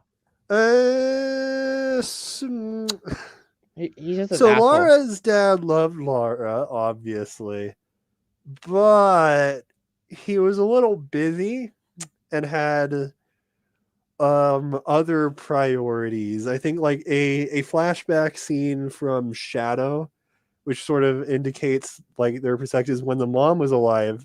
Like Laura was drawing like a cartoon, or like not a cartoon, just a drawing of like the family. It's like, that's you, that's me, that's our pet dinosaur. And then like mom was like, well, where's daddy? He's like, oh, he's at work. And that was sort of the indicator of their relationship. He had sort of grandiose visions of like this like supernatural artifacts or like whatever thens, and it sort of caused a rift between them. So like the idea of I'm busy, I don't have like time to play with you. A little, yeah. She's a bit isolated for that. But here's the thing: Lara literally perceive her as, oh, he doesn't want her anymore. Oh, okay. And then we got Joan, and then we got yeah. That's I was like, really? Sure, I guess. If he's such an asshole, what do you even grieve about him? I'm pretty sure she's embellishing like the faults of these characters in these sequences to be way more than they are, I hope. Like I don't know why she's doing that. Yeah, it's yeah, and then just like and then Rolf is like, oh, you don't need her anymore. It's like fucking hell. So stop with those hallucinations Yeah, like flashbacks. I don't believe that's what I would believe if like the sequence of events was like he lost custody of her mother's in France. She has to go there, and like Roth's trying to console her because like there's no way to like reasonably bring Laura to like a different country for like someone you don't have like legal control over. And so like it's just it's like just like let it go. It doesn't hurt as much if you let it go, like trying to console her, but like they're presenting it as being dickish. So like I don't know what they're doing. Yep. And so here's the part that's like the worst part when it comes to Lara's character. Uh, do you remember the Fox Spirit in episode 2? Oh yeah, the fox spirit comes back. Yeah, and she just basically and she said, uh, okay, here's how she basically said, stop grieving, stop Stop. grieving, stop grieving, literally stop grieving. You need balance, you need love and shit. You need revenge, you need love. Basically, just have stop grieving, stop it. But why? You know, I mean, you need love. You need love in your life. It's like you need, or else, yeah, you need to look that about people who loves you. And who are you? You're a Croft. You're a different Croft. Well, yeah, it's a deformation of that line from 2013 when like Roth's trying to encourage her to do something, and he says you can do this. You're a Croft, and then they like cut off her like his follow up to her saying, "I'm not that kind of Croft." So when I was describing, I will literally describe it to two people. How is Lara's character? I literally describe them as a god enter her dream and tell her to stop breathing. I don't know. I don't know. Wasn't like the point of the God message was just like it's like yes, there are like these evil things, but there's also these good things that like sort of arise with them ish. Yeah. Well, That's it's all just it like is. what good thing arrives also from betrayal? Like No. So I was like, yeah, that's what I said. So it's like God just tell her to don't be sad because there are happy things in life. like there's Well, more to life than these four evil things. It's like yeah, I guess I guess. like stop being sad. That's a fucking message at the end. Oh, I literally watched this scene. I was like, wait, that's how you want to end her character arc? Just don't be sad. A god entered her dream, just like don't be Yeah, sad. a god talked to her from that she got to know earlier in the show, and it's like, hey, you stop, don't be sad, get glad. Yeah. Yeah, and that's how and everyone just baffles when I describe it to him. I was like, yeah, that's how it ends. A god did that. That's the end of her character arc. Is she has like a dream premonition conversation with a god about, oh, there's actually good things in your life. I'm gonna be honest, I don't even think this is a dream. I think a god literally enters her I think dream. I literally think I think it's a god entering her dream. They are talking, but I think it's like within her subconscious. I don't believe that they're in like a separate eternal plane. No, I just think the god just entered her dream. That's it. Yeah, And it was like, the god entered. I don't believe like she teleported her to like an ethereal plane to have this conversation. yeah, that's Like what I she think. already demonstrated that she has like I don't know, like hallucinogen adjacent powers where she can like show you crap. Like Yes. So yeah, yeah, that's yeah, that's a flashback. That's character arcs ending for Lara.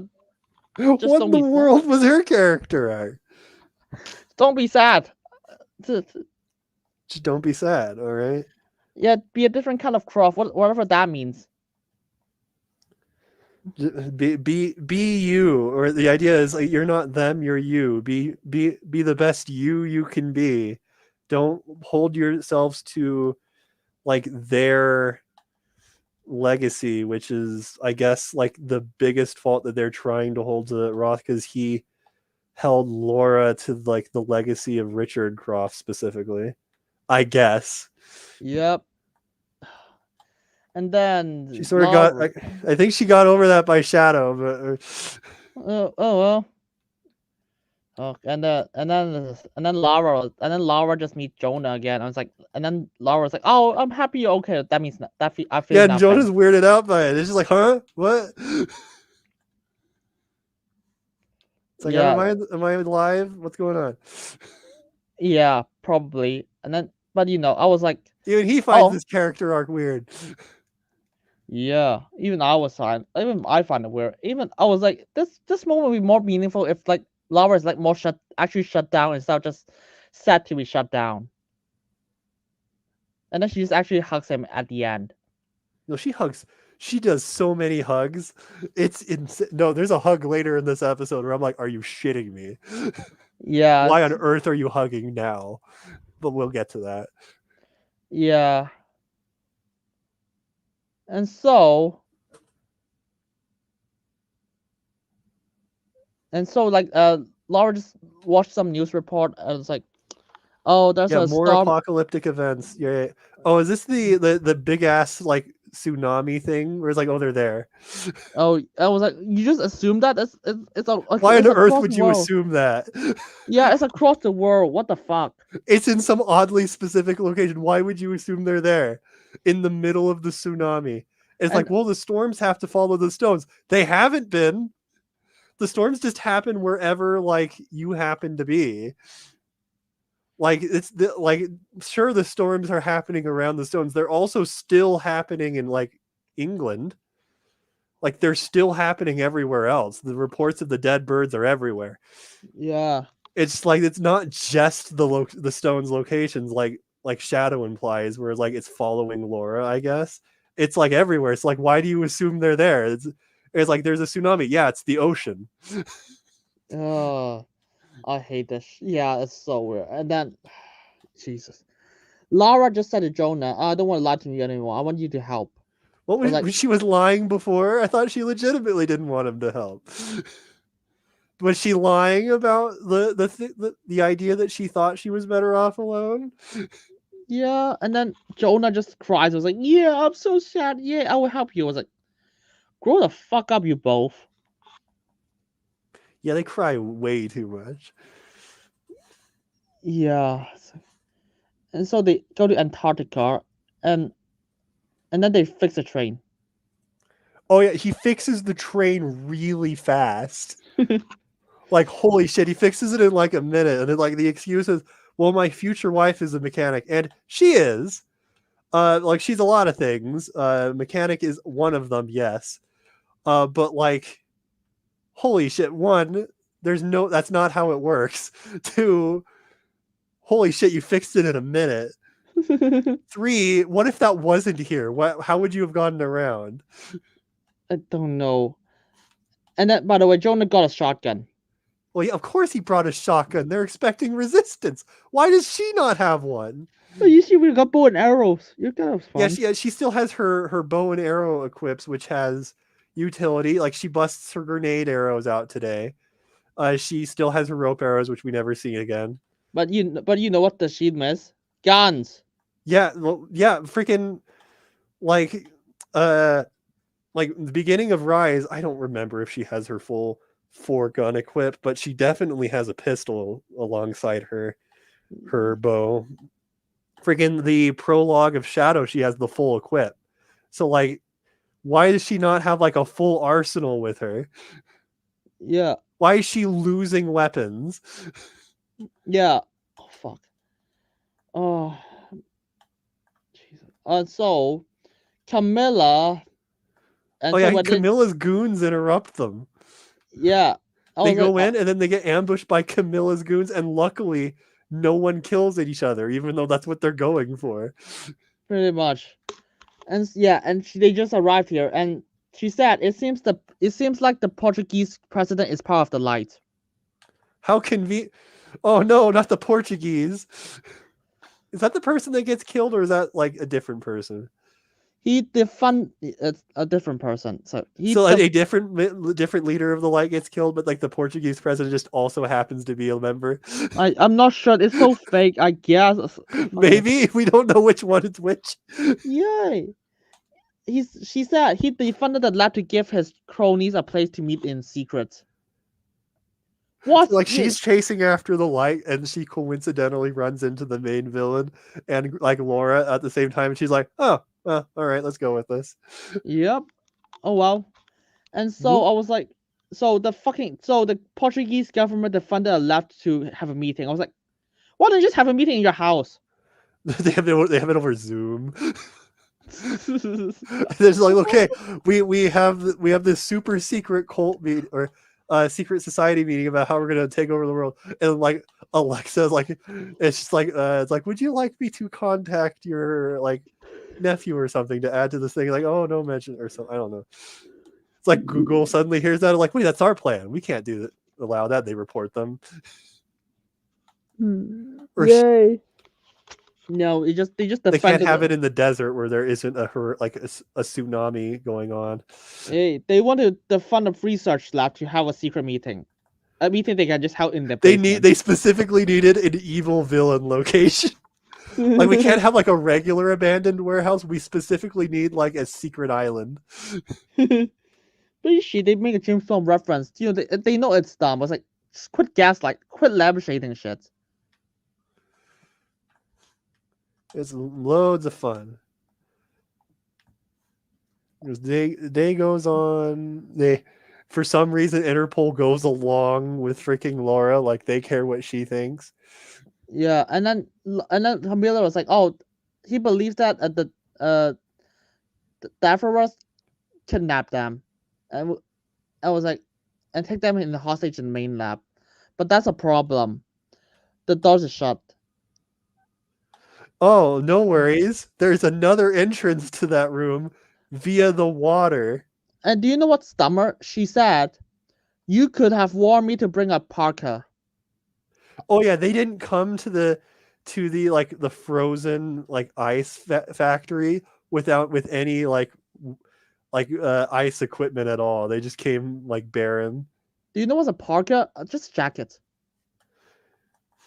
But like luckily, now that they need to go underwater, there is a random swimsuit or like Oh, a full body water suit that is perfectly Lara size just around that they can put on and so she can swim into the ice cold water.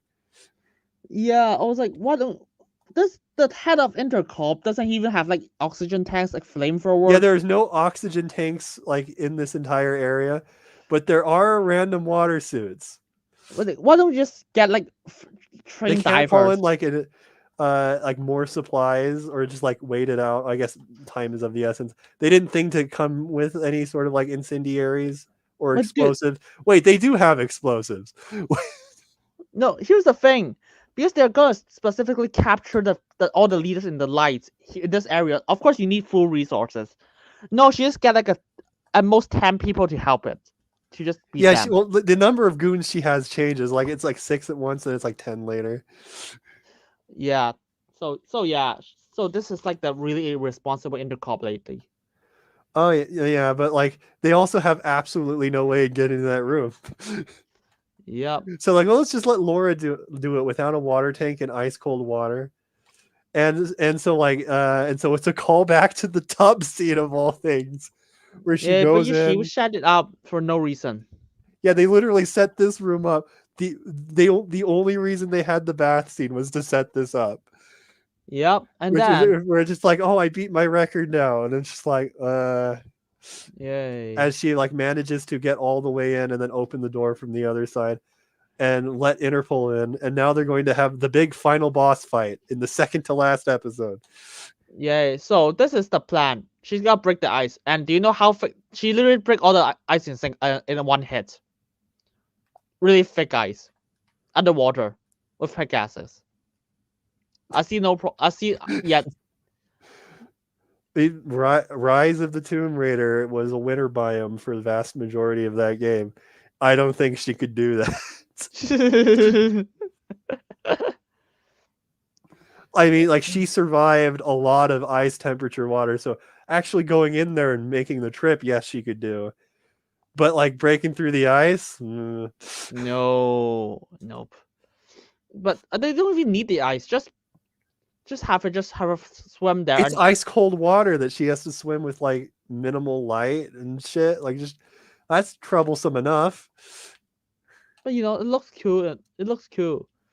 And so, and then, by the way, this Camilla said we have to stop Jonah before the Davros before he kills We also everyone. need to stop Jonah. Yeah, he said he needs to stop Jonah before he kills everyone. I was like, yeah, we need the light alive for the Interpol to do their investigation into the light. Which his plan isn't even to kill the light, apparently. So, like the mission accomplished, I guess. Yeah, yeah. I was like, what is this Davros plan to just kill them all here? No, well, his plan was to kill like the main one, I guess, but then to send the others back into the light as mind controlled sleeper agents, so that they could like I don't know, like semi take over the world and then tear it down from the inside out. Yeah, like parasitic ants. It was his analogy. It was his like narrative. Yeah. Like I guess he's playing the long game while the world is ending. Yep. He was like, oh, I want you to just infect those guys. I was like, no. Just tell him every single person who works in the light. That's all you need. That sort of defeats his previously stated line from Laura, where it's like, It took you years to take down Trinity. I'm taking them down in an evening. Was like, And it's like yeah, this doesn't seem. It seems like a long time effort you're going here. but you see, I just want to shoot that. But you see, I just want to destroy the world. Absolutely fucking crazy.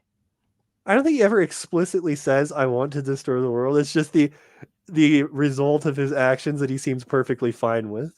Was like, yeah, I was like, why would you even be fine with that? I was like, yeah, let the world die. Yeah, sure. Kill it It's if like, you have to. yeah, I mean, it's like that. Oh, I didn't want to start a nuclear war, but but if someone but it's but the consequence of my actions to start a nuclear war. Well, I'm fine with that. It's like rip. Rip, that's it. I And guess that's everything. and I fully know it will start a nuclear war. So, oh well, it's of course it's your fault, you moron. And yeah, they thought they have a shitty fight because because instead of the It's Davros. an impressively shitty fight. It starts with the first and only use of the betrayal stone, which is just it makes the random goons of Interpol turn on each other, which like they go like with yellow eyes, and it's like so it's just a shittier version of the Power Stone, because like that's not going to work in every scenario, but Power Stone does. It's like, Yep, all right, why did you even need that? What did it accomplish? nothing. It's like, And okay, yeah, then we have no idea what the greed stone does. I guess it makes more people greedier. Yeah. yeah, and by the way, and everyone just tried to yeah, because Davros just control one person instead of everyone in the room. So fuck it. Yeah, And the betrayal stone is by sight. He can just yay, look at you and you can immediately betray people. He doesn't do that to Laura or everyone else. He just does it to a couple of the goons. hey, yeah, and remember the guy can beat Lara in a fight in the Yeah, first he could beat episode. him on a fight unpowered. Or well, he can at least tie her in a fight unpowered. And Now this is and fully powered him, and then he turns into like a monster. yeah, I don't know because Lara actually beats him, like knock the staff out of him, and he doesn't fight back.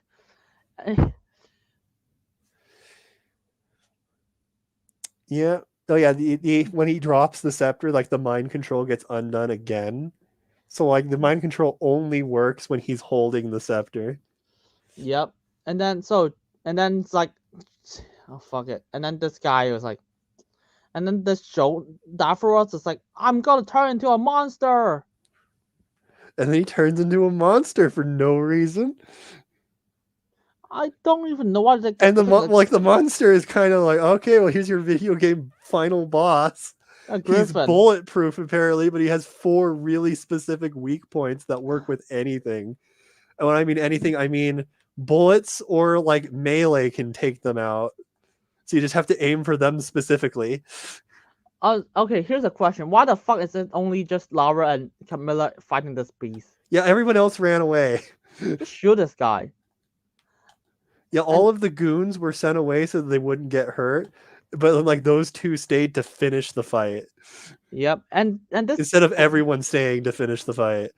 and this video game boss is so it's like instead of just kill her immediately, she just just throws her around. Bro, the shit she survives about the throwing around is like, okay, you got thrown around. She got thrown into like metal piping that then like contorts to her exact body shape, and she's perfectly fine. Yep. It's And like, bro, you're so dead. Like Laura is famous for the shit that she gets put through in like specifically 2013. The other games are like less so. For like holy shit, you should be dead, and she never went through anything that bad. yep. And so Jesus.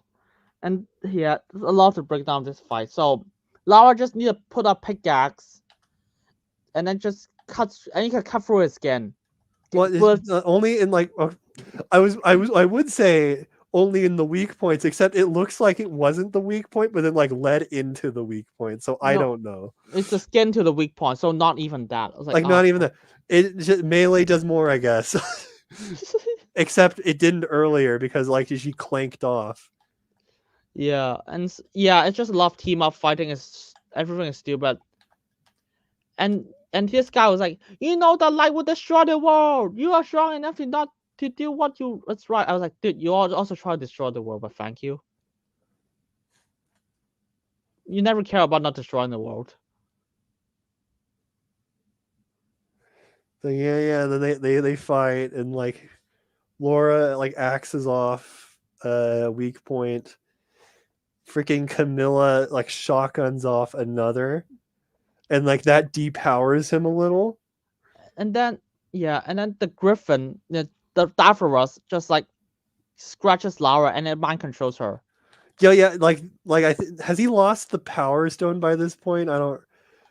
Where like I think like he didn't even intentionally do it. I think he coincidentally scratched her with the Wrath Stone. Yeah. Which put her in Wrath mode. Yep. And you see, do you know how she beat and it? she just like balanced her way out of Wrath mode. Like, excuse me? Yeah, because like she's still in it. Her eyes are still red. She's just has control over herself because willpower. Well, that was easy. No one can do that before that, I guess. Even it's just the power of love. That's it. Unironically, the power of love. She her exact words to Laura is like, "I love you. Don't do this." So yeah, I guess. So yeah, that's it. That's it. I mean, do you know when should the god be appearing right now? Instead of the scene beforehand, they should just move the god scene right here. It would make more sense. The god intervenes mid fight. I mean, at the very least, that would make more sense than a god. Only a god can intervene that. Or she's having like immediate like in battle like flashbacks, and like the god intervenes as part of them. At the very, I mean, that's like, yeah, I think that if you want a god scene, just put it here instead of like beforehand. I was like, at the first, I would be like, oh, like she was the god related to the Wrathstone, so I guess that would be fitting. Yeah, I was like, I would believe that more than just power of love or something. Oh, by the way, this is like, yeah, and that's it. That's a villain defeated. They just team up to knock the stone together. Yeah. Yeah. She gets over the influence of the stone, and like they take down the villain. I found this so funny. By like flood, like is the room flooded already, or did they deliberately flood it? They deliberately flooded. Yeah, so they deliberately flood it, and then they like hit an exposed wire to electrify it to like zap him out, and that's what like stuns him long enough to like they can take out the final weak points to like just turn him regular human, and like, okay, you're defeated now. Except if you remember, they know they have to bring the stones back to the temple. This was already established by the fox spirit.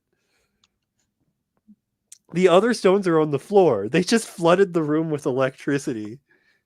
How are they going to get the stones back? The water just goes away and they just have the stones. Did they know that water was just going to conveniently go away? Oh, I guess that. The stones could have been swept out into the ocean and they would have been screwed. But oh well, it is what it's just like, did you not think 2 steps ahead? And you see, it's a cool fish show, so oh well, that's how they fuck. That's how they think. But yeah, they finish off the boss fight, and the boss fight's like, how could you resist the Wrath Stone or something? And it's just like, oh, I guess I'm not as weak as you are. It's just energy. And he's just like, oh, and then he gets sad. And as they're walking out of the room, Laura just starts hugging like Camilla and freaking, like, I temporarily forgot his name and I feel bad about it. Yeah, Jonah? Yeah, Jonah. And I'm just like, why? Why are you hugging them? This isn't the time for that. Yep. It's like you have things to do. Yay. And yeah, that's the end of the main villain, by the way. Yeah, he's gone. He's done. And now that's also the end of the light. We don't know what they were doing. No, nothing. And yeah, and now they're like, oh, we gotta retrieve the stone back to the god's temple. It's like, well, I get, even though like the stones just being out in the open before wasn't causing the apocalypse, now that they're separated, the apocalypse is still going on, so we have to return them to the heavens, I guess. Yep. So my first thing is, I was like, oh, okay. So you gotta do it now. I was like, yeah. Oh, and she has a private plane, by the way, right here. Private jet. It's right here. Oh yeah, and they give her the pistols. Oh yeah, guns. And by the way, they found a god location through GPS. Oh well. I think I don't know. I guess it's that easy. I guess it is. Yep. So the question is like, well, why did she not have her? I think they think it's a call back to like the original games because she doesn't ever she dual wields once in the Survivor titles, but like, bro, like Roth dual wielded guns. Why weren't you using those? So here's the thing, because they want to make this Lara into the original version of Lara. So The twin gun. pistols that Roth used were the same model as the original pistols that the original Lara used. That's why he used them. That was the point. It's not hard. But we just need to give fan service, really. Really pistols. Like, yeah, Lara never used pistols before. Yeah, she used dual pistols once in this canon, and then she like kept one on her. Yeah, they need to make her into the original Lara. So, oh well. It's like, so twin guns. Even though if I was, bro, bring a machine gun. yeah, machine gun, a bazooka. Oh fuck it, hire a fucking army for her. Why don't you hire an army?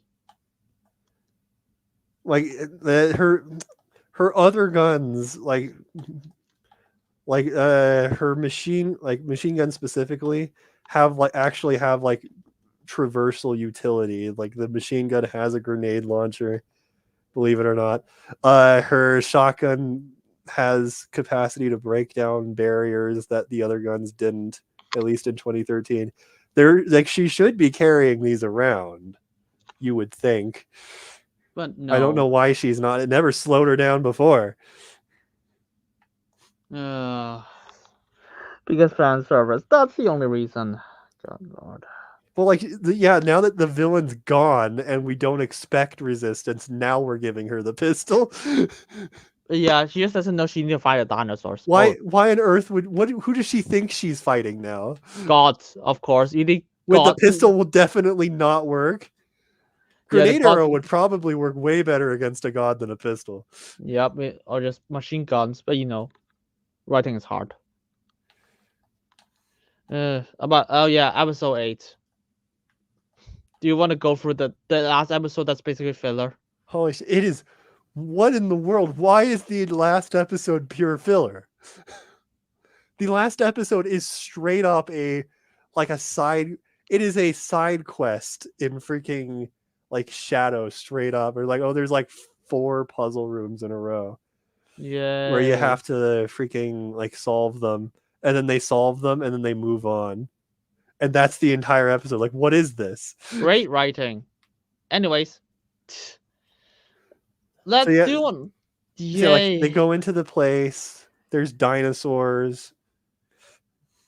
And because but remember, Camilla's on this. Is on this. It's in on this, by the way. So she could just. Yeah, she knows what's going on. She's not going in with them. Yeah, I was like, why don't you just get all the inter. She's not even part of like the support crew. The freaking wife character is, but she's not. Yeah. Why don't you just get a bunch of Interpols too? It's like, this is like Interpol's not monitoring what they're doing. Like, this is like, I don't even think Interpol cares. Like, they probably don't believe in the apocalypse right now. They literally saw the monster guy, but they're like, "Oh, that's weird," but they don't. They're like not concerned about the apocalypse that the person who knew about the monster guy was warning about. Was like, that was insane for Interpol to not do anything. It's like, and then they got when Laura's going to got the god place, Interpol is not there for some reason. Yeah.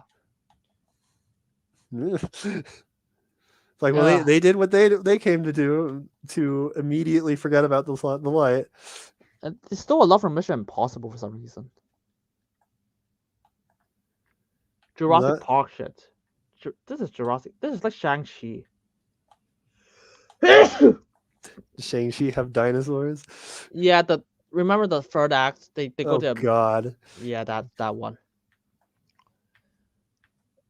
And yeah, so the location is they go to the temple at the tallest building to find the god. That's where they have to return the stones. See, like, they go through these. Was it like they're just a sign that like says go through here, and they're like, sure, why not? Yeah. like more or less, and that teleports them to the dinosaur world. Yay.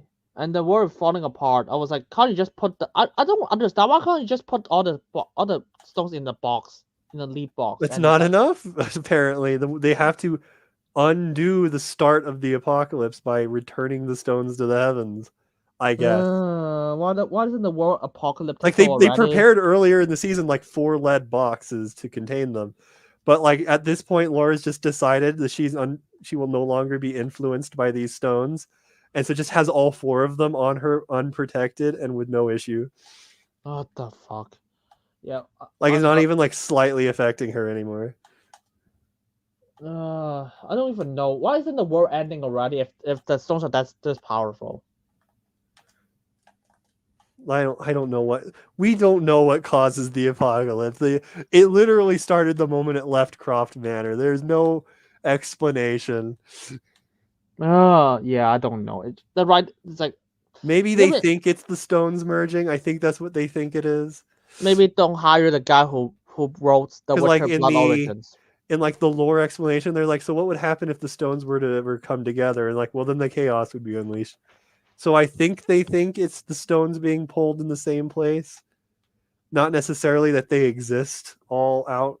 So maybe if they actually just moved them to like 4 corners of the earth, the apocalypse would stop. I don't know. Yeah. But the fox spirit told them to come here, so they are. Yeah, and so okay, this is gotta be yeah. To be honest, I don't even know the Fox Spirit shit anymore. That's, and so they go treasure hunting in this last episode, which is like finally some tomb raiding.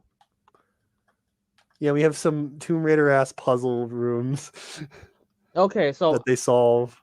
we're gonna explain why this Tomb Raider puzzle room makes no sense. For one, this room requires 2 people.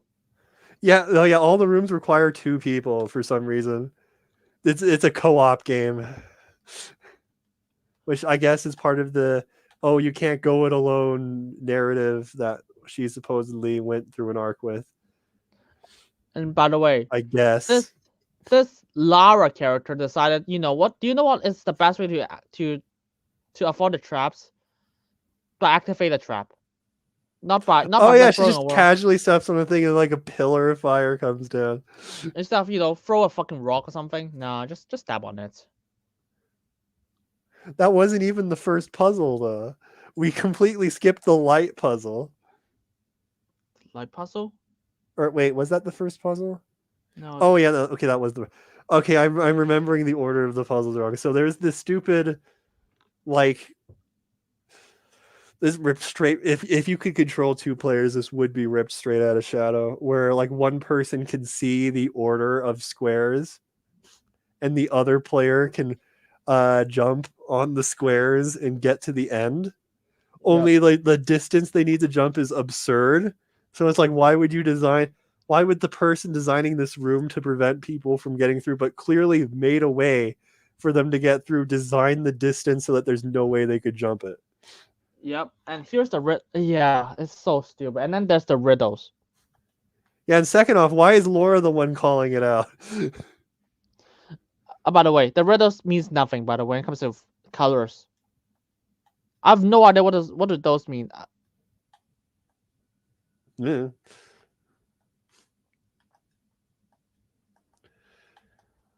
Yeah, it's like I mean, to be fair, those are like colors represent of those chaos stones. But it's like if I read this poem, I was like, long ago the sky was broken, and so never cut off the legs of the great black tower and set them up as pillars. Black. What is that black? I got no idea. Okay, I'm gonna skip through it and just gonna say that. Oh, this is nothing makes Yeah, sense. so like Laura looks into the thing, interprets that like, okay, you need to step on this color next, according to the order that's listed on this thing that only I can see. Which like I guess if you can't just like memorize the list and then like step out and then do it by yourself or like No. take a photo. I guess it has to be a 2-man thing. Yeah, to be fair, they locked her arm, so. Yeah, but like she gets out of it. Oh yeah, Like when she like steps away, like the list closes. Like maybe it's randomized every time. I don't know. My main thing is like this list doesn't tell you anything about the colors and stuff. I can actually read this without the translation, and even I was confused about it. Jesus. Well, she's the puzzle master. She knows how to translate what goes where. Oh yeah, writing is hard. So yeah, they have the super suspenseful scene of him jumping from platform to platform, and then he makes it all the way through in the end. And of course, the pathway grows. Why? Fuck it. So yeah, that was the first puzzle room. Nice. Yay, we're one down. So now is the next one the light puzzle? The light one. Oh, great. So now, like basic ass shadow puzzle. I think this actually is a puzzle in shadow. That freaking like RE5 light room, where just like one light is shining, like shine it on everything. Only it's like obviously you connect it to all of them. It's just sort of like matter of factly. It's like where's the next one I can see? It's like, oh, shine it in that direction. Okay, you go to that one. Where's the next one I can see from here? Oh, just angle it to that one. Except one of them doesn't like lock in, so you need a goon to hold it into place to keep the puzzle answer secure. And then once they do that, a bear shows up. Oh yeah. It's like, what? Oh, how convenient. And then like Laura has to make the tragic sacrifice of like, oh, I gotta leave you to like finish the rest of the puzzle rooms and save the world. And he's like, do it. And it's like she begrudgingly does it, and now she's alone and left Jonah to die by fighting a bear. Do you know what I said? Eh? Why don't you just shoot the bear, Jonah? Well, yeah, they both have guns. I mean, actually, Laura did. It just none of them. Yeah, it just bounced off him. Yeah, no, actually, it doesn't bounce off. It doesn't hit him. None of them hit him. Oh yeah, she's a really bad shot. Apparently, I guess that's why she doesn't dual wield. Yep. And Jonah doesn't shoot the shotgun shoot it at. Well, he's a little busy holding the thing. No, afterwards. I think he shoots him off camera because the bear's clearly not there. Yeah, because the bear destroyed the statue, so was like, and instead of just pull the trigger already to just let Lara feel better, just like, oh, just go in. Yeah, just go in, and then she goes in. Yep, that's it. I mean, bears in the Tomb Raider universe, like Rise of the Tomb Raider, like normal difficulty will take like 3 magazines of machine gun ammo before they drop. So, yay, happy. By the way, the next scene has barely any dialogue, and it lasts for like 10 minutes, 5 minutes. Oh yeah, bro, what the hell is this scene? It's just like weird imagery. Yeah, it's just them for them to show off some animation. It's like, ooh, look, you're in like the astral plane or some shit. Like, what's going on? You're like ascending to the heavens, and there's like shit going on. I thought the gods would go say something to her. It's like, no, just pick a stone. Bye. Yeah, the god. All right, here's the question: is that the fox spirit, or is that the goddess from the mythology? Goddess from mythology. That's what I think it's the goddess from the mythology because she doesn't have the fox tails. Yeah, but it's just like, all right, sure, you're here, I guess. And then like the dragon also shows up or something. I didn't. Well, did the dragon show up? I thought the dragon showed up. I don't think. I think. No, I think. Not really. Whatever stuff happens. Yes, shit happens. It's like that is the only explanation for this thing is stuff happens. And then the entire castle collapsed, and Lara and Jonah survived. Lara's just sliding from the side of a castle. Yeah, she just casually gets out, and so does he.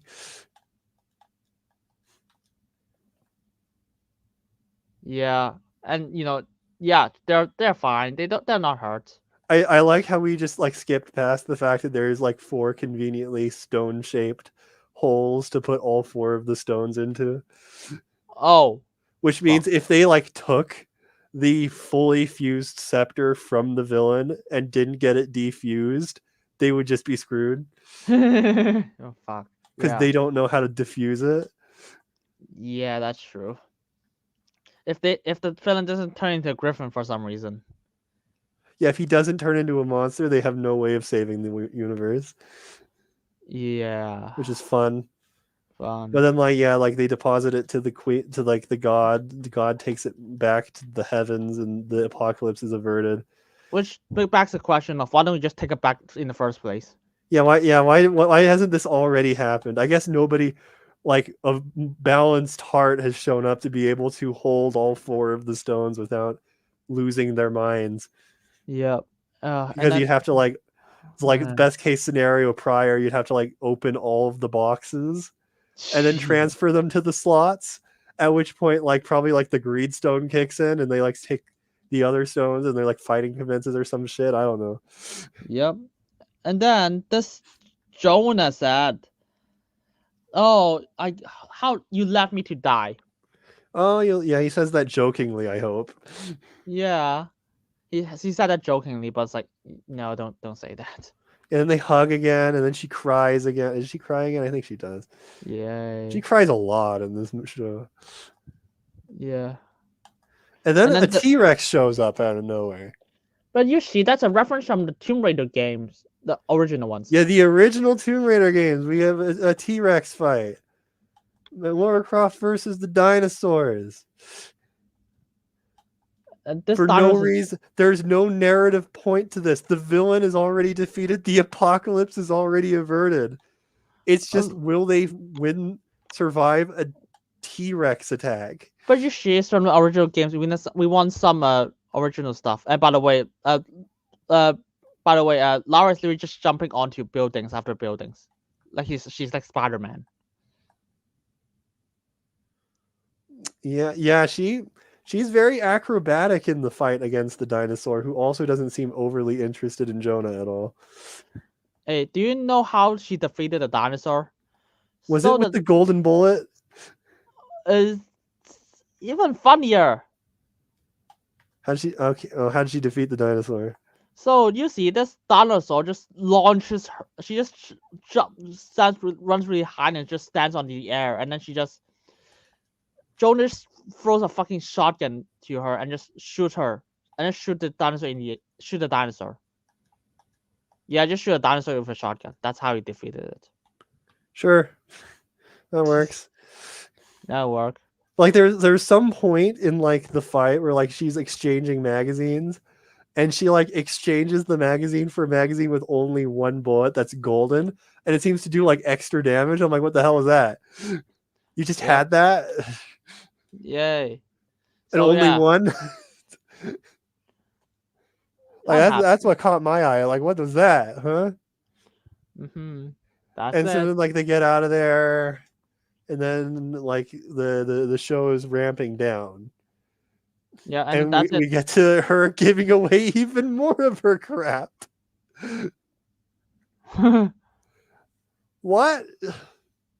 So like she's literally in the exact place that she is when she started, except for different reasons. Oh yeah, imagine you tell me this version of the show is gonna translate to the original games, which she has everything in a fucking mansion. Yeah, she's getting rid of more of her mansion. Also, that's not how the original game portrays things. You know, that's not how the Survivor games depict her. She's sentimental about things. She's still wearing her necklace, her highly sentimental necklace. She hasn't abandoned that yet. Yay! It'd be really funny if she gave away like the knife from Shadow that like started the apocalypse to some museum, and then just like restart the apocalypse. It's like, damn it. Yep. Another one. Hey, just conclude Jonah's wedding. Oh yeah. Like we have a scene with Camilla and Laura again, apparently, where they sort of chat, and they're like at Camilla's wedding. First of all, there's characters missing here. Like all of the characters from like 2 and 3 probably Reyes? would, like, if you would, they're a little secluded, but they would show up. like Sophia from Rise, she's a little secluded, but she'd show up if asked. Freaking like the Paititi gang would probably show up. Freaking Yeah. Reyes would show up for the bitch she is, but like she didn't exactly end on bad terms with Jonah, so like I don't know. But it's like the whole gang is there, they're having the wedding, but like she needs to get Sam now, who just finally sent her a text, I think, or something, right? No, she just texted her and then just calls her. It's like something is wrong. And so Lara was like, "Oh, I want to leave." I'm gonna go check that out, and they're like, "Sure." And so she I was goes like, check that out. I was like, it's like overseas or something. Aren't they like both in England? Yeah, and it's like It's just like in another neighborhood. Just go over there. yeah. Sam is overseas. They say. Sam was over. She's leaving the country.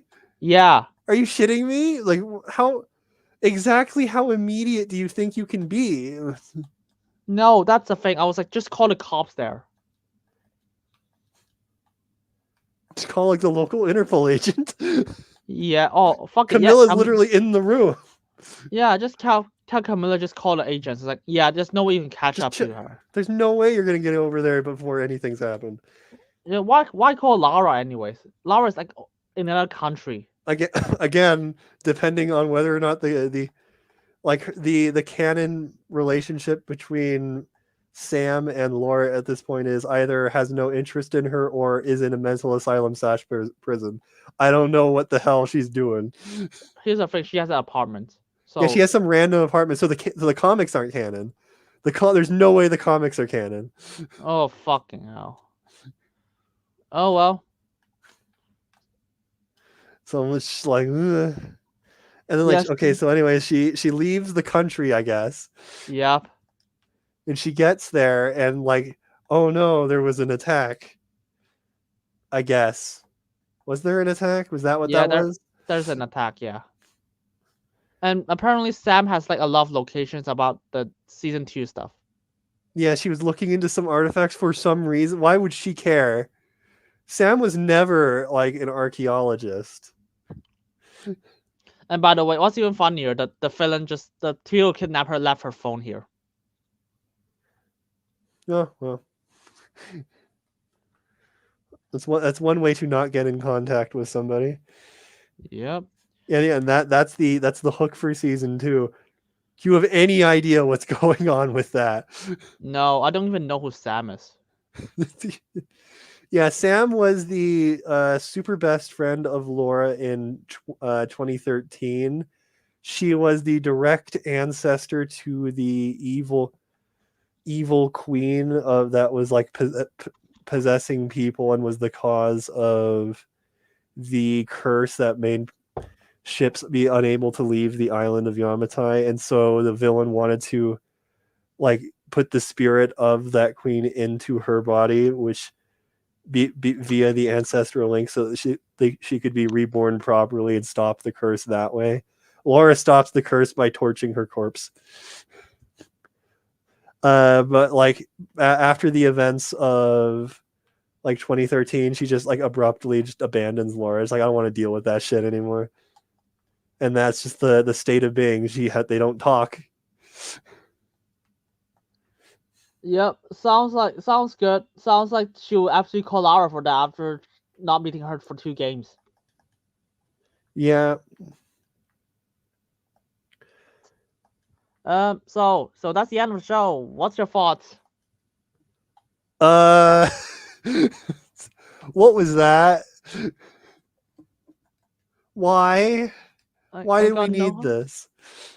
I don't even know a lot of the lore stuff, and it's like, oh my god, it's even more broken. Well, like, let's be real. Who the hell is playing Tomb Raider for the story? I'm like the only asshole that knows this. Yeah, that's why. Like, why are you making a story sequel? Did anyone want this? Yep, that's why I asked you to be on this podcast, because you're the only one who plays it. Here's I'm the only one who cares. Yep. So It's yeah? What do you want to say? like it's a bizarre foresight. Apparently, it was in quotation marks like commissioned for a season 2 immediately. It's unlikely we'll see that. No. I do not believe the show got good reception. Oh, it doesn't. No one does. No one thinks so. No one thinks the show is good. I No. highly doubt we will see a season 2. However, this is not the end of the unified timeline. There is a like Tomb Raider 12 in production by Amazon Games, which is apparently continuing the story. So What? God help us. Tomb Raider 12. Yeah, it's 1 to 6 is the original. 7, 8 is the Legend timeline. Anniversary doesn't count because it's a remake of 1. And then 9 to 11 is the Survivor games. So Tomb Raider 12, yes. Oh, good lord, kill me. There's so many. Yeah. Well, I wonder how that game is gonna fit into the new timelines. It God only knows where they place it. It'll probably be a canon-ish sequel to the Survivor games, but a prequel to the originals, as is this. They have like 3 to 4 years to play with before the original games kick in their timeline and nothing makes sense again. Yay. That was fun. I'm definitely gonna not watch. I'm definitely not gonna not play. I'm definitely not gonna play that. So. Hey, Well, you don't want to play TR12? No, I mean, I'd Just rather think of all of the great character moments you could get. No, I'd rather have the Lara Croft with big triangle boobs. But well, you see, here's the thing though. Not TR12, 2013 is a better game than Tomb Raider 1. She doesn't have triangle boobs. You sure? Bro, have you played Tomb Raider 1? No. Bro, that shit has stance-based tank controls. You have to be in the correct stance to be able to jump, and then you have to switch to like combat stance to lock in and sidestep. And like jumping is like contextual on like how much speed you have. If you're standing still, you can jump. If you're full running, you can jump, but if you run for only like half a second, you can't. And like climbing sometimes doesn't work, and it's trash. It is absolute trash. What the fuck? Bro, try to play it. I dare you. No, I'm like good. the line was just like, "Oh, modern Tomb Raider's trash. It pick up the originals. You like it more." It's like, I don't believe you. It's rough. It's really rough. We have moved long past at least Tomb Raider 1. I hear people praising like 2 and 3 more, and then like the later games they stop bothering to praise. But is it more intuitive than the Law of the Ring God? Law of Probably. Jesus. Yeah. Oh well. I admit, I miss the triangle boobs. At least looks wise, it's better. I don't know. Legends Laura has some pretty nice boobs. Maybe. Here, I'll send you a picture of Underworld Laura. Well, okay, let's just address her looks. Laura in this show didn't look bad. Like she wasn't like hideous. She was fine. She's not like the most attractive person in the world. Like she was literally naked in one scene, and it was the least sexy scene ever produced. But like, yeah. I mean, they're gonna make a live action Tomb Raider game, Tomb Raider show. Yeah. Movie. Oh God, help us! Another one. Hey, as long as it's not in the continuity of the games, it's not gonna be worse than this show. Fucking hell. Like how could they possibly make the continuity worse? It's like they've done so many tries. Yeah, just don't make it canon. That's better than ready. It's like the problem I have with Deadpool Wolverine. It's like, don't make it canon. You're better off with that. But they made everything canon. Same as Terminator Zero. Everything is canon.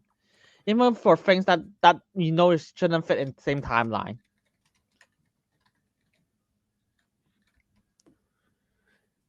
It's like, oh yeah, there's no way these things can fit in timeline. It's like, well, they do.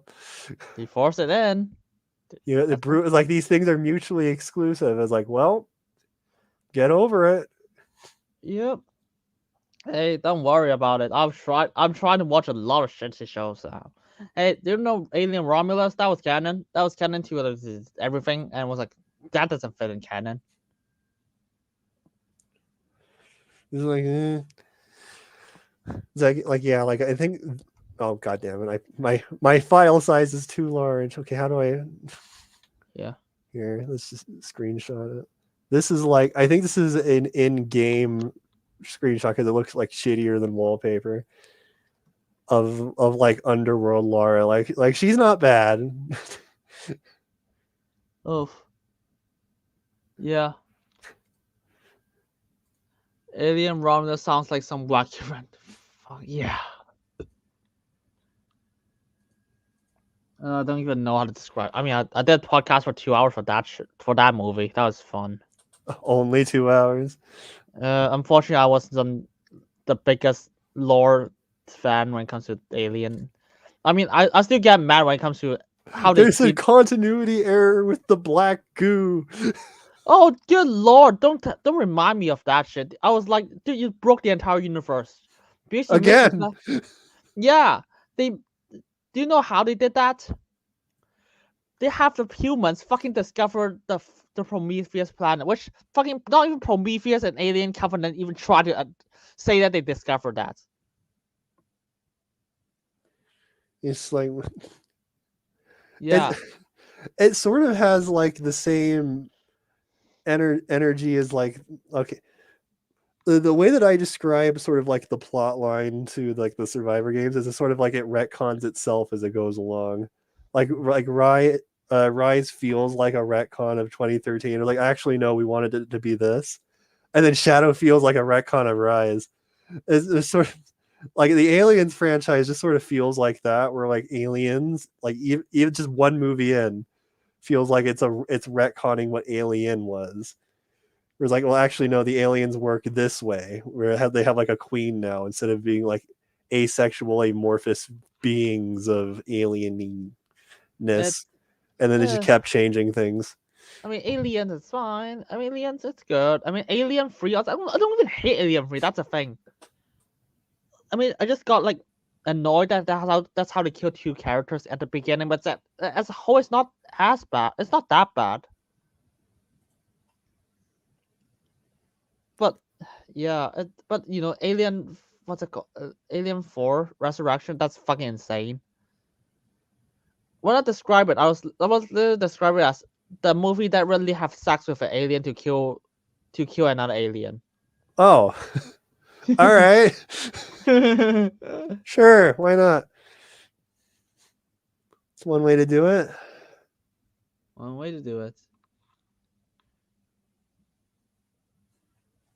Well, we survived the show now. We never have to think about it again.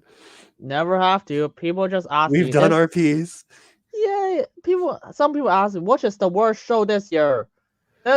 We've got competition, but like it's on the list. It's on the list. This one on Terminator Zero. Fucking hell. I don't know. Just like you care more about Terminator than you do Tomb Raider. Yeah. Oh. But okay. Well, I guess the question is Terminator Zero just a better overall watch? I don't know. I mean, like you forget about like the stupidness of everything going on. Like, does this show have like the scene where it's just like, okay, well, this doesn't make any sense, but it's cool as hell? Like, or you're just like, oh wow, the windsurfing, this is fun to watch. You're like, nah. It's like, is there any good fight scene? Is there any good action scene? No. Like the animation isn't like horrific, but I mean, like it doesn't like stand out. Here's the thing: the Terminator Zero animation is like it's fine. I mean, the action scene is like bonkers, like nothing makes sense. And I mean, there's a lot of like really. Here's the thing: Terminator Zero is really pretentious. It's like that fits with the Terminator franchise, I'll admit. Oh yeah, because there's a debate between like the scientists and AI, and the AI was like, "Tell me why shouldn't I destroy the world?" The scientist was like, "No, humans are shit." Because don't, and it's just like Actually, it's even worse. The scientist is like, "No, destroy it because humans are shit." The guy who's the defending AI struggling. has to start talking him down. It's just like, uh-oh. Whoops. We Fallout's sent tough the to wrong beat. guy in. Fallout's tough to beat. Oh no, yeah, Fallout is tough to beat. That is true. I've seen Fallout. I don't think it's worse than fucking Terminator I Zero. I know a lot of people, a lot of colleagues who really liked Fallout, and the reason they stated was it was like the games. I don't think a lot of people see past the surface details. No, I don't. I don't even know the game. So I was like, oh my god. I mean, trust me, I found Fallout more entertaining watch than fucking Terminator Zero Tomb Raider because that's fun. Because Fallout is funny. It's a funny show to watch. I was really laughing at the show. Yeah, it might be like the worst show just like might come down to like, well, how much do you have to lose? It's like, is this show bad? But like, no one cares about the plot of these games. I mean, Meanwhile, like Terminator, okay, yeah, it's had a lot of bad movies back to back, but people still really like Terminator. Like, you're losing more. Yeah. Here's the thing. I don't know which is funnier. Lara's arc is resolved because a god told her to stop grief, to stop being sad, or of Hank nuke Shady Sam because her wife left him. That's why he nuke City. Which is funnier. He was upset about the divorce, so he nuked a whole city and caused an entire government to collapse. Yeah, I don't know which is funnier for how to describe it. It's just like, well, it's one point where it's just like, oh wow, really bad character moment versus how in the world does that work in like existent universe? It's like, how does a whole ass government collapse from one sitting getting nuked? Yeah. Oh well. Yeah. Yeah, that is like so, and especially if you know the game lore, it's even worse. Ooh. Poor Fallout New Vegas fans. Oh yeah, poor them. What's the list of video game adaptations that we're fearing? So it's like, it's Fallout, it's Tomb Raider now. Do we have any others? Oh, let me see. Let me see what are other shows that are too. Like, I mean, I've heard, I haven't really watched any of them. I've heard good things about Witcher for a while and then stopped. No, there's nothing good about that show. Nothing good about Witcher. I heard good things about Last of Us, and now everyone's dreading season 2. Oh, by the way, Witcher is a book adaptation, not a game adaptation. So. Oh, is it an adaptation of the book? I thought it was an adaptation of the game. Adaptation of the book, but the game adapted continued the books, but it's like fan fiction continuation. But yeah. Arcane is good. Yeah. Oh yeah, Arcane's really good. That comes out next month. Yeah. Castlevania. Oh god, was that this year? No. Wait, was Nocturne this year? There's no way. Jesus. Oh god, time rolls fast. Nocturne was a piece of shit. Nocturne was so boring. There's like one real action scene and that's it. And I'm just like, the rest of it is like crappy French Revolution politics and like characters I don't give a crap about. Oh no, that's last year, thankfully. There's supposed to be a season 2. I'm like, who cares? Dude, nothing happened in the first one. People told me the show got back after season 2. I was like, okay, whatever. Okay, like the original Castlevania anime. So like there are like particular episodes which are just like, this is the combat episode. Oh fuck! They gotta make a dragon show. Uh-oh. Yep. Good thing is it's not a continuation of any games. That's spooky. So yeah, like the OG Castlevania anime. There's like whole ass episodes. There's like, this is the fight episode, where all of the like big animation fight that we've been building to, and then like the rest of it is characters talking. Oh shit. Halo season 2 is this year as well. Oh god, that came out, yeah. Oh, I mean, at the very least, the Halo show is not connected to the games. Yeah, and it got canceled, so it ends on a cliffhanger, doesn't it? Well, I never want to watch that show again. No, no one ever wanted to watch that show. Yeah, I never watched that show, so I was like, I don't care. It's not Well, continuing. I'm not the biggest. I'm not a fan of Halo. I don't know what do you mean biggest. Like I went through like Halo 1 and 2 with a friend. We were so frustrated. It is not a style of game we like. No, I just love Cortana. That's it. I never played against Halo 4 Cortana, and that's it. Yeah, For obvious reasons. Yeah, for obvious reasons.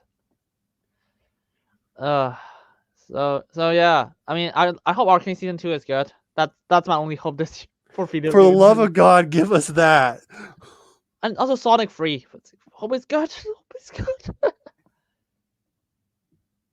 We can only hope. Good that the show is worst video game adaptation. I say we because Fallout stepped in afterwards. Oh, Fallout beat Halo. Ooh, that's high praise. I don't. Yeah, I need to really think about is Fallout or Tomb Raider worse. Ooh. So the worst. Okay, so the thing that actually puts the Tomb Raider and Fallout in direct competition is that they're both canon. Yeah, they made this canon to the games and simultaneously made all the games canon to the games, which makes absolutely no sense. Meanwhile, Fallout's canon to New Vegas and 3, I guess, and it's like 1, no, 2. Yeah.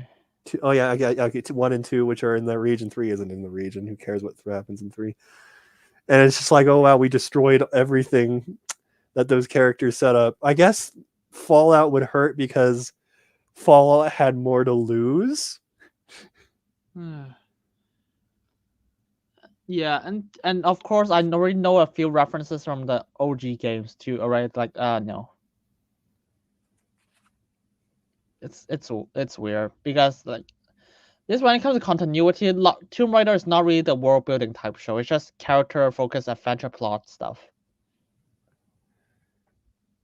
Fallout is absolutely a world building, so it's like when they nuke a lot of things, it nuke a lot of world buildings.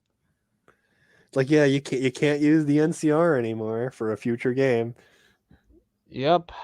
Oh well, I mean, they're making future games by the way, so good luck with that shit. They're making future games for Tomb Raider. Good luck with that. Oh, they don't have Trinity, so they gotta use. Trinity got eaten by interdimensional goblin people at the end of Shadow. We don't have to worry about them anymore. No, don't worry. They gotta bring in the light in the games. Yeah, the light is the new Trinity that literally just showed up and were already beaten off screen and are now rebuilding. The shittiest secret society ever. No, literally the first few dialogues is like, oh, by the way, this is open society. There's this other secret society more powerful than them, but they lost. They just made it like what? Yeah, they made themselves religious to recruit better. I was like, fucking hell! Why do you make them open secret? Yeah, they're a super open secret apparently. That never came up before until just now. Yeah. Oh my god. And probably never came up in any of the other games, so I guess they'll be dealt with off screen or just ignored. Yeah. Like Laura does not seem concerned about the light in Tomb Raider 1. And hey, we also know that Rolf is a shitty dad. And yeah, apparently. She also has a secret. He's literally my favorite character, and now he's a piece of shit. How'd you do this? I don't know. I was watching this like, oh, so Lara's just grieving a fucking asshole. Yeah, I guess. He's very selective with who he gets to be an asshole for. Yep. Who's worse, Mo Daver or like what Davaro? Oh, Davaro is pretty bad. Yeah, and this Mo Daver and Davaro is like has the same issue.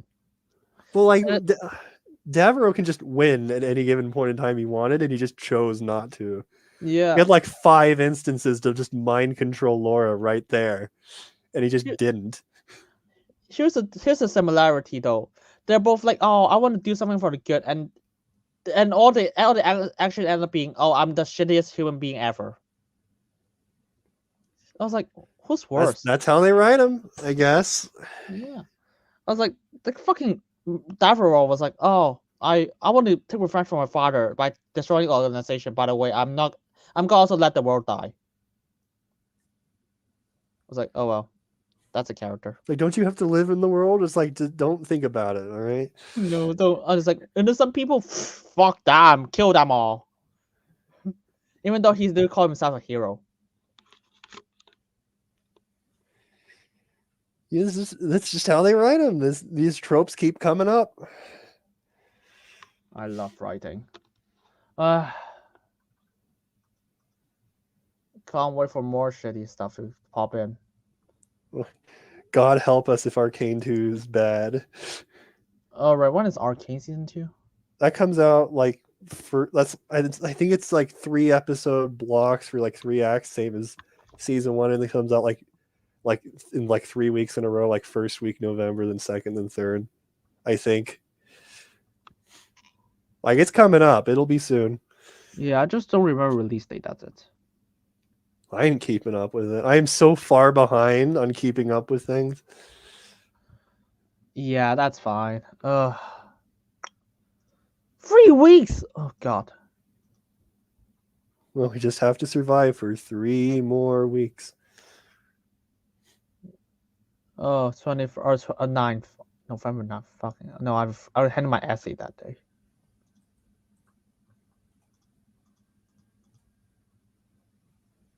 So it's 9th, 16th, and 23rd, right? It is just those 3 weeks.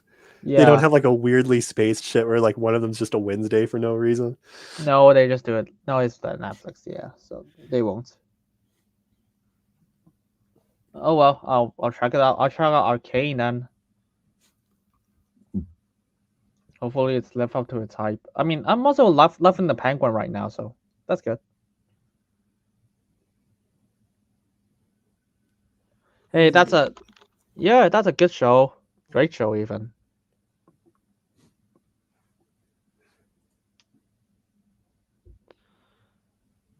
I don't really have much time, unfortunately.